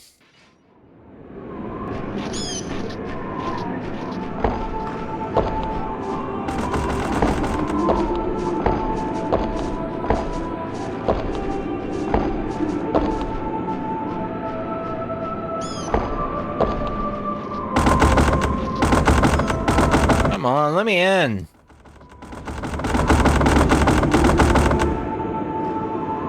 Oh well.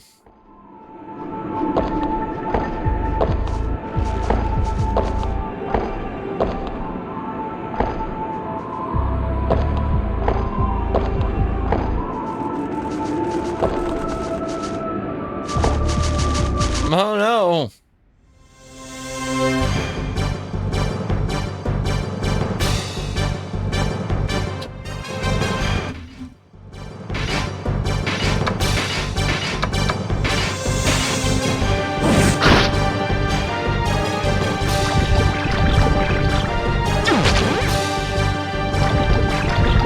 Almost.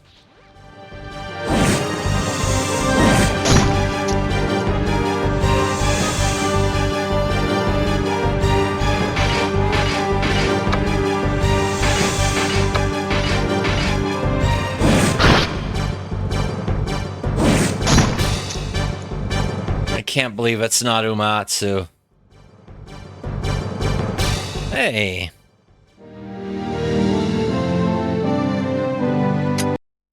There we go.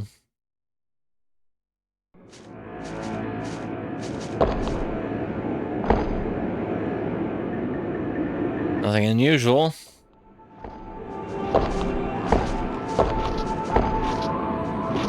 I at least want to clean up these quests for these two folks. Hello. Can I help you? I guess not.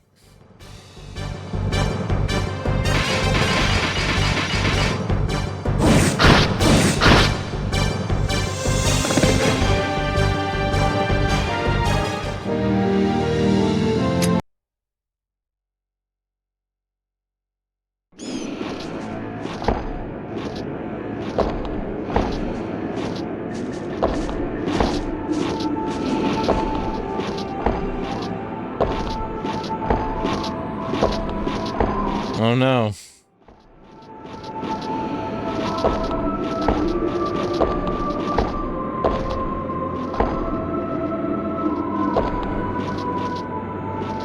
Oh, there's a...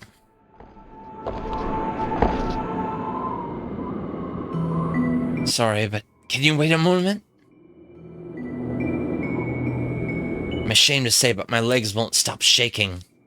I almost lost my life just up ahead. I know it's all in the past, but I still can't seem to forget that fear.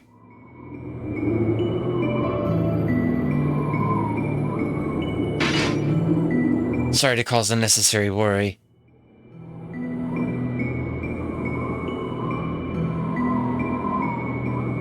Don't worry about it. We're a team. Hey, Ratty, don't you think we should go where Kyo almost died? If you keep avoiding that place, you'll never be able to recover from your fear of the past. So, Kyo, where is that place? If we keep going straight ahead, there should be an altar in a snowy area. In front of the altar is where I was laying. Got it. Snowy altar, right? Then what are we waiting for? Yeah, and Ricardo's pants situation is a bit questionable for a dungeon as well.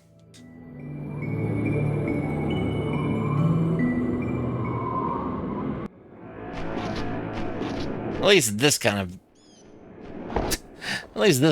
dungeon.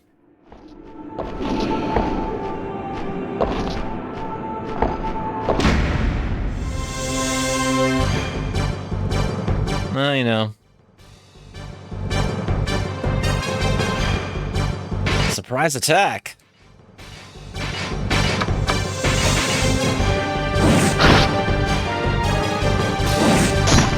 Yeah.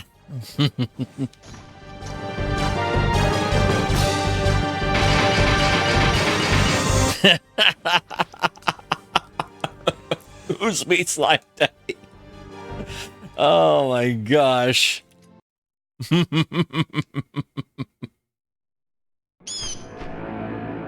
something engraved in the wall.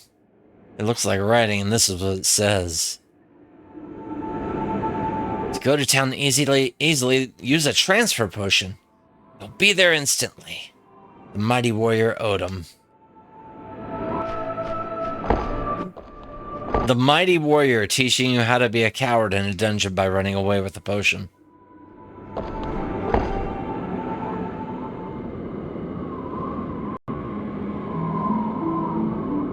Oh my gosh, what should I do?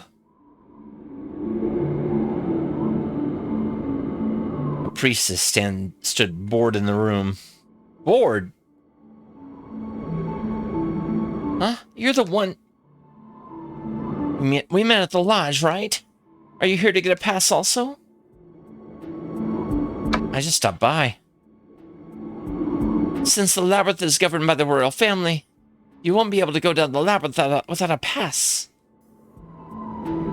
I was pretty sure this is the room to get a pass.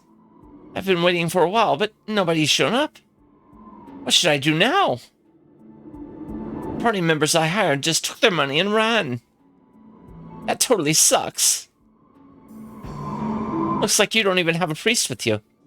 How about a deal? If you allow me in your party, I think we'll both benefit from each other. Please join our party. Otherwise, you'll have to go back to class. I'm relieved that you all seem like really nice people. Yeah. Okay, we've got a deal.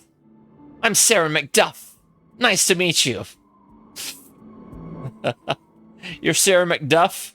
You're gonna be Plung Unga in a little bit.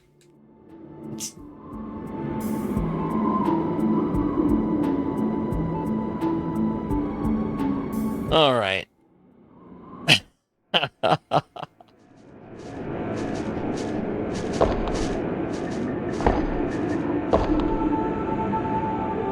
There's a letter on the wooden box. There's a letter on the wooden box. There's a letter on the wooden box. Let me read it then. Why can't I read the letter on the wooden box?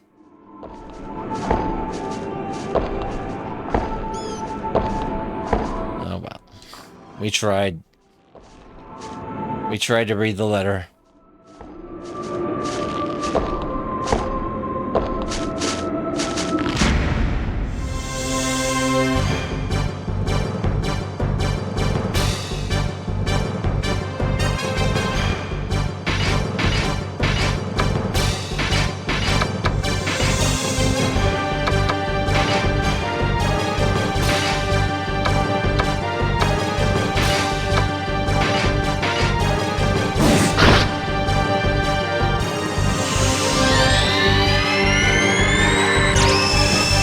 Spell.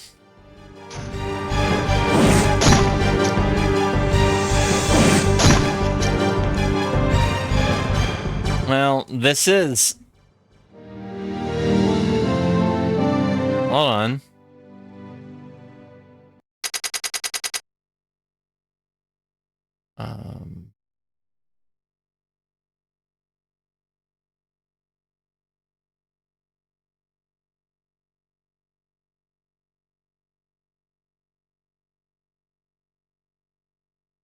In fact,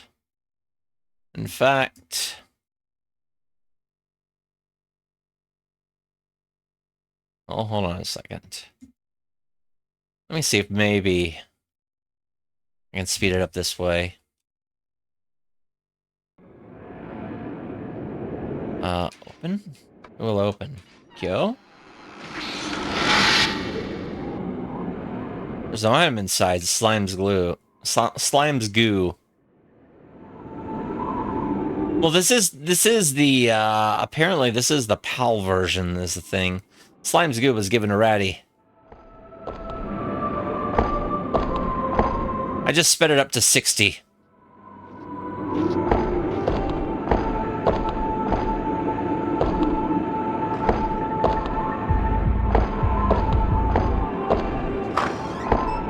So it looks a little bit smoother.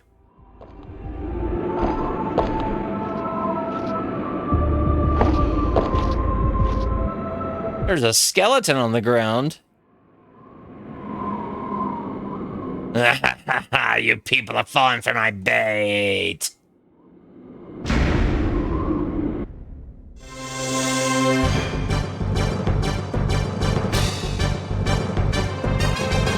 Monsters have suddenly hit you. What?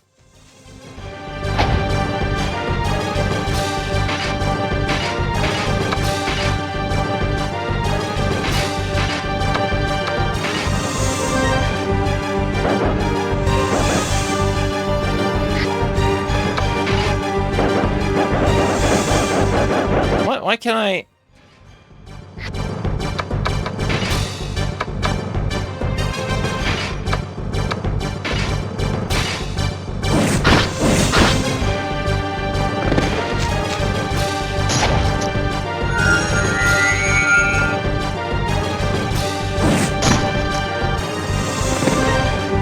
There we go.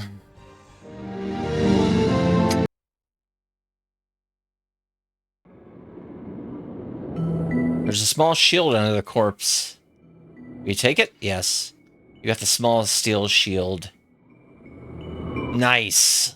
The name of the person it belonged to was engraved on the shield. Scott Bane, the Wolf of Gascon. Those thieves must have killed him. Or Scott.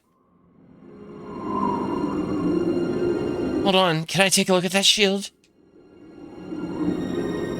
Carter held the shield and gazed at the engraved name.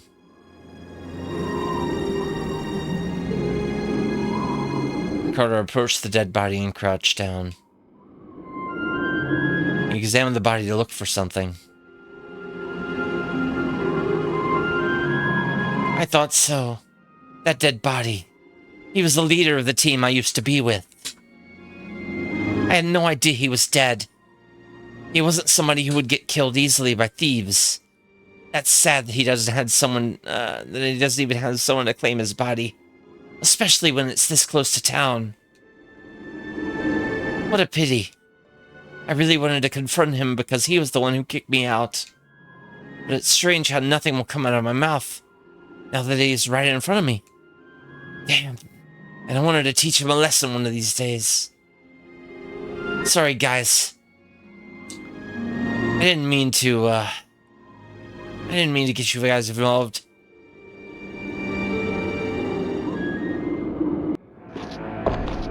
It's cool.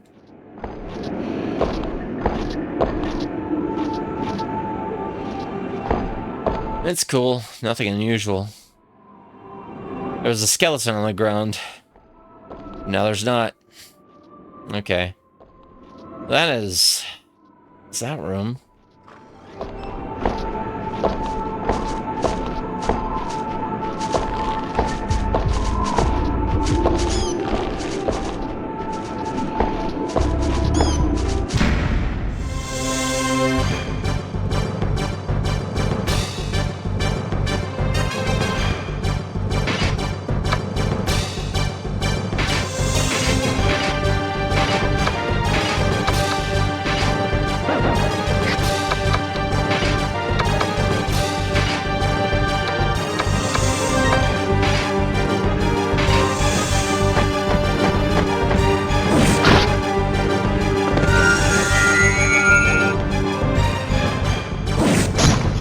There we go.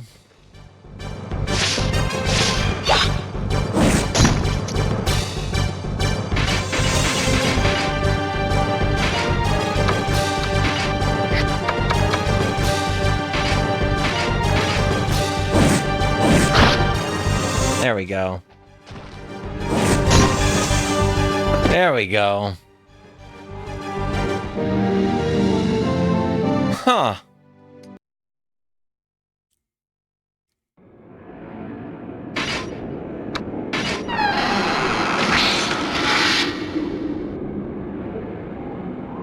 Boogie Bird's Claw? What?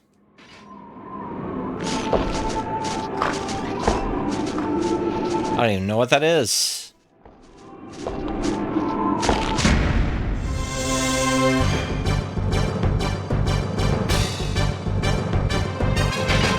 Oh, wait, no. Flee.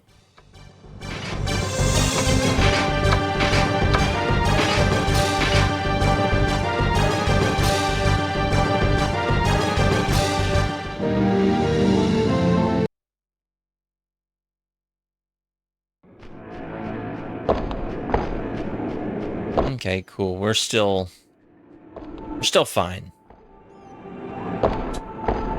We didn't attack, which was a key thing.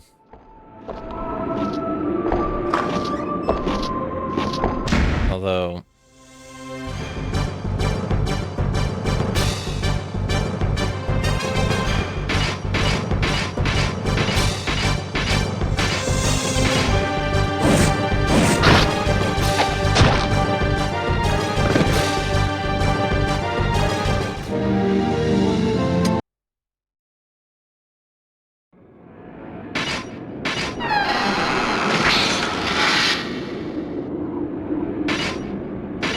Beef's blood.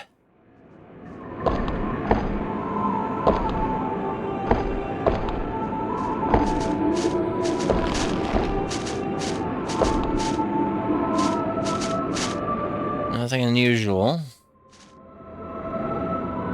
Nothing unusual but this monster attacking me.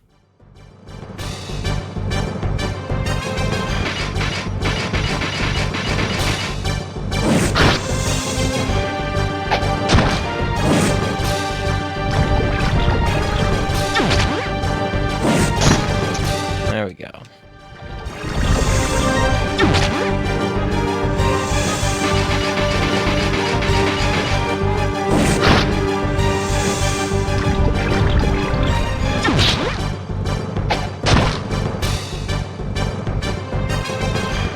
There we are.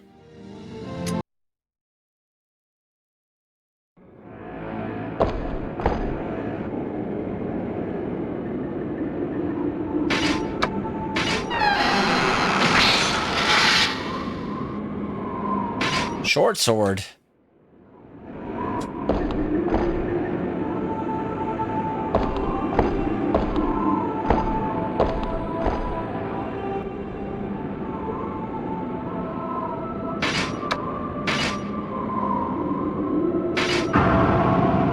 Locked. Oh. Dang. I missed the mini game.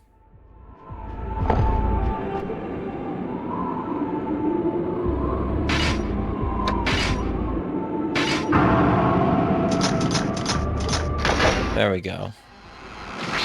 Okay. Let's just That's how that works. Interesting. Interesting that that works that way.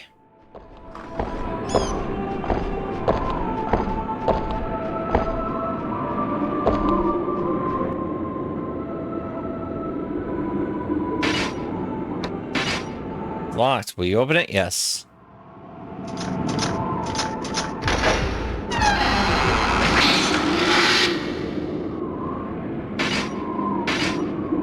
There's a shield.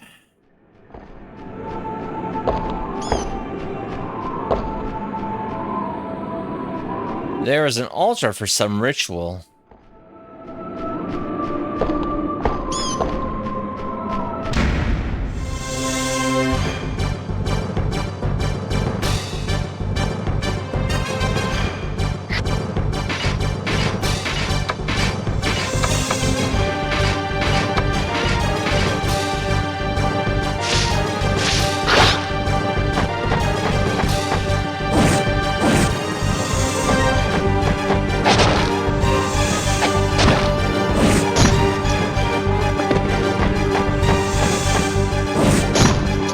There we go.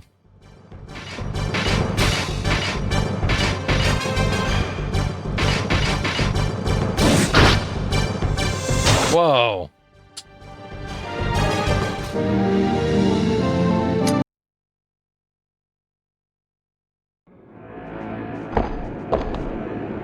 Nothing unusual.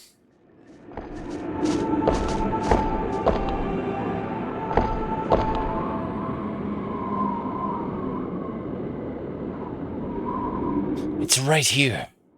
I was laying here by the altar.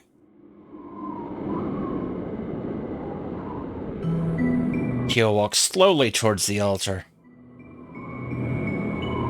He gazed at the cracked and worn altar. Kyo's whispers were audible. As frightened as the cold and fatigue numbed my senses one by one, sharp claws of death held me firmly as it tried to pull me into the darkness. I struggled. I desperately pursued the light in order to fend off the darkness. I tried to recall the bright memories I felt in my life, but I had nothing. I was always alone in my memories. Not even a memory of a friend filling my mind with nostalgia, nor a loved one who warms my heart just by the thought of her. No, I had nothing. The only thoughts that existed were of despair and regret. Kyo lightly brushed the snow off the surface and walked back. Since then, I've been plagued with nightmares. I thought that if I returned to this damn place, my fear would return to haunt me. But in reality, it hasn't. All I see is a chunk of stone. Maybe I was wrong. Death cannot be overcome. It's a fate no one can escape. Then trying to fight death may just be useless. For darkness is always buried in my heart. I'm afraid I've wasted your time. Buddy. Buddy.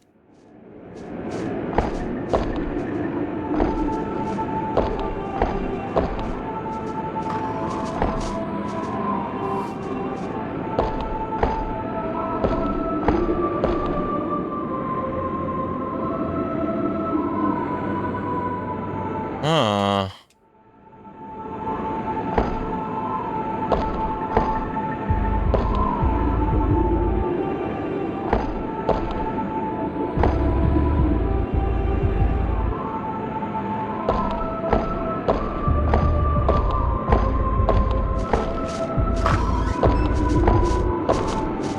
Well...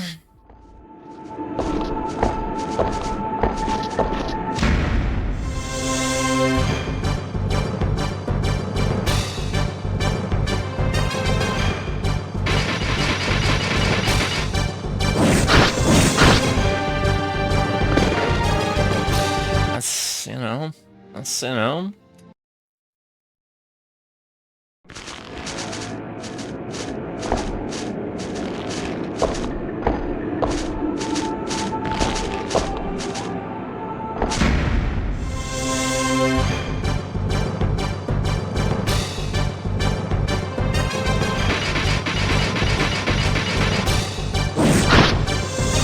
Yeah.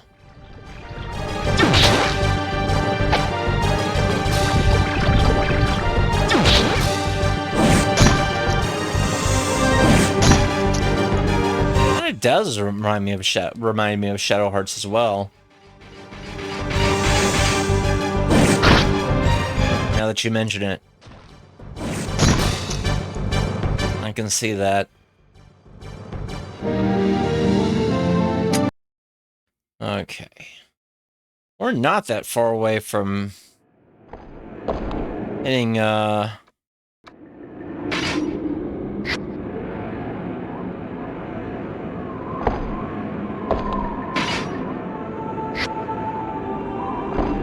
next level on most of our folks.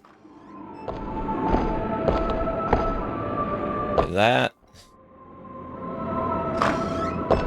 was the skeleton room.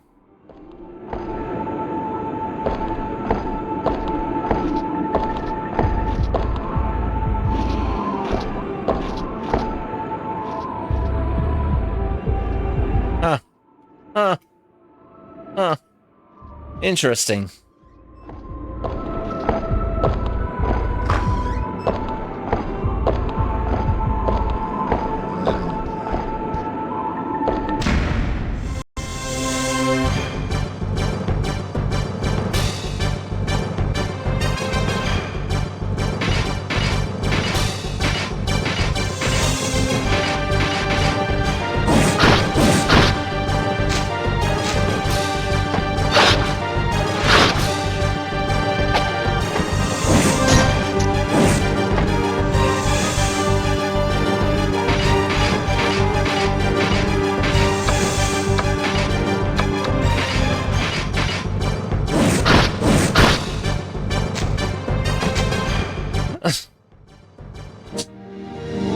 Great animation.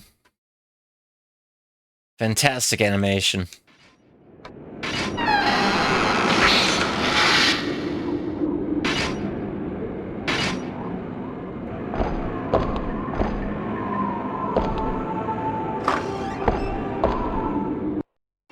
One little stone, this one's for Daddy Orc.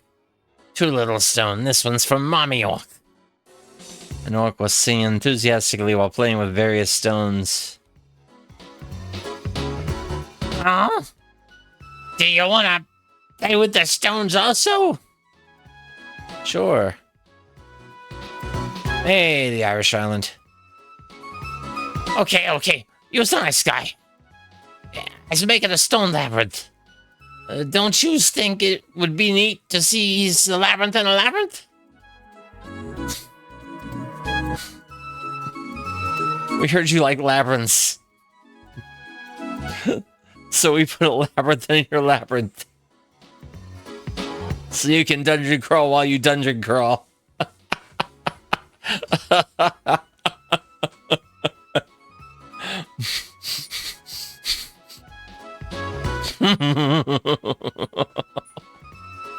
Oh. Oh, by the way, Ice Guts, don't forget my name. Oh, I know. I give you this as a token of friendship. Yeah. Yeah. It kind of is, isn't it?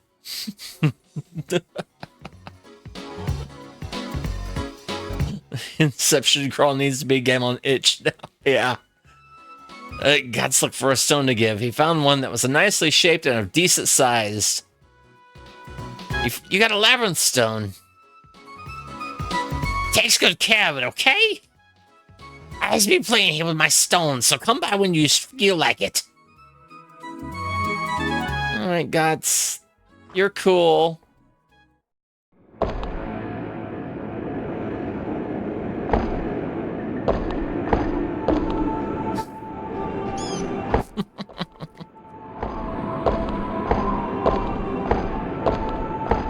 Ah. Of course. Who doesn't?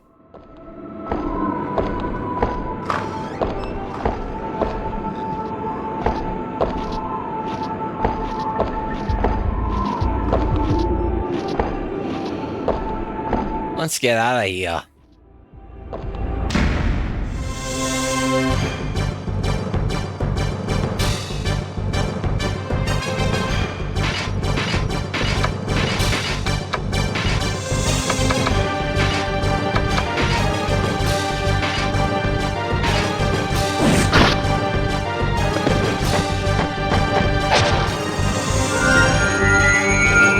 There we go.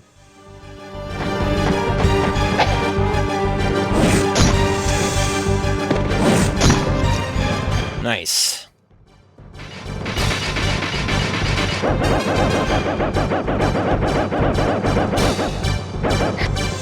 Oh. Maybe I shouldn't. Ow.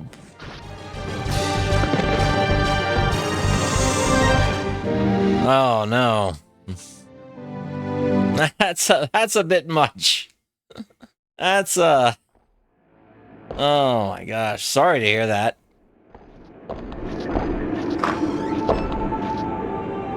The instant you entered, there was something different about the room.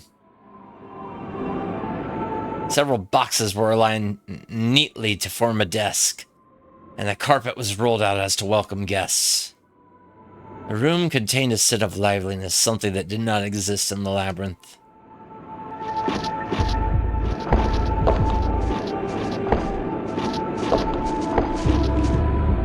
This is a wooden box.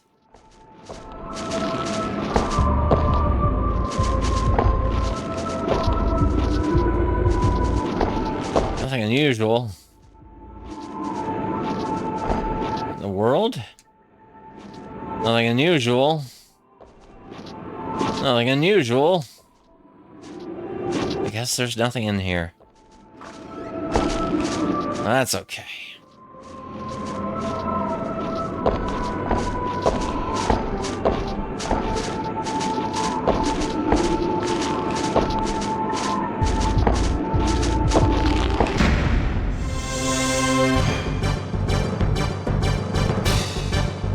Oh. Okay.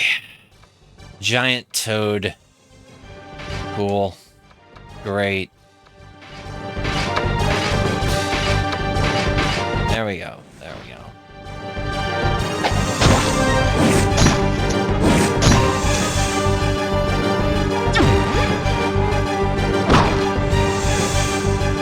That hurt.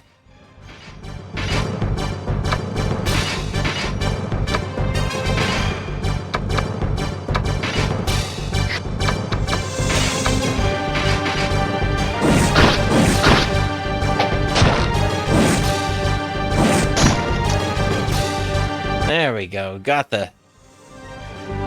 the huge toad.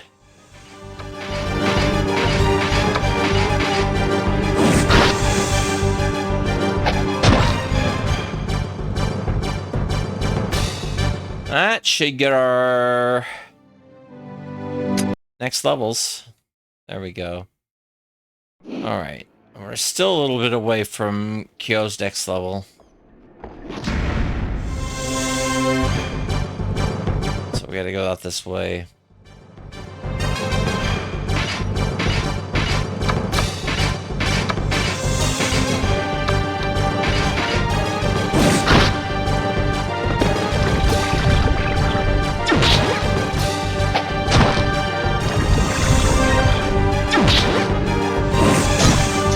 I need to get Sarah a better long-range weapon. Maybe the flail? I don't know.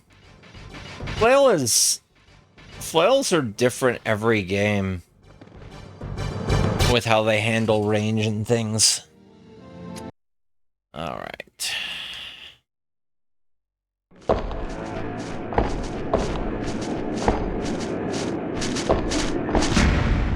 There we go.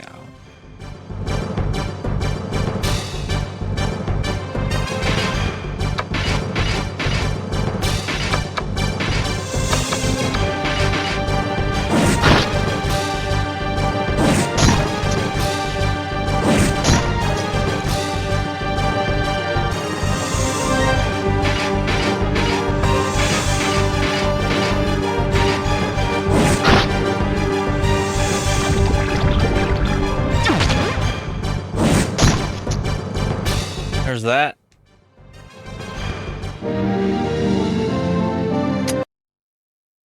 And we're really close to leveling Go now.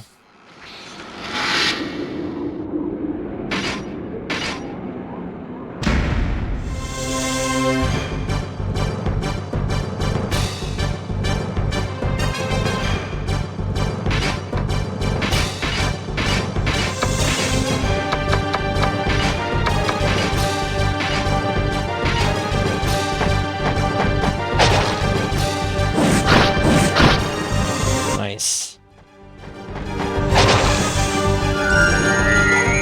Cool.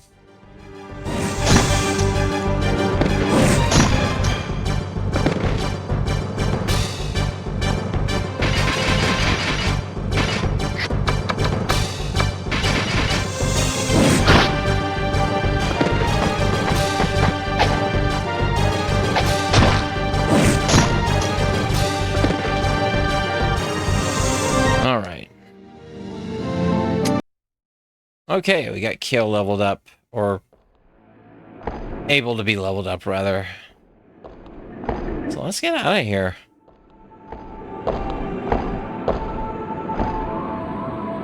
What's this? Oh, that was just the second road that I hadn't really ventured down.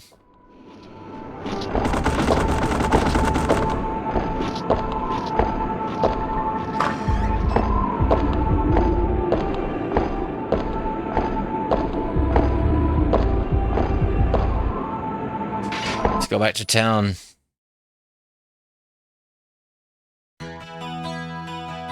Alright. Are we gonna level up? See someone who is ready to level up today. 200 gold altogether.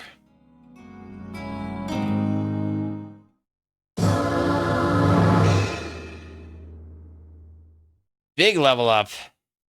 All right, Ian. Yeah, I think I might be wrapping up here shortly. Thought I was gonna get into one more dungeon crawler, but I'm kind of fading fast. Unfortunately. But yeah, have a good rest. All right. We got that. Let's see if we can't sort out. Let's go to the temple and see if maybe somebody is Here. In the midst of a song-like prayer. Yeah, exactly. A group of adventurers kneeled with their heads bowed. As the prayer became more intense, a warm ray of light filled the room.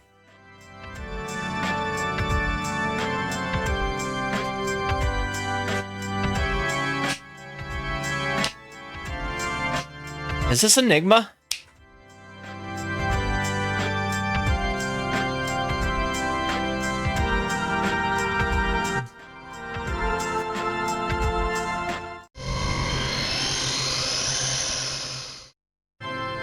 The ashes on the altar slowly formed into the shape of a man. After opening his eyes, he sat up with a confused look. The adventurers let out a holler of joy and embraced the man. Warrior, you fool! Don't you dare try something like that again. You're lucky that you were able to be resurrected. If it failed, you would have been gone forever. Yeah, that's right. Of course. I like the treasures, but you're more important than that. He showed a bashful smile as he heard his comrade's words. Welcome to the Salem Temple. We will welcome you with open arms. All right.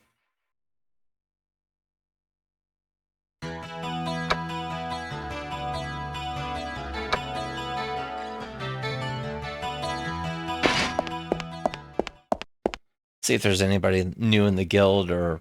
No? Nobody. Alright, let's go to the bar.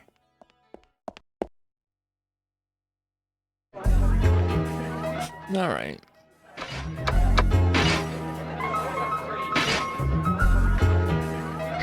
No, okay, so I guess we...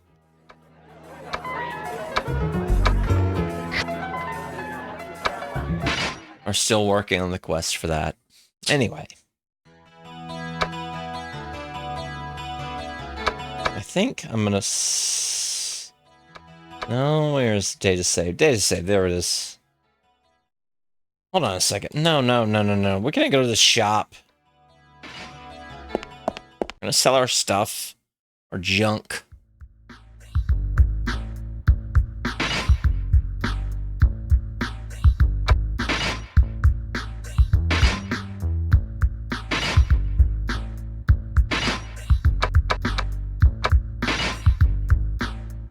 $100 golds.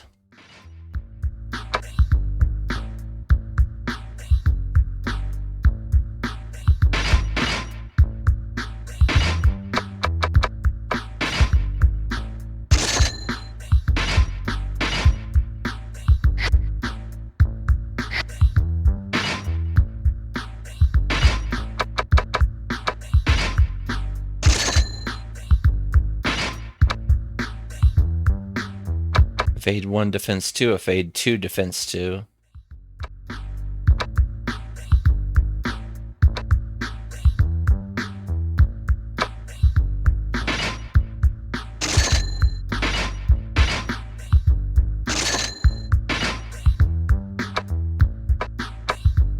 Okay.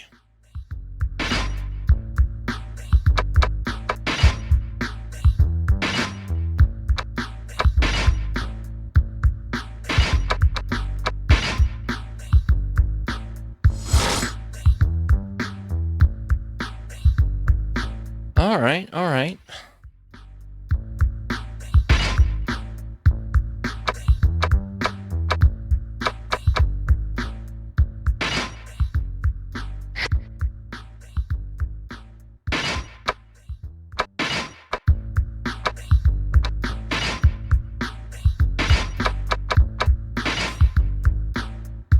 $80 golds.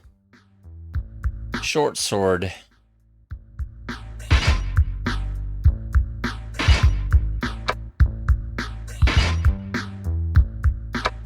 Yeah.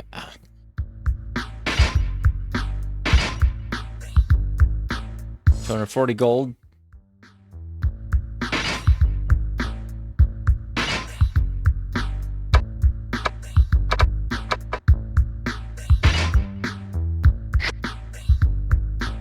Okay, we gotta actually equip this stuff.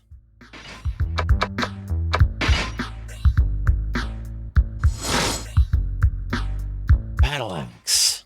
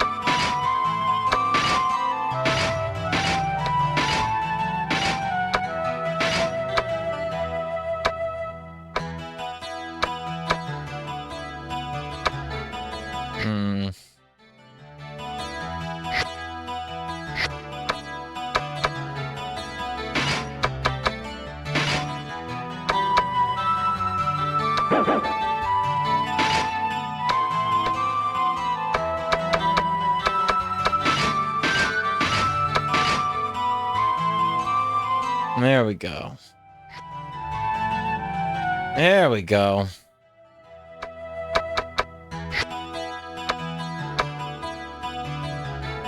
Alright, now we can save.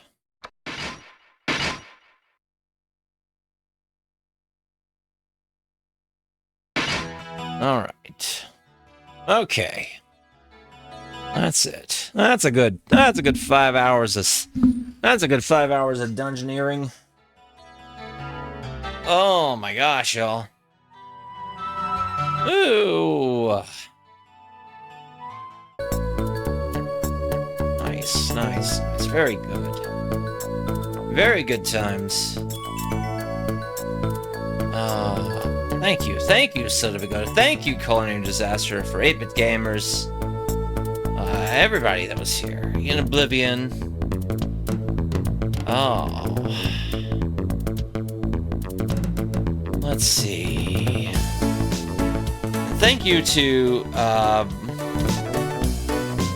the new follows. Thank you to Raiders. Thank you to everybody that watched. Thank you to the offline raid that I got last night. Thank you to Culinary Disaster and Viking Blood for the raids. Oh my. Yeah, thank you, DC. Where are we going? Lots of good people on right now.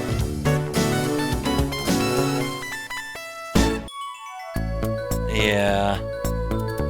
Despite all those 21s. We lost all those 21s. It's a shame. It's a shame.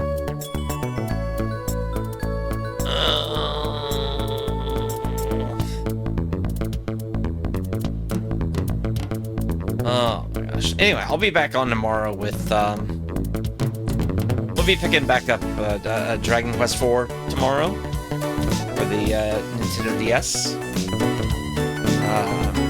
Kind of just getting into the meat of Chapter 5. We got the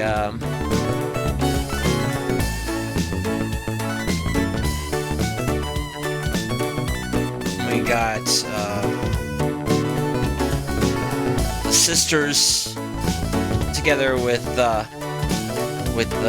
our hero. Now we're looking for Tornico. And then we'll see who else we find. Anyway. I'm sure there's lots of good people on right now. The game for Pain is on playing Shining Force, looks like Shining Force CD. Pain is a great streamer. I think I'm gonna rate game for, I gave for Pain. Hey, thank you, Phenomenon.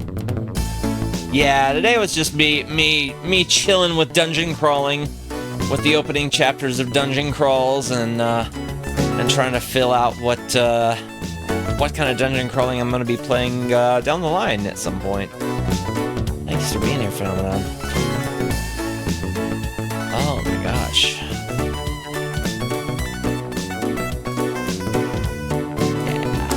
Yeah, Pain's excellent.